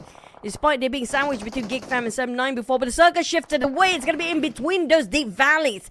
And ROY will still be favored by the circle here. And the one that actually not sharing the same side of the map is going to be just ROY on the other side. 7 teams still intact with 17 players still alive. Here comes FaZe Clan. They will gatekeep the rest of GiGFam and the Xaviers. They cannot get into the circle easily. How can Lamborghini do this by himself? Man, the circle is just unkind to D Xavier. Look at this. Just goes away and away and away from D Xavier. And like what you said, Lamborghini, how is he going to do this? Okay. At least on the northern side, looks like he found an entry point clear of other teams. Most of the other teams on the south side right now, we have Team Secret and Alliance. They were at it with each other for quite a while right now, and this fight has to end. ROY, despite having 2 players, but the circle favors them and a bit of lower ground while waiting for the other teams to cancel them each other out. So ROY will just wait for the woman of chicken dinner. Team Secret try to force a fight against Alliance. Yeah, there's going to be a lot of nade galore up here with nade. Also almost chipped down, but Alliance fought back. They managed to knock a couple of players of Team Secret down. Same goes for Alliance. They have a bit of a trade-off between these two. We have another one bites the dust. We're down to only 6 teams. And ROY, despite they're across the other side, they managed to steal away a couple of steals from below. But Alliance, they are falling into pieces. With Team Secret do have some elevations and a couple of rock to take covers. There's some hard covers for the side. Team Secret will try to just eradicate the remaining members of Alliance, but FaZe Clan will actually busy themselves against GIG So it's a good time for Team Secret to push forward and attempt to finish off Alliance here. Here we go. Push is what you asked for. Push is what you will be given. And Team Secret takes out Alliance. Number 5 for elimination points for Alliance. Now we're in our top of 4 teams, and 3 of them from the Vietnamese region. Again, it looks like the rise of the Vietnamese region is doing so far so good, but it is FaZe Clan, the team with more players as compared to the others. The Xaviers have only 1 player. ROY and Team Secret. It's going to be 2v2, 3v1 here. With FaZe Clan have the most players across the board. But it's all down to the next circle. ROY still got it somehow. All they need to do is just wait things out. Let them come towards its angle and the direction, and you just spray them down. But FaZe Clan, how to deal with 2 teams in 2 different big swings there. Team Secret on the south. The Xaviers' last player, Lamborghini, will come up from the north. But FaZe Clan know there's going to be a threat on the north and south side, so they are aware to watch out for both angles at the same time. But if they dealt with Lamborghini, that's going to be easier rotation for them to get into slightly north down towards where ROY's at. Team Secret, on the other hand, will try to force the fight against FaZe Clan. Oh, Lamborghini. Okay. They know he's there. They know he's forced to move right now. Shows himself. Now it's a matter of time till FaZe Clan might take him out unless he comes out with an insane clutch here against FaZe Clan. NｙNo is still keeping an eye on to Lamborghini. That Molly will kind of stop him from moving forward. He's still on the outside of the circle. The blue will be on top of him real soon. So all NyNo needs to do is just wait and be patient. To wait it out for last stage. They are at the barely at the edge of the circle here. It's so difficult for them to climb down because ROY has prepared himself down there. Their scopes... What? They just skip FaZe Clan entirely. Team Secret stole it away after they put in so much work to just venture out to the side of these Xaviers. It's going to be a clean spray. What a spray. Beautiful spray by Onza's. Impeccable spray it is. But next it's going to be down to ROY. ROY, they are quite in open space. They got themselves some low grounds as well. But they got some structures. There's going to be vegetations in between to cover themselves. For ROY, they still can revive. But FaZe Clan, they do have the numbers. Here comes the trio versus the 2 of ROY. Pretty much no way for ROY to overcome this. I mean, the terrain is just bad for ROY now. And FaZe Clan are charging towards ROY. They have the manpower against the 2 members of ROY. It's a matter of FaZe Clan not bottling it. I mean, we've seen this sort of situation before today involving a certain vampire, but nevertheless, this is FaZe Clan we're talking about. They are taking care of multiple angles, not allowing ROY to come out at all. For ROY, they try to make it count. If they can actually get a couple of knocks and they manage to actually get one, it's going to be 2v2. Moments down. GK, they still have plenty of hand grenades down there. They've been reserving for this particular reason. ROY, GK getting another one with Porsche alongside as well. Down to NyNo, and Nate will hurt him. And that's going to be the last one. ROY, what a flashy way to score that chicken dinner flawlessly. Dropping the triple Nate. What a golden chicken with only 2 players on their side. They absolutely deserve this celebration. I mean, you're talking about what? 2 players versus 3 lower ground. Everything was against them. Just like how the regular match. Man, this is crazy. What a crazy day it has been. Do not look down on any of these teams. Anything can happen in the PMSL this season. This is ROY, ladies and gentlemen, overcoming the odds to score that chicken dinner against FaZe Clan. The nade that had been tossed to perfection. That was a flawless hand grenade poured by the likes of ROY and GK Porsche as well. What a nice and way to just wrap up our first Miramar of the day. And there was a massive damage dealt by Porsche as well at 577 damage output with eliminated 3, but along with GK did the first nade. It seems to be the opening as well, but that was incredibly tough. As the side of FaZe Clan, they've been pressured by the blue, and those curve of the ground did help plenty for ROY, despite they have lower ground as well. And there's gonna be stat for our MVP this map. Yeah, Posh, who came out with 3 eliminations, 577 damage, 269 damage received, 27% team contribution, and the survival time of 28 minutes, 12 seconds. Frankly speaking, it's the same story as More Donkey's Chicken Dinner. The numbers don't tell the story. You have to see exactly how they scored this Chicken Dinner. It is just out of this world for ROY to beat the odds, to take out FaZe Clan, and those dates were amazing. Those dates were crucial. One by one, taking out the members of FaZe Clan. 1 nade, 1 knock, and that is all they take. That is all they need to overcome FaZe Clan. ROY has been on the other side of the map, completely silent after they ran away from such a massive fight against the other teams before. But FaZe Clan, they're quite in the open when they try to climb down those hikes just now. Those slopes was pretty difficult for them when they take too long to just get away from the blue. That's pretty much giving them away the position as well. But let's rewatch the highlight how ROY scored their chicken with only the 3 nades that matter at the most critical time.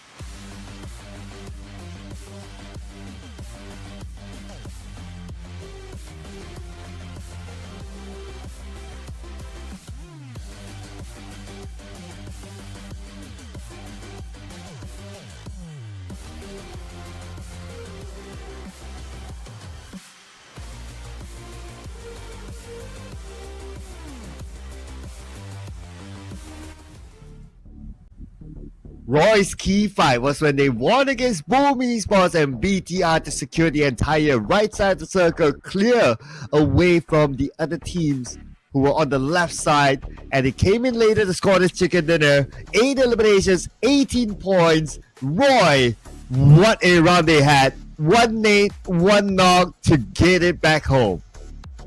Triple knock and triple nade. There was a golden time for the side of ROY, but FaZe Clan got himself balanced out between placement and eliminations. No double-digit elimination this time.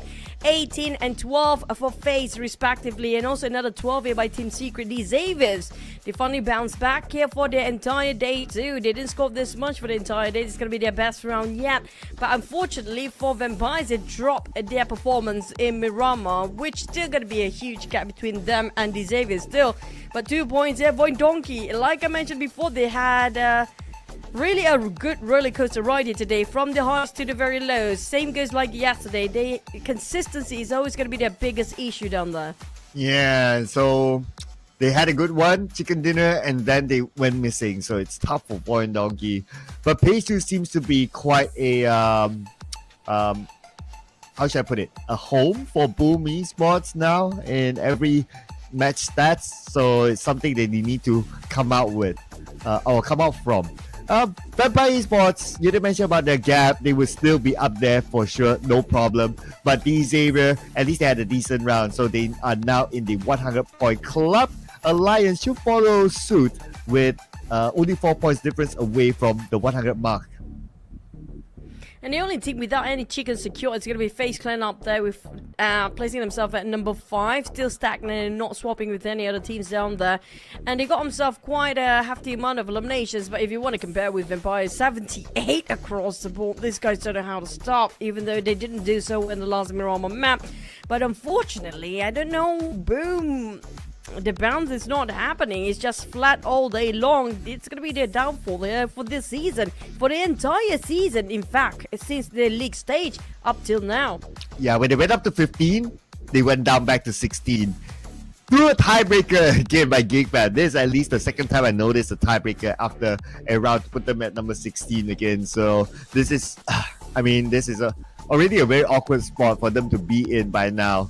Seeing them down there, former champion. Even Alter Ego is towards like the end, like number 13 with 56 points. They do have a gap with more of 5 points. Not that big, but of course it's Alter Ego that we're talking about, and the fans would expect more from them. Wow! Average of 1.5 damage by every single team in this Miramar map. Speaking of getting crazier when it comes to the last 2 maps remaining, 1.5, 1562 for DingoZ Xavier, 1503. This is a rare sight to have the same amount of damage by 2 teams there. 1503 for GiGFam as well, while ROY places himself at the top 4 at 1295. These 3 teams, I assume they do prefer Miramar maps over Wrangle for today. And you don't get to see this all the time, ladies and gentlemen, so screenshot this and keep it in your history books, because this is definitely something that don't come up often. But something that don't come up often today is that ROY Esports got the chicken dinner, so big up for them for doing that against FaZe Clan. Amazing ending. Whoever who missed out on that ending needs to repeat that, because it is just out of this world. 1 nade, 1 knock, 1 chicken dinner. Great work by ROY. It was a great nade all the time. They didn't even spray out for any of the players of ROY. It was a true 2v3 at first. But for today, so far, for the second half, we do have different teams getting themselves their hands on that chicken dinner here. We do focus on the teams in the middle pack. Seems to be having more motivated and more drive to get themselves the chickens and to go for the points here today. And speaking of the the teams at the very bottoms, in fact, do not seem to be having a breakthrough at all. We're talking about, unfortunately, I know this is going to be all-time favorite for all the fans out there, Alter Ego and Boom. They are struggling so hard in the grand finals. Yeah, they probably only had 1 decent round, and that's about it. Other than that is that we don't really see them putting up performance or even able to challenge other teams. So at this point, it's very, very hard to decipher, like, okay, what's up with teams like Boom, teams like Alter Ego, because they made their substitutions, especially Alter Ego. They made their substitutions. They brought in Boytu to this map, but it still didn't really give them that boost that they were hoping for. So I don't know what else can they change for now, because it's only like 7 more games to go, including the next one. I'm not surprised if they put Alva back into the lineup here, but at the same time, we do know Alva always plays at Wrangle more than he actually do perform in Miramar as well as Sunhawk. So that's going to be the case for Alter Ego. So any last hot swaps when it comes to the last map of the day? There's only 6 more maps remaining for tomorrow, plus this one is going to be 7 maps left to go for the teams to catch up to inside of Empires at number 1. It's a huge tall order for them. That's like 100 exactly at 100 point here between GiGFam and Boom, who's actually at 15 and 16 place. 100 point is achievable, like how Vampires did today, but can they pull a strong one for tomorrow? So might as well have a big bang ending. when it comes to the last match of today for the teams at the very bottom. Yeah, whatever it is, right? So you always want to like end the day on a high. At least you rest, you relax, you go to sleep thinking that okay, we still did something right at the end, and maybe that's something right, something that they can emulate again like tomorrow. So whatever it is, whether you are number 1 or whether you're number 16, you would still want to end the day well.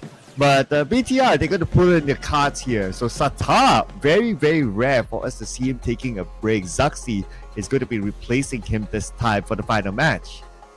Zaxi, one of the high valuable players as well when it comes to a high intense battle in a high pressure situation. He can handle it as calm as ice cool as cucumber, and even it's a 1v3 situation. I can see the sentiments when they're putting in Zaxi in this as well. Maybe try to change the dynamics and try to change the way they engage and their angle of perspective when it comes to initiating a fight. But for Vampires, today has been a great day for them. No sweat and no pressure at all. Everybody seems to be very chilled, and you can see even Tony K smiling, which is a rare sight still.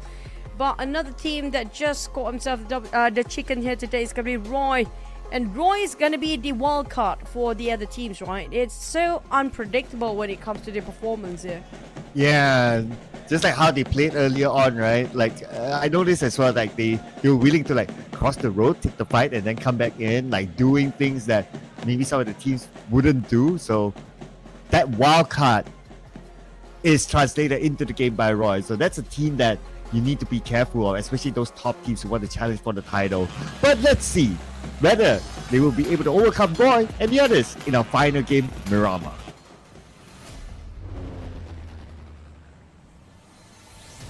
As we fly from the very south to the north around Torre Ahumada for our last map of Day 2 Grand Finals. Buckle up, ladies and gents. This is going to be a rowdy round because a lot of teams are eyeing out for this trophy this season. And a lot of teams still need to put up a lot of work down there. We're talking about the middle pack and also the teams at the very bottom. They try to target on Vampires as much as they can. Yep. At this point, if nobody challenges Vampire, then they would just run away with it. Yeah, they dropped one round before this, but they still have that gap. So they still need to be challenged enough. Because tomorrow, when we come back, assuming that, okay, only Miramar is anything map for them. They're not fans of Miramar. But we'll play 4 non-Miramar maps. And that's going to be majority of the days. So statistic wise or in theory wise, it will still favor them. So teams really need to put up a big challenge to Vampire Esports. And this starting off extremely generous fight path that any teams can drop whatever they fancy. It's not really a trouble. You don't really have to add in some equations or whatever to just calculate about their rotations. Not so much. It's pretty easy flight path just to ease out everyone's for the last map, but it's all about the circle later, and the circle won't be as generous as the flight path. So Impala, here we go. Oh, been waiting for this for quite a while. Finally we get at least stage 1 Impala, so that's a good chance here. Now, who plays in Impala? Normally it's PMGC Esports. Who plays in Puerto Priso? GIG So these two teams will be happy to go back to their home ground. Valadema is going to be the starting point for GIG just because of the flat path, but because of this circle and they are familiar with Puerto Priso, I would expect them to make a quick loot and make a run for Puerto Priso. And also a good time for Alter Ego to make up their numbers here because they dropped themselves around Al-Azhar and truck stop before. So they're pretty close to the center of the circle and they can't wait it out since 50% of the water ratio is inside of that circle. Only 50% of land remaining. Still stage 1. We don't know about stage 2 though. If stage 1 already looking so difficult for the teams, imagine how many teams left in stage 4. I think it's probably going to be half of what we have here right now because of how early stages will have so many space for the teams to share with. Motivation talk that you want to give to the all Indonesian teams right now? Untuk semua tim Indonesia, ingat kalian main tidak hanya untuk diri kalian sendiri, kalian main juga untuk semua fans yang datang ke sini untuk dukung kalian. What Sansku's trying to say is to all Indonesian teams that right now you are playing not only for yourself but then for the supporters that coming to here. So do your best. Playing praying for the supporters. Well said, right? The man who's rallying the supporters, getting on the ground, getting to know them personally, cheering them out, cheering the teams. Yeah, the teams will need to put up a performance to repay back to the supporters who came all the way to the venue, all the way to Surabaya, and they probably come from like far away because Indonesia is a widespread country to come to support their favorite teams and also all the Indonesian teams. Yeah, but they probably have to take some flights as well just to be there. And for GIØI, some fun fact about this guy. He's a super fun guy. If you actually see him, just talk anything with this guy. He's super informative as well, and very resourceful indeed. But for the Miramar average eliminations, yeah, we're going to give it to Sam9 at 7.7, Alliance at 6.3, Team Secret and ROY. This is going to be no wonder they got on themselves in the top 4 as well. This is going to be one of their favorite maps to find a target. And yep, when it comes to even rotation-wise, ROY and Team Secret, if you compare with the Xaviers, I don't know why, but the Vietnam team regions are more strategic compared to Vampires or the Thais. The Thais seems to be more aggressively trying to get those eliminations, while rotating in is sort of a flip of a coin sometimes. If it happens, great. If it didn't work out, it's going to be a total blunder for their teams. But for the side of Vietnam region, they're trying to balance it out for both. But sometimes for these Xaviers, it will be the best version of it. ROY seems to be the second, and third is going to be Team Secret. But you actually compare them with last season. This season, they almost perfected their formulation of how to play along with the circle, be safe, and be aggressive in the late stage. Great that you brought out of Vampire Esports, because statistically, even before this, Vampire Esports, they're generally not fans of Miramar matches, and it still shows that in the stats that no Vampire Esports in any of the 2 stats shown. So this is their challenge to kind of overcome the stats and just to try to pick up those numbers for themselves as well inside of Miramar. They still have this gap of 43 points with the Xavier, so they would still be on top. But you don't want to leave that, as a team, you don't want to leave that chance for other teams. Of course, for us watching this, we'd like to see a tight race, but as the teams themselves, they want to stay as far away as possible from other teams, irregardless of the map. Speaking of the map, I'm looking forward about how the circle will rotate later on. Like we mentioned, it's going to be 50% or 45% of water ratio in it. And might be some teams that resort into around the coastline, just on the outskirts of Impala as well. If it's going to be the worst case scenario for them to just play it safe and not being spotted out. But there will be some gatekeepers around there trying to have a full control of the water area as well. If some teams do have that kind of mindset. Now, we do have talent coming up all the way around the coastline here. Migration starts to happen in stage 1. I assume when it comes to 30 seconds or almost a minute left on side of stage 1, hopping to stage 2, a lot of teams start to clash and collide due to how difficult the circle here with less land to share with the other teams. Yeah, because it's a circle, at least the first stage, with about like what, 40% water, 50% water, and there's a chance that it will go to Impala, in which I'm hoping for. It'll be challenging for those teams. So that's how we can see some of these teams already making their move into the circle, try to get the best spots possible. But I'm looking at the mini-map right now. Onzens. Oh no. Here comes Alliance. It's going to be just on the outskirts of between La Medita and Impala as well. He left just in the nick of time, but will he be sprayed? Definitely discovered by Elijah. That's going to be some warning shots from FaZe Clan to a side of Alliance, but they're sharing very paper-thin walls with Boom. So over-exploiting their own position, it will bite themselves back later for FaZe Clan. They don't want to give away too much information towards their neighbors there. And Boom, this is the redemption time for them. It's not going to be their best map, of course, but for Boom, they need every point they can gather for the last map here today. We do have some rotation made by the Xaviers too. They're cutting across all the way towards the other side and just passing through, maybe just passing through Los Leones to go towards the side of La Bendita and Impala as well. But Talon and Team Secret, hello, first contact. So Team Secret with a bit of high ground advantage, but Talon has that as well. And if we look at the minimap, Talon, they are surrounding Team Secret, so a bit of an advantage there. Now there's a curve in between.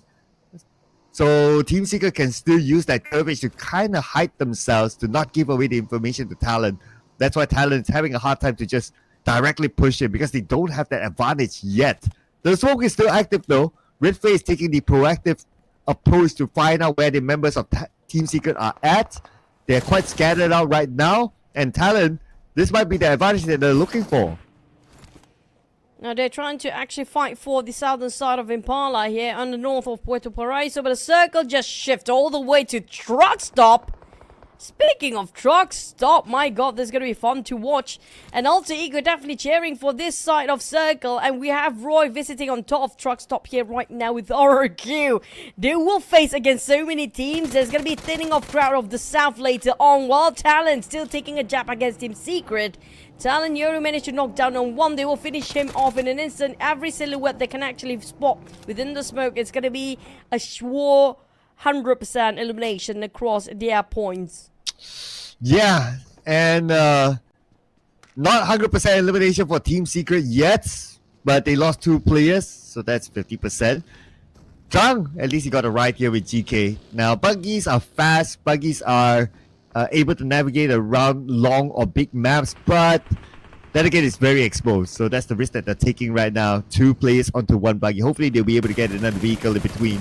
RRQ, however, tries to spray down the rotating teams, BTR, who came past by them. But it's Mirama we're talking about. You see them, and you don't see them because of the terrain. Yep, it's going to be the uneven terrain and make it so difficult. The wavy terrain is so impossible for the players to actually scout each other out. But GiGFam, they found one of the players of Boom, which very separated from the rest of the team. Now, Bombit, he needs to find an exit out, but will it be a bit too late now? He hot himself into the vehicle, but already still got shot down by Alter Ego of all the teams down there. Oh, here we go. GiGFam trying to defend their ground against a Boom Esports. Boom Esports looks like they'll move away from this area. They'll allow GiGFam to reset. Boom Esports taking the higher ground, so they'll be happy with that position.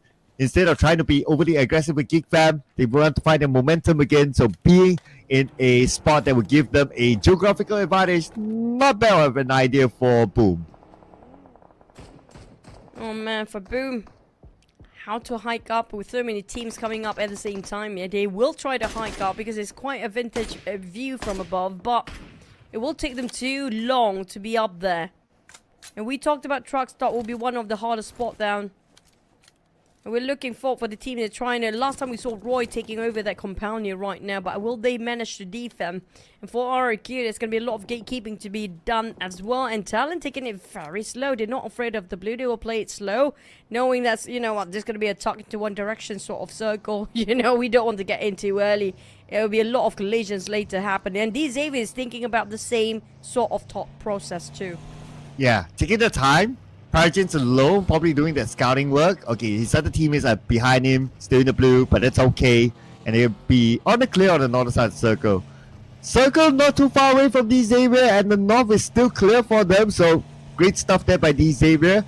The south side, that is where the crowd is at. Many teams down there. 7-9 wants to come in a little bit later. They might meet up with RRQ that's already in the circle.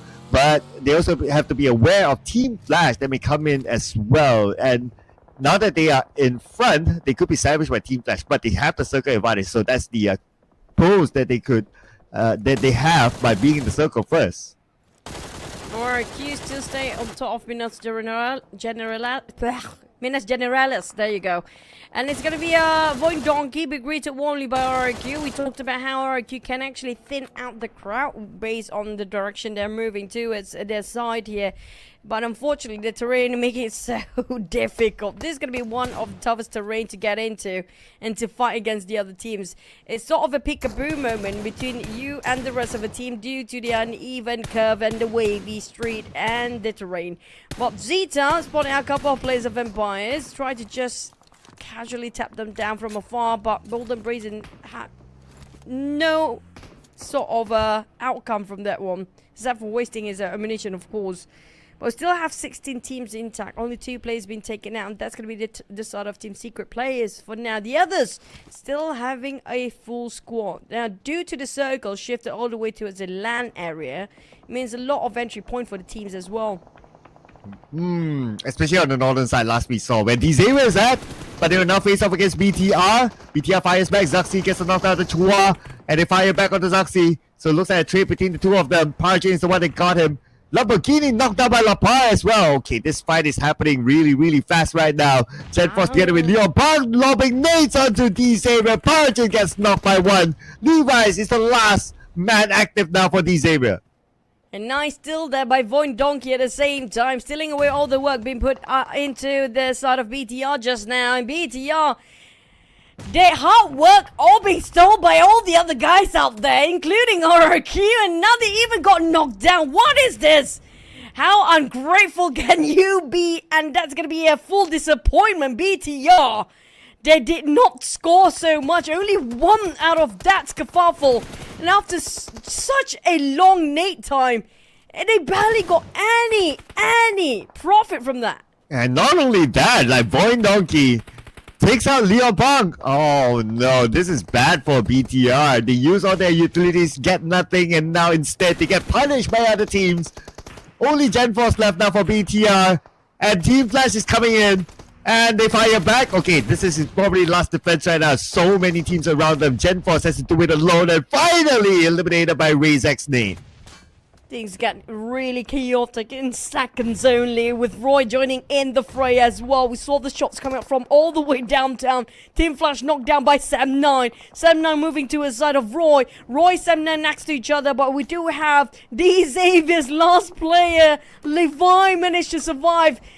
Being sandwiched between all the teams just now, between VOINH, between RRQ, between BTR, and the one that actually biting the dust first is going to be BTR. Next, RRQ and Talon. We're talking about, like, what, 8 teams, half of the population, right on top of this mini-map here right now, on the left side of Truck Stop. Oh, man. And the teams are still coming in, though. Still fighting with each other. VOINH versus Talon right now. Red face now down. And he's behind his buggy. Vexy wants to secure that elimination point before he's stolen away by some other teams, because they are still coming in. Look at the minimap. Another team's approaching on the right, and that's going to be FaZe saying hello. Oh, another one. Just to make it the more the merrier, they say. It's not even Christmas, yeah? But King Fan, Pombet, Alter Ego. The bullets flying across this battlefield right now is incredibly tough to call out the directions. It's going to be super confusing for all the players down here. Which team from which direction, who they're dealing with at the same time. But Levi, he managed to steal away a couple of knockdowns and elimination against Team Flash at the very last minute too. And nobody spotted out Levi except for Team Flash, of course. But Sam9, they're making a move, pushing towards the side of Team Flash, attempt to take them over. But there's also Levi in between this kerfuffle. We have VOINH and FaZe Clan joining on the southern side. We might actually have RRQ joining in as well. Now I'm waiting. The only teams that are looking forward to is this crossfire. It's going to be Vampires. Where's Vampire going to shoot from at this point? Oh, well, the team that also have not decided yet, at least for now, is going to be Sam9 as well. It's like, where they're going to shoot from. It's like, oh, it's just so messy. We don't want to be part of it. Let's just have them have a go at each other, and maybe we'll come in a little bit later. So Sam9 is still staying away from those fights on the left side circle. But we have more teams coming in, and the next team that's going to say hi just passed by them to the northern side. Team Secret, Trung, says hello but goodbye at the same time. Hello, Vampires. They're coming up from the south. They're looking over the side to Vampires. They're coming all the way from behind. But ROY, you know what? They had enough. They're going to just stay indoors, sitting pretty inside, not doing too much of work. There's too many confusing bullets flying over the other side. They're going to stay indoors. Unfortunately, Team Secret, they just passed through and they're gone. Next, there's going to be DZavier. There's going to be Levi being finished by one of the teams out there. But I'm waiting. Oh, here comes Vampires. They do have those elevations. Team Flash is playing a very dangerous game here. They are in the center of attention, but lucky enough, there's some concave area inside of these crossfire and minimap here that kind of block the other teams to actually see them completely. But for FaZe Clan, they have to pick and choose their points in here. It's either going to go against Alliance or Vampires or VOINH. There's so many options if you want to pick your poison. Oh, well, void.Q picked face scan as their option. One knock. Okay, the fight will continue on, but we'll go on to the outer side of the circle. This will be interesting for PMGC Esports now. Only PMBit left, tanking out the blue. 3 first aids, but oh, okay, that's it. He took that damage, Frenzy went out, and PMGC Esports eliminated. I'm not even surprised if ROY actually win this again, but Alter Ego, Gig Fam, they finish off Damrit against Oftar, 1v1. It's going to be a CQC, a mid-range fight here, and Damrit won over the last member of Alter Ego, and that's going to be Alter Ego with 1 elimination only. That's going to be the end of their run here for Boom and Alter Ego. No more progress. A lot of teams at the bottom 8 or bottom 16 being eliminated first in an alternating manner as well, but next is going to be void.Q versus FaZe Clan with Team Flash across the other side, and don't forget about Morph and also ROY, who seems to be not interested at all when it comes to this chaotic match that they have on the southern side. But what a nade by Venturas again! And to make sure that they secure that elimination point, looking for Vexy now. Vexy's all alone as Onsens passed by. Vexy knocked down. Vexy eliminated. That is it for void.Q's. Scored 3 points this round. FaZe Clan not done yet though. Team Flash is next. ROY just sipping their drinks, waiting things to settle down while we're looking at Team Flash. FaZe make it talent into the fray too. This is gonna be super fun. We're talking about open space, yes, but uneven terrain will make it so difficult for the teams to just drop those nades right on top of each other. There are a couple of structures, vegetations, and some huge rocks they can take as out covers. But for Sem9, will they still want to stay here, or they go straight towards the direction of ROY, who happens to be taking the compound, and the circle might favor them as well because the circle just shifted towards their side too. And Team Flash right in the center here. And we talked about Vampire sitting quietly, then they are observing, you know, which one seems to be the best, juiciest prey for them to target on. Yeah, and Vampire, besides just watching and choosing their next target, they wouldn't mind these teams just cancelling out each other, just like what happened to DZ, where it's like, the closest competition out, thanks to how messy the fight is. And they're hoping for Alliance, FaZe Clan to be in the same position. So that's why Vampire, they're like, okay, cool. I'll just stay alive. I'll stay away from you guys. I'll show up later.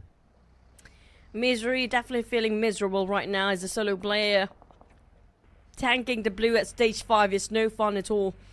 It's going to be painful to the max. Very painful indeed, but he might just try to buy himself time, but there's nobody open fire here, so make it or break it. Time for Misery. It's definitely broken entirely as Talon eliminated next because the blue zone will not agree with him as well. Alliance here have to push upwards because the circle might favor the ones actually where ROY stands inside of those compounds, but if they're being favored towards the southern side, it's a big win for Alliance as well. FaZe Clan now taking on Team Flash. We're waiting for the circle to pop, and Vampire still watching everyone, how they move about the rotation of the next circle. Yeah, they're moving towards Alliance on the south side, but not really like all-in commitment yet. Might as well wait for the next circle. Circle went to the middle. FaZe Clan, Geek Fam, Team Flash, ROY, Sem9.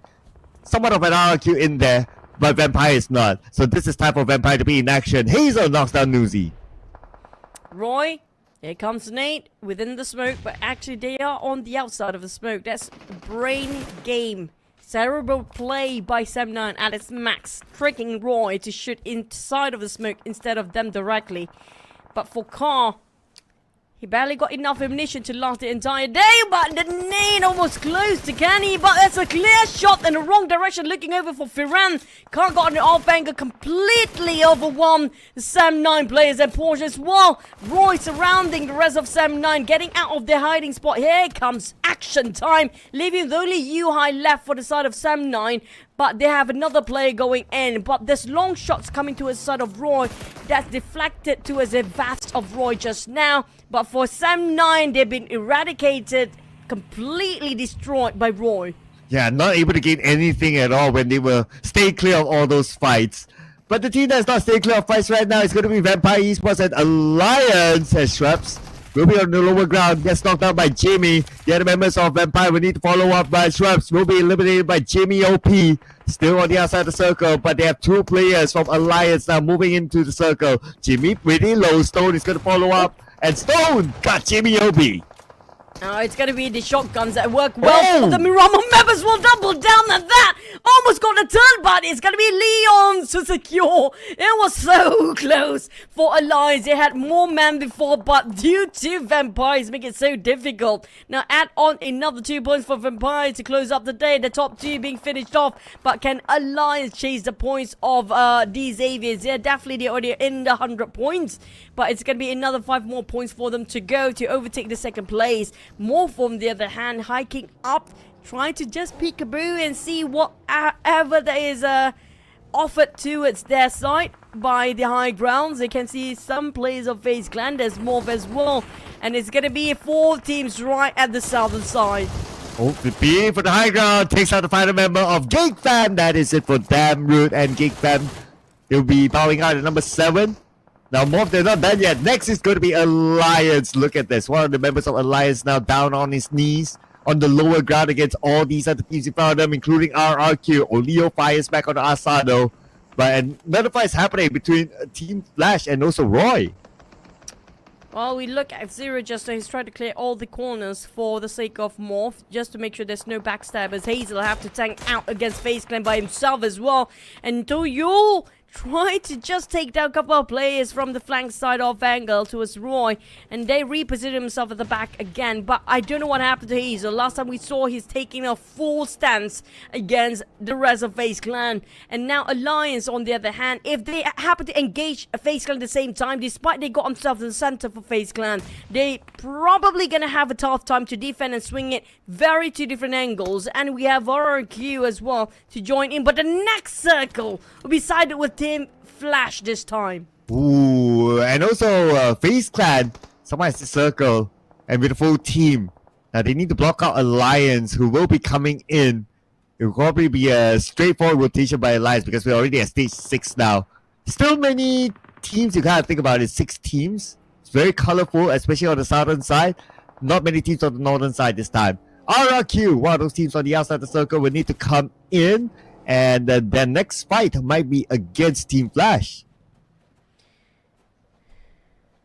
But for FaZe Clan, they can take it up as a challenge here. Opportunity presented to itself. Whether they can actually push the numbers of elimination or not, depending on how can they win against Alliance. There are 5 elimination across the board for ROY and FaZe Clan, but the nade making it difficult. Here comes another mid-air explosion, and RRQ chip in the damage to the side of FaZe Clan at the same time. But FaZe Clan victorious fought back. They managed to knock down on Morph. Alliance taking on Morph. Morph butting into some business that they're not supposed to be here. And FaZe Clan and Alliance both not happy regarding this. They're all in and distracted towards Morph right now, with NÄNG trying to go for the flank side of Olio. We're looking at Morph struggling to keep their boat afloat, while NÄNG keep the pressure on the backline of Alliance. Yeah, and it seems like Alliance falling into pieces with only 1 player remaining. Well, here we go. They know it's only 1. That's why they go all in on the Olio now. And FaZe Clan will secure that elimination point. 8 elimination points now for FaZe Clan as Alliance bow out at number 6.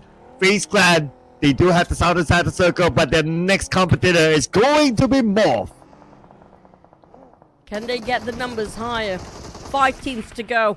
More Valley alive with only 2. There's gonna be jump shot in style. NÄNG.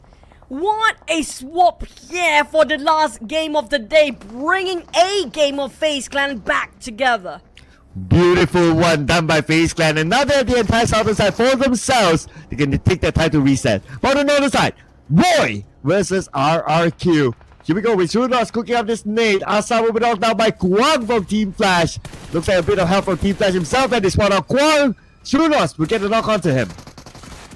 A Porsche, and it's down to only ring around the rosy, and Snape's down. RRQ next with 4 eliminations at 4th place. We're down to only 2 teams here. Team Flash versus FaZe. They cannot botch this one. 9 eliminations. They are on rampage and rampantly try to find the remaining members of ROY. But ROY Juki barely got any first aid. I think Shuno should share, but it's okay. He managed to reset himself. But there's going to be the street dividing them and FaZe Clan. And the pivotal player here, the critical moment for NÄNG to open up the angles against ROY. He spotted the players, Shuno spotted him out as well, and Juke were a bit distracted towards the side of NÄNG, while the rest of FaZe Clan will try to find themselves at an entrance towards the side of ROY to cross over that street.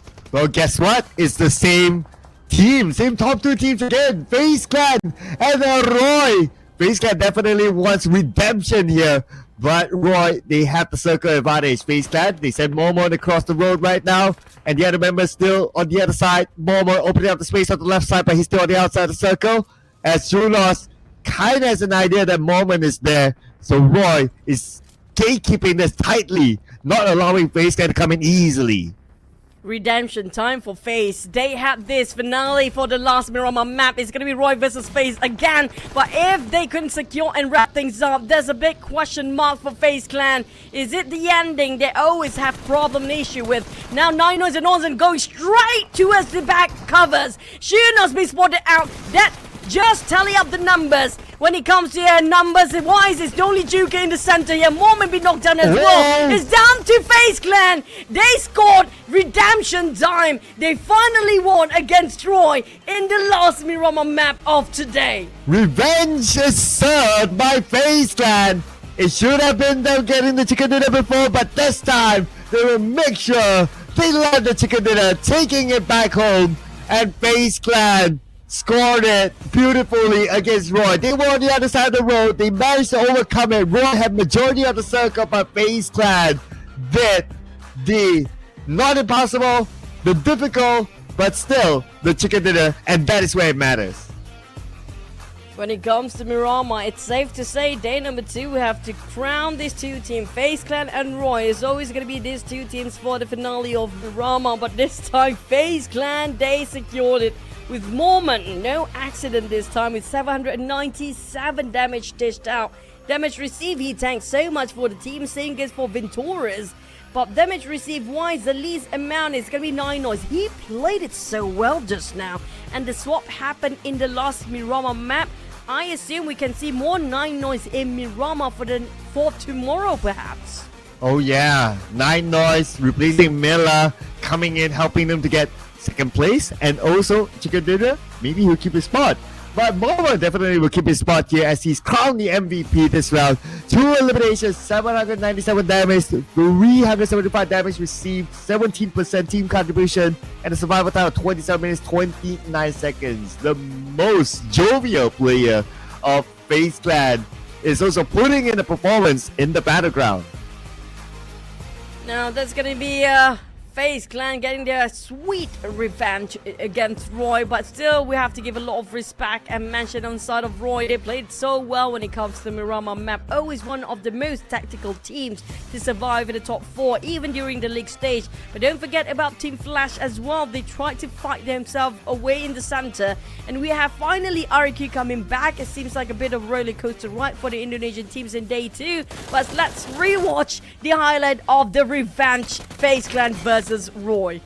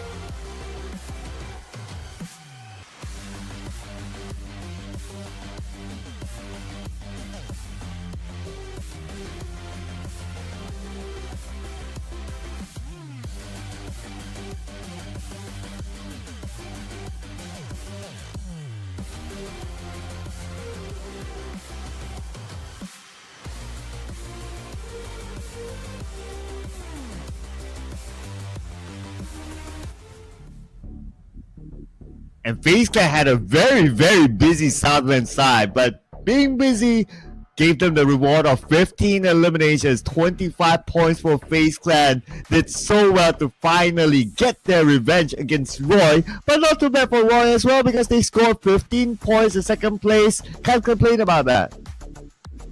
Definitely, I mean, like, double-digit teams will never gonna complain about their last run here. ROQ is gonna be back into the roller coaster, right up and down they go. But Morph scored himself 6 eliminations. Yeah, Lions still gonna still focus on 2 as eliminations with 4 eliminations. GIGFAM at 5 points, 6 points for Lions, and boom. You know what? I think they're done with getting those placement points. They're just gonna focus on eliminations for now. Yeah, might as well. I tried to go for it. And that put them up on page 1 at least. But on page 2, we do have Sam9 and Team Secret, the 2 teams with no points. Alter Ego, one of the big boys here with 1 point. Same goes for BTR, 1 point as well. These Xavier, today hasn't been their day. They lost momentum entirely. And the final round, they only scored 2 points. Now I'm looking for the overall rankings. How we actually fare for these Xaviers. Probably get pushed down by FaZe. Incredible performance here today, especially Venturis is rising up. His A game definitely been pulled for the side of FaZe Clan, and they push down the Xaviers with only 2 points away. And it's gonna be the domination of the entire regions on the top 2, and they are the one that will contend to as Vampires, but the gap is just significantly a big stretch. 42 points of a gap to finish off the run, Vampires and FaZe Clan today. And Vampires dropped the 2 Miramar matches, but because of the gap that they have created, so it's like, they're okay. And the fact that as well that these Xavier went out early, teams cancel each other, so they'll be like, okay, great. You guys down there, just take over each other. That's fine. We'll still be up here. So Vampire Esports is in that sort of situation now. So far, okay for Vampire Esports, but they must make sure that tomorrow when they come back into the game inside of Side Hall, they need to have that sort of performance again like how they did in the first half.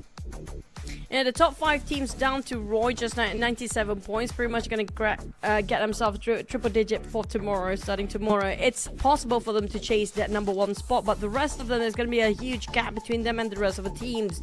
Down to the 50 points on top of Boom. That's going to be... Boom, I mean, like, they have to pull something tomorrow. They are at 16th place, and they were the last season's champions as well. This is going to be awkward to see Boom at the number 16. Yeah, still down there, not moving. In fact, GIGFAM, well, before this it was like tiebreaker, right? But this time GIGFAM had that 1 point above Boom, so still down there. Alter Ego went down as well, so they're number 14, 5 points above a GIGFAM, very close to like the very end as well. So this is again not only Boom Esports awkward position, but same goes for Alter Ego as well. So these 2 teams shouldn't be there, but it is what it is. But it is also what it is that Tony K is our MVP today. Yesterday was RQ Snape. Today is going to be Tony K at number 1 at 3.3 average elimination. Yesterday we had around 2.5. Today is a different number entirely. And this Tony K back with Vampires taking the reign at number 1 spot. Number 1 of everything, most of it, except for the assists, of course. Average damage at number 1. Average survival time at number 1. Team contribution still number 1. I mean, you guys are gonna say that Tony K is overrated, but hey, the stats don't lie, the numbers do portray itself, and this is gonna be the guy to watch out for tomorrow's matches. Yeah, I do wonder who's the number 1 assist since Tony K is at number 2 assist, right? Who took away that one stat that kind of scratched Tony K's stat? But anyway, oh yeah, probably be Schwabs, I wouldn't be surprised if it's his other teammates, right? Because Vampire Esports, they were explosive today, overall that is. Other than that, of course, he got like number 1 all around, so that's great, and that's why he's the MVP for day number 2. So day number 3 will be really interesting to see if Tony K will still be here. Yeah, I'm not surprised if he'll still be here. This guy never dropped his performance. He got himself clean sweep every single time in every single season. But we're going to have to wait and see since Rosemary is one of his tough rivals. But speaking of rivals, we have Alliance here on the interview. And right now, right beside me, we have a team from Alliance. Let's give them a round of applause first. We have Adi Kluk and also Jimmy right here. Halo Adik Luk, halo Jimmy. Hello. Wow, okay, it's nice to meet you guys. So, first of all, I would like to ask some questions to Adik Luk first. So, congratulations as well. Right now, you're currently ranked 4th. And in the last summer tournament, your final ranking was 3rd, right? So, do you have the confidence to surpass your last year results? And what's your goal to this year? Okay, adik. Sekarang ranking Alliance di tempat keempat dan kalau kita tengok tournament sebelum ni korang dapat tempat ketiga lah. Jadi rasa-rasa adik-adik confident tak yang korang akan dapat result yang lebih better daripada season lepas? And apa target adik untuk tahun ini? Saya rasa confident je untuk season ni dapatkan title champion. And target saya season ni bukannya season ni je, setiap season saya nak dapatkan champion lah. Kalau nombor 2 tu pun bagi saya tak cukup lah, champion je. Okay, so basically of course we are confident to surpass that last year result, which is right now we aiming for the champion spot. And of course what's our goal this year, I think it's gonna be the same for the last season, or I think it's gonna be the same forever. I just gonna get the trophy, I want to be a champion. Even though if I got number 2, it still will be not enough for me. I still want the champion spot.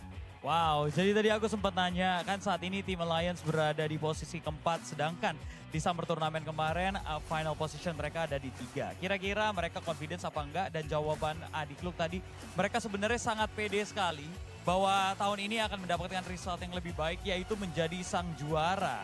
Dan bahkan menjadi di posisi nomor 2 tidaklah cukup buat mereka, sehingga mereka mentargetkan untuk menjadi juara. Luar biasa sekali. Well, very great, Adik Luk. But we all know that you cry a lot in the past season, is it? Yeah. So, how do you always bring yourself up, regain the confidence again, like to compete again, and like right now? Okay, adik, seperti kita semua orang ketahui yang adik nangis dengan sangat, boleh katakan banyak lah season lepas. Macam mana adik menyemangati diri adik sendiri untuk dapatkan confidence, and macam mana adik nak melalui masa-masa perit tu lah? Oh, saya nangis hari tu sebab tak dapat buat yang terbaik kan pada season lepas. Saya selalu nangis sebab tak dapat champion je, tak dapat buat yang terbaik. And untuk balikkan confidence saya tu, saya just training and bantai-bantai je dekat screen. Okay, so basically, of course, yeah, I mean, I cried is because of I didn't get the champion. I don't do good enough. I think I'm not giving my best. So of course, I'm crying. I think all pro player also would feel the same. And how do I regain the confidence again? I think in the scrim, I just gonna play all out. I just gonna try to kill every single person that I met. I think it just like keep grinding lah. So yeah, I keep telling myself to keep grinding. Oke, jadi tadi aku juga sempat nanya ya bahwa kan di season kemarin Adik Luk nih cukup banyak nih nangis nih ya kan. Tapi dia berhasil ngembaliin lagi semangatnya. Terus aku tanya rahasianya kira-kira apa? Ternyata jawaban Adik Luk adalah ya memang harus diakuin bahwa di season kemarin ya dia sebenarnya merasa sedih dan kecewa karena belum berhasil menjadi juara. Dan Adik Luk juga merasa kayaknya semua pro player lain juga akan merasakan hal yang sama pastinya ketika belum berhasil menjadi juara. Tapi sekarang dia kembali lagi, dia latihan lagi, dia grinding lagi di scrim-scrim dan dia mencoba untuk bantai-bantai banyak orang nih sehingga itu yang membalikan semangat dia lagi untuk bertanding lagi di season kali ini. Thank you so much Adik Luk, well deserved. And now let's talk to Jimmy. Hi Jimmy. Hello. Jimmy, with the level of the competition increasing every season, how do you stay focused and motivated to perform at your best? Especially with the pressure of qualifying for the world stage. Okay, Jimmy, sekarang kalau kita tengok setiap season, kira persaingan sangat-sangat ketat. Macam mana Jimmy sendiri untuk kekalkan fokus Jimmy and kekalkan motivation Jimmy untuk perform dengan sangat-sangat baik? Apalagi dengan pressure sekarang yang mana korang nak qualify ke world stage. Untuk saya motivate diri saya dan juga teammate saya untuk terus bersemangat, and sebab tim-tim lain juga makin lama makin improve. Jadi kita pun kena improve juga and buat yang lebih baik. Macam sekarang pun ROY pun lagi power Okay, so basically yes, of course, I think the only things that I did is I motivate myself and motivate my teammates that we need to stay focused, we need to keep improving, is because of the other team from other country also is improving, especially ROY. I think right now King Roy is the best performance team right now. So yeah, we need to be careful and stay focused. Oke, jadi tadi juga sempat nanya ya, kan level kompetisinya setiap season itu akan naik levelnya gitu ya kan. Bagaimana tim Alliance terutama Jimmy dan teman-temannya bisa stay fokus, tetap fokus dan juga termotivasi untuk memberikan performa yang terbaik. Ternyata Jimmy selalu bilang, dia selalu mengingatkan teman-teman dia lagi untuk yuk fokus saja bagaimana kita bisa mengimprove diri kita, bekerja sama lebih baik karena teman-teman atau tim-tim lain juga levelnya tuh semuanya increase, semuanya naik gitu. Bahkan bisa dibilang kayak saat ini tim Roy atau bisa kita kenal dengan King Roy, saat ini lagi bagus-bagusnya. Bahkan bisa dibilang menjadi tim dengan performance yang terbaik. Jadi mereka juga semakin termotivasi untuk tampil lebih baik. So Jimmy, next question. Is there a particular team or player that you see as your biggest rival this season? And how do you plan to overcome them in the upcoming matches? Okay Jimmy, ada tak spesifik team ataupun player yang Jimmy rasa itu adalah rival saat inilah untuk season ini? And macam mana Jimmy rasa Jimmy perlu lakukan dan juga kawan-kawan perlu lakukan untuk mengalahkan dorang dalam match hari esok? Pada saya tak ada yang ni pun spesifik sangat. Semua memberi saingan yang bagus and memang semua kuat-kuat. Jadi bagi saya, kita orang hanya perlu kekalkan disiplin, basic dan bermain lebih sabar lagi mungkin untuk pada esok dan meningkatkan lagi peluang kita orang. Okay, so basically I think all the teams is the same. I mean, we don't have a particular team or a particular player that we see as our rival. I think all the same. We need to respect every single team that compete in this grand final. And of course, we need to maintain our discipline. We need to maintain our basic. We just need to focus and in order to step up our gameplay. So yeah. Oke, tadi Jimmy juga bilang ya, aku sempat tanya apakah ada tim atau player khusus nih yang jadi target atau spesifikasi yang harus diperhatikan secara khusus. Tapi tadi Jimmy juga bilang sebenarnya dia sangat menghormati setiap tim yang ada karena ternyata setiap tim pun levelnya juga sudah sangat tinggi-tinggi sekali. Jadi dia put respect, dia menaruh semua respect kepada semua tim karena level kekuatan mereka sudah tinggi juga. Sehingga bagi mereka saat ini yang paling penting adalah stay fokus untuk tetap bisa perform yang terbaik. Okay, maybe this is gonna be the next question as well, Jimmy. We all hear that you always want to be in a team with Adi Klub. And now it's the third season with Adi Klub. So how do you feel playing a year with him? And any words to him and team for your upcoming match tomorrow? Okay, Jimmy. Please, Jimmy. Okay, Jimmy. Sekarang kita tahu yang awak nak sangat-sangat main dengan adik Lu dan sekarang adalah season ketiga awak bermain dengan adik Lu. Macam mana perasaan Jimmy sekarang dah main setahun dengan adik Lu? And ada tak apa-apa kata-kata yang Jimmy nak sampaikan kepada adik Lu dan juga kawan-kawan untuk kawan-kawan yang lain untuk hari esok? Bagi saya, perasaan saya sebelum ni pun saya pernah bermain dengan adik Lu. Dia memang very talented punya player. And apa yang saya nak kata untuk adik, jangan risau, insyaAllah esok kita akan memegang kejuaraan itu. Dan kepada teammate saya, kita tetapkan fokus and kita bermain macam biasa untuk kita mendapatkan kejuaraan. Okay, of course, yes, I would love to play with Adik Lu because I think he is a very talented player. And words I want to say to Adik Lu, you don't need to worry, I'll give my best. I'm going to promise you that tomorrow we're going to lift that trophy. And to my teammates, just stay focused, just perform your best, and of course we're gonna win this together. Ya, seperti yang tadi Jimmy sudah bilang ya, Jimmy itu pengen banget sebenarnya main sama adik Lu dan saat ini sudah menjadi season ketiga juga selama 1 tahun ya main bareng. Dan Jimmy bilang adik Lu adalah orang yang sangat talented sekali, dia adalah player yang sangat baik dan bagus sekali.